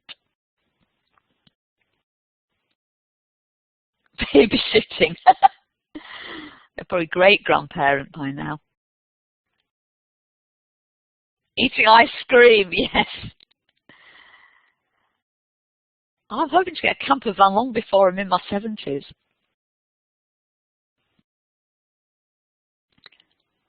Okay, these examples were very, very simple examples which I just got from doing some really quick searching on the internet. The idea behind them, in a sense, isn't to guess the right answers, though I have seen 1 or 2 that have managed it. It's to think about, when you read these descriptions, what image comes up into your head? Who do you actually, what kind of person do you envisage? And of course, the whole idea about knowing yourself and being culturally sensitive and aware of other people is they don't always conform. So I'll now tell you who the 3 people are that I've been writing about. The first one is Lewis Hamilton, who's currently leading the Formula 1 racing driving. The second one, who used to cut tobacco in Kentucky and then sell ladies' shoes, and I think most ladies would like to have been served by him, is George Clooney. And the third one is Sir Mick Jagger, who's just about, well, he actually was on tour in March, again with the Rolling Stones. So it's really interesting, and I picked those 3 people. Let's see if it gets together, I hope so. But simple things like this, when you're doing anything on people or places or stereotypes or how we look at people, a little activity like this to start the class will actually make them think long and hard about what the stereotypes they have are. For younger learners, sometimes it's worth asking or getting descriptions from the people they know around school but maybe don't know so well. So, for example, dinner ladies, the school caretakers, the person if you've got crossing patrols, people like that. It really surprises children when they find out that there's more to people than they think. And little activities like this, I found these in a few minutes. You can quickly do them. I used to have them on cards when I taught. With the joy of the internet, you can project them on the screen. But it just makes students stop and think. When we talk about skills, do we meet somebody with a preconceived idea and let that idea keep going with what we think of them? And obviously, if you met George Clooney, you'd never imagine he once worked in a shop. Jennifer Aniston worked as a waitress. So it's making you treat people with a little bit more respect, but also think about them. Some people get famous, some people don't, but everybody's worthy of a little bit of extra time. So that's a nice little starter. Thank you. I mean, these are simple tasks, because these are 5-minute fillers. You can then lead on with whatever you're doing about when it comes to characters or people or describing things or workplace situations, but they're to get students thinking. The next one, I'm going to show a clip from a Macmillan title, and I want to move on. I said I'd cover respecting cultures, and some books do it really, really, really well. But sometimes if you're going to be doing festivals, holidays, cultures, countries, places I'd like to visit, things like that, or even if you've got a section in your book that covers ancient history, what the Egyptians did, something about the Romans or whatever else, it can be really easy to give a chance for students to think about the world that they're in. So we will have time to do this one, But this works very well, and this is particularly good with students who would normally write you quite a long essay. Ask the students to draw a simple picture of a festival or holiday they enjoy. Now, if it's one country where everybody has the same festivals, they will still like different things. If you teach many different students, then they'll do lots of different things. But the thing isn't really how good their drawing is. The main thing is to get the students thinking about what they're actually doing. Can they do something very simple and very quickly that shares their idea? And Dorothy, who was the speaker before me, was talking about getting students to focus at doing something on target, on time, and to be supportive of each other. And this can really be a runaway activity. So you will get some students that want to do something the equivalent to what Michelangelo would have done. That's not the point. In fact, the picture isn't really the point. The picture is to quickly convey something so that when students are trying to get something done. I know that Dorothy spoke about writer's block. And one of the authors I've worked with in the past used to say if he got really stuck, he'd try and draw a really simple picture of what he wanted to cover in the next chapter. And once he'd got a few ideas down, he then sometimes found he could actually keep writing again. Again, in an essay, if students get stuck, maybe they've got to write a fairly long essay for some of their exams. If they get really stuck on a piece of paper, trying to get them to quickly sketch out an idea of where their next unit's going to go. This is all about a study skill that gives them time management. We don't want a great picture. The picture isn't the point. It's to think, how do I condense down the points I'm trying to get across and move forward? Thank you, Nicoletta. It works really well when students are facing really high pressure exams because it just gives them that moment's break to think about it, to think what you're trying to say in the next unit, to think rather than writing lists of words which then seem more confusing, to take the list, think it through and then move on. Of course, it's nice in class because then in groups they can share their picture and say, I love that you enjoy your birthday, that's a really great cake, or I think it's fantastic that you really enjoy Christmas, I love your Christmas tree or your Santa Claus or whatever. But the picture isn't the point, it's doing something quickly, on task, to time, that actually gets the message across. Another way to do it is the desert island idea, where students make a list of 5 things you take to a desert island, and then once each student has their list of 5, get your students into a group of 4 or 6, and they have to then decide on the final 5. Again, the point of this activity, if you're doing anything about travel, what to pack, you're reviewing vocabulary, sometimes it's a good way to put vocabulary up on the board and ask them to check it.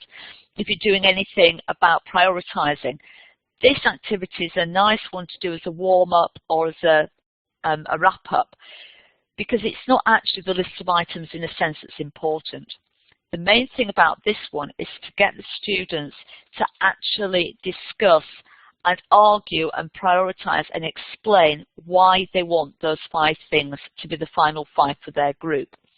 In Jonathan's session, which was early this afternoon, he spoke about how we can express ourselves and how we can say what we mean in several different ways. We can be conciliatory, we can agree but not wholeheartedly, we can bring about an awful lot of different descriptions.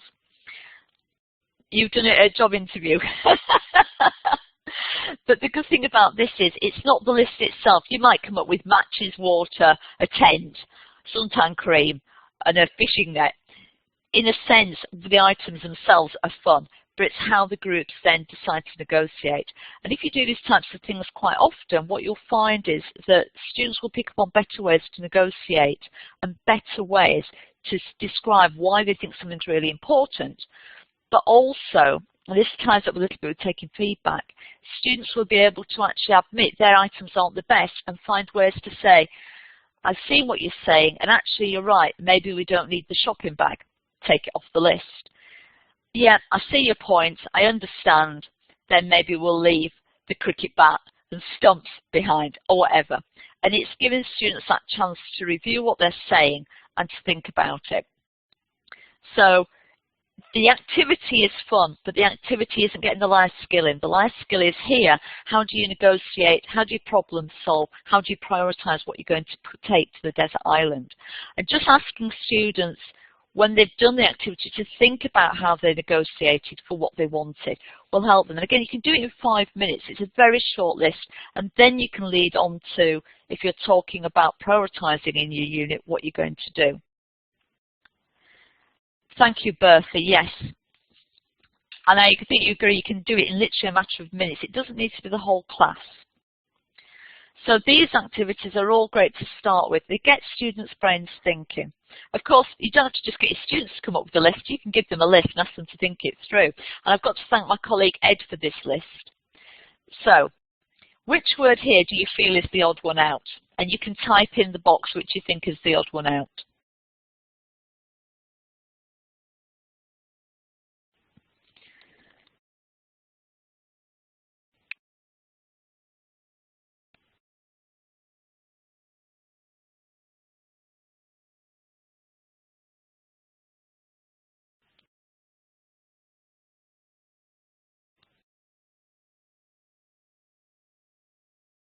Yeah, exactly.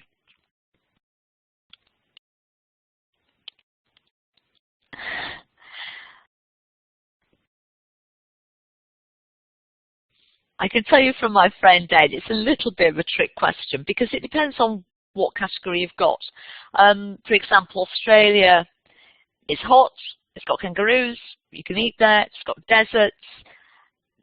Doesn't have any pyramids, but I do believe it's got camels because I've seen them in the zoo. But again, whatever the criteria is, there's lots of ways to pick an odd one out. Sometimes there isn't a definite answer. And this life skill is really about analysing the information and trying to decide on a course of what you think is the right answer. Yeah, hot, all the others in capital letters, there's all sorts of answers, Monica. Well done. The main thing is that each of these, if you bring up a list like this, it asks students to think of their own logic and why they want to stick to their guns about what they believe. When I taught in Japan, and I loved teaching there, one of the problems I had sometimes was students always wanted to have the right answer. And sometimes there isn't just one definitive answer. We have lots of different opinions. So for example, I really like something called Marmite. Other people in this country absolutely hate it. It's a spread that you have on bread. But it's not a right or a wrong answer. It's just a personal opinion. And one of the life skills that we need students to understand is sometimes there isn't just one answer. There isn't just a right answer. There's what you think is right, and you've got a good reason to think it's right, and that's a fair answer.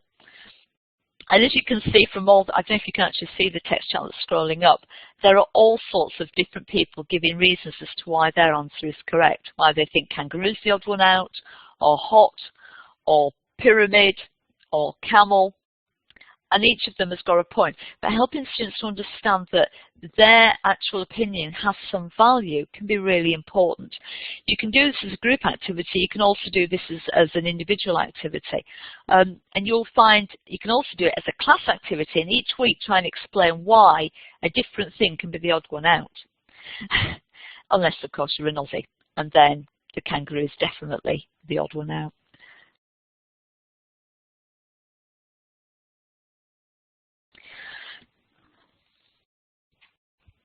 I'm just reading some of the text chat that's come up. But how can we get students to learn to speak out because there isn't one single correct answer?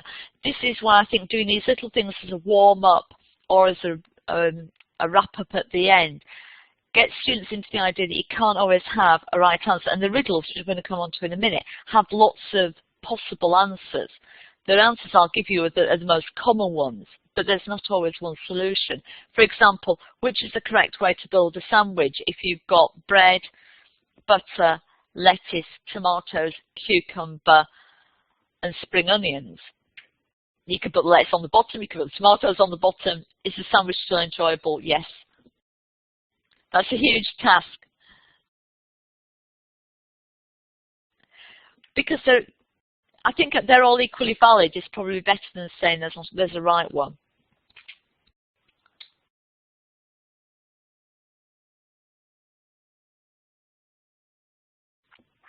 So give them a list, and each lesson just give them a little chance to explain what they want. And remember, with this kind of activity, you can bring in some of the conversation that Jonathan spoke about, where you can say, I agree with that, but I wouldn't go as far as to say that. However, if that's your view, and you can get students to practice all this type of speech that Jonathan was covering, with intonation as well, so they get more self-confidence at saying what it is that they're actually doing. So there's a couple of prompts and wrap-ups. For gap fills, I wanted to go on to the fact that sometimes in a class, things go wrong. This morning we had a hiccup with Jeanne Perrett and a storm that took down the internet. Sometimes you get very long classes. I know if you teach summer schools, you may end up with very, very long sessions, and you want to do a quick break to get students focused again. And sometimes things finish early or they don't go as you plan. So gap fills are also really good. And one of the nice ways to use a gap fill and to get some life skills in is to go through colours and things like that. So imagination, creative thinking will help students to actually become more aware of themselves and to become more aware of the culture they're in. So there was a great book out a few years ago, and anybody who's taught in Japan will have seen it. But what colour are these different things? So, for example, what colour do you think honesty is? And if you can type your answers, that'd be lovely. What colour do you think honesty is? Green or blue? Red? Yellow? White? Orange? Light blue?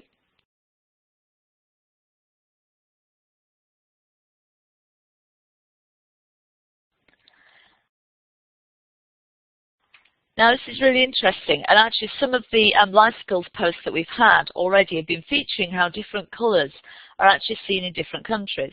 I know that honesty in some countries is seen as brown because it's connected to the earth and things like that. In other countries, honesty is seen as being yellow.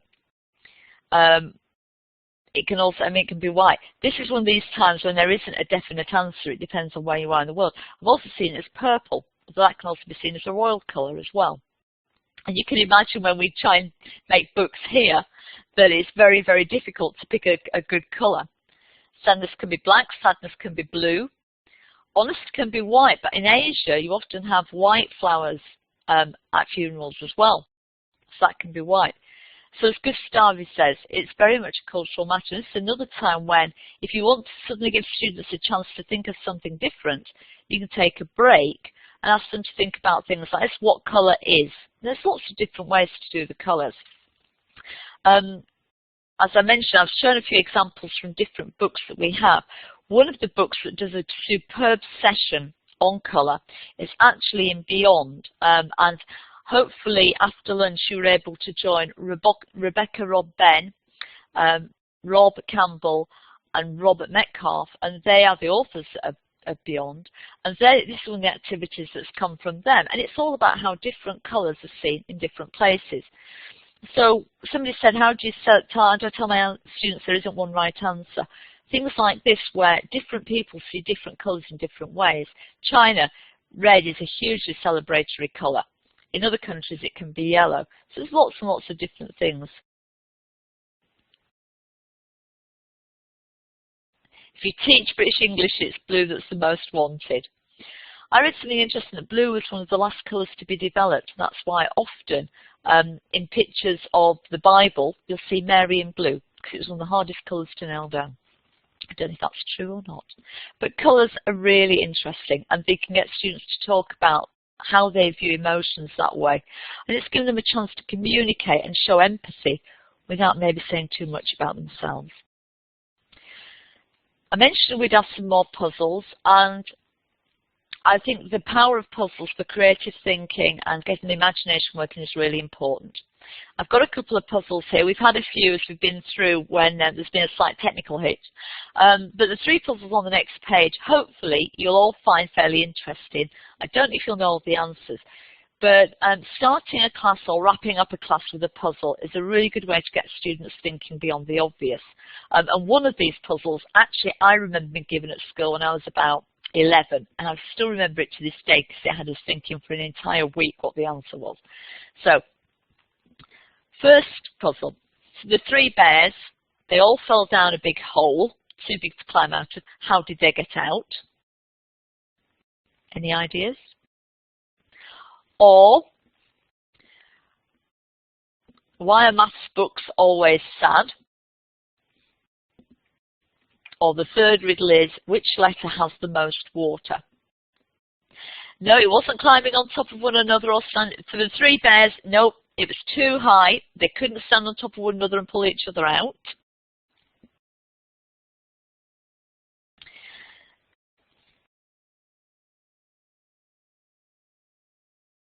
Shouting. I like that call for help. Daniela, yep, you've got the one. Which letter has the most water? C. No, they didn't go into hibernation, these, but they could have done. So we've got the answer to one of them. Which letter has the most water? It's C. S-E-A, or the letter C. But what about why are maths books always sad? Gloria, they're not still there. Yes, well done, Debbie. Maths books are sad because they're full of problems. So that's 2 of them answered. I like the idea of using. But what's this getting your brain doing? Hopefully you're having some fun, but you're trying to think of all the different things that might get 3 bears out of a hole. Yeah. Well, I'll tell you, and this, like I said, has stuck with me for numerous years. The 3 bears got out of the hole because Mummy Bear had a ladder in her stockings or tights. But it's funny. It makes you laugh. It's silly, but it also makes you think in different ways. Thank you, Julie. Thank you, Neve. But that joke has stayed with me for years. Why? It's just an example. So the answers are, how did 3 bears get out of the hole? Mummy Bear had a ladder in her stockings. Why are maths books always sad? Because they're full of problems. And which letter has the most water? C. Yeah, this is advanced English, but we've covered the whole gamut today. And actually, the 3 bears fell down the hole. Like I said, I remember teaching that to my students when I was on a youth camp with students who were between the ages of about 10 and 15 in Japan, and they were all Japanese students, and they actually found that quite funny once I'd showed them what a ladder in tights is, because it's something everybody knows. So it's not an unusual concept, it's simply the English language they don't get. But the idea is, of course, it's not a real ladder, it's a play on words. And a lot of what we do in English when we have nouns and verbs, we play on words. When we have jokes, we play on words. And of course, when we convey things in speech, we sometimes play on words. And that can help students to get better at expressing what they mean. So riddles and puzzles are great. And one of the things that we do, and I'll be showing these in a minute, is we have quite a lot of riddles and puzzles that we upload as part of the puzzles, particularly for fun puzzles when we do our monthly bounce shots. So we've covered the fact that some teachers' books are brilliant. This life skills one about prioritising comes from the Mind series, which Dorothy Zemach, who was presenting before me, helped to author. But if you don't have anything that teaches you prioritising that way, one of the good things is to ask students to prioritise themselves. If you put up a picture of mobile phones, what do you think the students are going to ask you to do with their mobile phones? It's probably going to be switch them off, don't spend as much time on them, or don't bring them into class. And I suppose in lots of ways those are all very good suggestions. But maybe a better question to ask students is to actually look at how much time they're spending and prioritise when is it worth going on my laptop or my tablet or whatever, and when should I be turning it off. And this is something that Dorothy touched on. And it's something that definitely I would say from 14 up to about 84, we could all learn a lesson from. So, for example, if there's a podcast, if there's a training session, if there's something that you really want to to be part of. If you need to listen on your tablet, that's fine because you're out and about. But it's much better if you can turn your phone off and listen on a normal computer and not be as distracted. And also turn off your text chat. And I know that's something that Dorothy mentioned she does. Helping students to prioritise what they do when they come into class can often mean saying to them, okay, you've got 5 minutes now. I want you to quickly check your messages. If you've got any notes you want to make them. And then we're going to have the next 60 minutes when I'd like you to turn your phones off. If you teach business students at the end of the day, I think sometimes this is the only way you'll get them to actually put their phones down. But if you give them 5 minutes to actually write this down, so say, the next 5 minutes while I get up the screen, you can check your messages, give yourself a list of priorities, and then I'd like you to turn your phones off. You tend to get more response than if you don't, because they're constantly worried about what they're going to check. So that way students have a chance to put in a quick message, I'm in class now, we'll get back to you at 8 o'clock. Or they might write a quick note to somebody saying, I'm sorry, I can't get you the answer now, I'll get it when I'm back in the office tomorrow morning. But giving students that chance to control their time, even older students, actually gives them that feeling that they're in control. So instead of saying, don't bring your phone into class or don't use it, say, actually, I know you've got your phones and I know you're dead tempted to look at them. You've got 5 minutes now to prioritise what you need to reply to, get those emails out, and then if you don't mind, you can turn them off. And if they get used to doing it each class, students actually become really good at it. And I was very impressed with my students towards the end when I left Taiwan, that a lot of them actually came and did this on the way into class. It gave me that extra bit of time.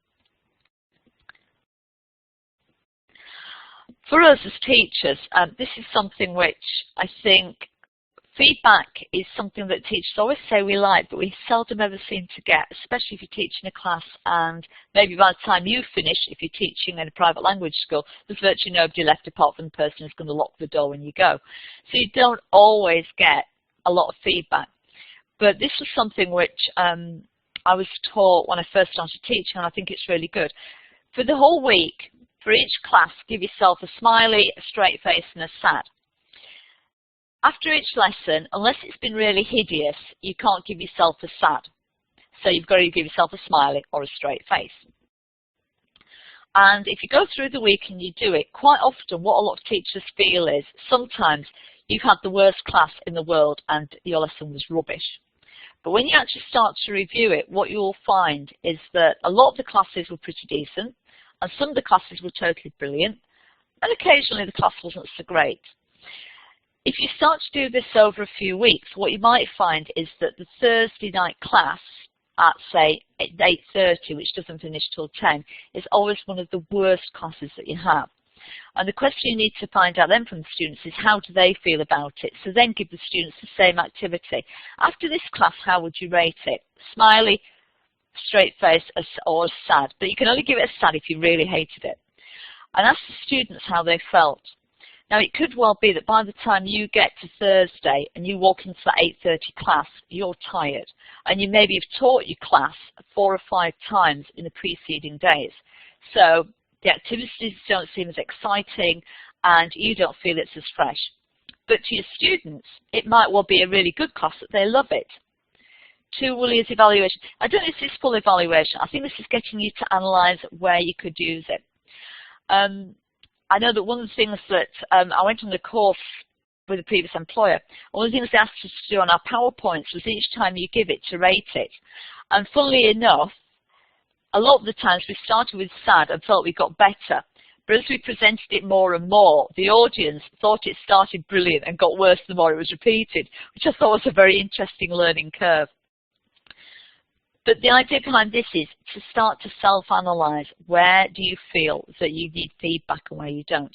If your class think the session's great and you're feeling a bit tired, then maybe you should ask yourself why. If you think it's rubbish and your students think it's rubbish, maybe you should talk to them about why. Are they coming wanting really just to talk about their life and their day and they don't really want to learn English? Are they cramming for exams and actually not just covering a general syllabus isn't helping them? Are they more concentrated on getting speaking practice in your class and don't have enough time to practice? So all these questions end up being really important. And if you've got something like this, you may not get a lot of direct feedback, but at least the smileys and the slides might show you a starting point. Remember, these are only 5-minute activities. These aren't whole class activities. And you can do these easy as a wrap-up at the end of the lesson. And that's why they're here. Short, quick, easy ways to get some basic feedback. Exactly, and even little ones can do smiles. Of course, one of the deep questions, if you do want to do this regularly, is you can think through these 4 questions, and you can get answers to them, which is great. But there's life skills attached to all these 4 questions too. So, if you ask the students, how do I think I performed in this class, you want them to think about how autonomous have they been in their learning. Did I do the pre-reading before I came? Have I completed the activity or the homework or filled in the sections I was supposed to do? How well do I think the class performed? This could be, did we actually stay on target? Did we get the things done we were asked to do? Or this kind of thing. What could have gone better? Now, this could be a question that actually looks at leadership. If you were broken into groups, did you go with people who were your mates so you could have a chat? Or did you actually get down to the task? All this kind of thing. So the questions themselves are important, but the life skills behind the questions are really valuable. And the slides will all be available at the end. So, as I said, the main thing about this is to really, it's not the activities themselves, it's the skills behind the activities themselves that really help with this. One of the things I wanted to finish, I know we're dead on time, is twice a month there are mail-outs coming out from Macmillan with e-lessons that you can download. The lesson has teacher's notes, it has student handouts, it's got answers if it needs answers, and they're all free to photocopy and use with your class. And they work pretty much with most types of lesson. We've already said at the start of this, lots of us teach the same things, and so we're all doing different things, different skills, different topics, but life skills will work into all of them. If you want to join us, then the emails below. As well as the lessons, we also have film clips and interviews with famous people. The last film interview we had was with Rosie Stancer, who's an Arctic explorer, and it was a brilliant bit of life skills interviewing. So if you've been missing out on them, then you can join anytime. All the backlists are up there. There's also puzzles, which are just, you can do them yourself, you can give them to your class. They review vocabulary, they review all sorts of different concepts. And we also have a quote every week that goes out on Facebook, and Henry's been really good about getting the quotes out.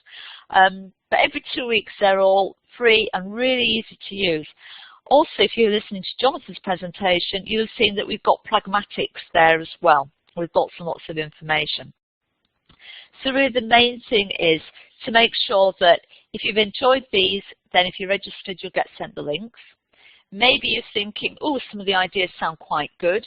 All of our speakers, with the exception of me, have written books for Macmillan, and so we've been given a list of those as we go through. But also, many of them contribute to our life skills materials, and they come out every 2 weeks. The next life skills mail out is next Tuesday. If you haven't joined us, then please do. If you've got any questions, my email address is there. For the rest of the year, every 2 weeks we have more and more content coming out. So please make sure that if you haven't been there, it's free. So what's it cost to join? Come and have a look. But can I say to those of you who've been with us all day, and I know it's quite a few, so thank you very, very much.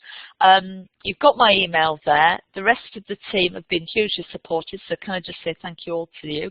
I'll hand back to Caroline just to wrap up. But all the ideas and the slides and the game activities and things will all be sent out once we've had a chance to pull all of this together. So thank you very much for your time today.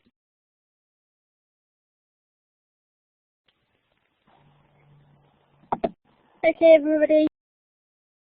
That was great. Thank you, Carol. And as Carol said, just to repeat, you know, those of you who've been with us all day, thank you very much. It's been a fantastic day, but or in some people's case, like Bernadette in Nicaragua, all night. She started with us at 3 a.m. Good night, Bernadette, or good morning. It must be about 9 a.m. now, or something like that now. This is the last presentation, yes. I'm glad you've had such a great day. It's been brilliant for us too.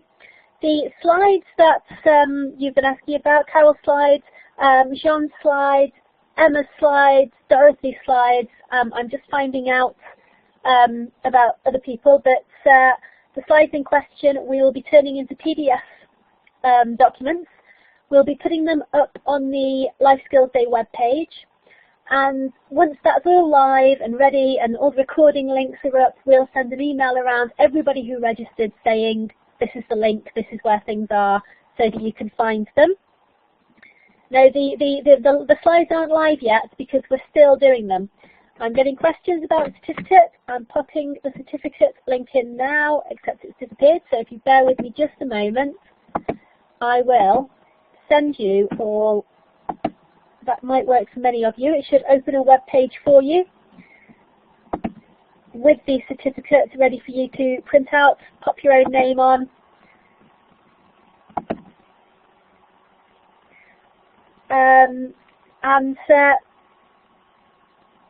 Halima, you'll be able to watch the recording of this. I mean, obviously this is an international event, so it's not just Uzbekistan, it's not just the UK, it's international. But we will make the recording available so that you can watch all of it, anything that you've missed. And as I say, if you registered, we will be sending you an email, and I think most of you registered, the vast majority of you will have registered via Eventbrite. We will send everybody an email with all the links to the certificate and the recordings and all the PDFs, and Emma had a handout as well with further reading. If the certificate, I've had some questions about the certificate I saw pop up there, people asking things like, do you need to, are we going to fill it in for you? We can't fill it in for you all, there's too many of you, it would take far too much of our time, I'm afraid. So what you need to do is print it out, pop your name in where it is, and then you'll see it's been signed by Carol, who's just been talking already, to say that you attended. You just need to countersign it to say that you agree that you attended, just to sort of give us an extra layer of agreement to show that you were here. Rick, did you not register to join us today? I think you had to register to join us, so you should already have registered. It's a lovely tree, isn't it? How did you join it? How did you get the link, Rick?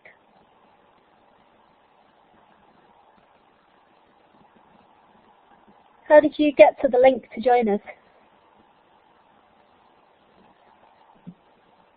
Okay.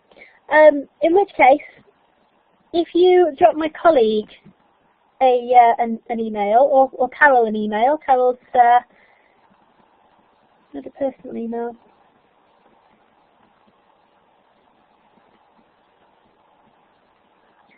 If you didn't register, then just drop Carol's there, just drop her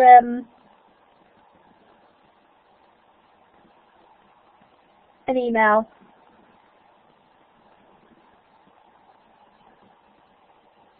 Yeah, that was the registration link, yes.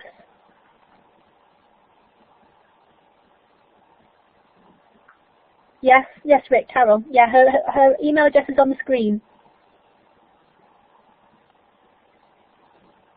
No problem. So thank you all very much for being with us today. I'm going to put the certificate link in one more time. We will send it through to you anyway. Have a lovely day, evening, night. Sleep well, Bernadette. You deserve it. And hopefully we'll see you all at a future webinar. Thanks very much.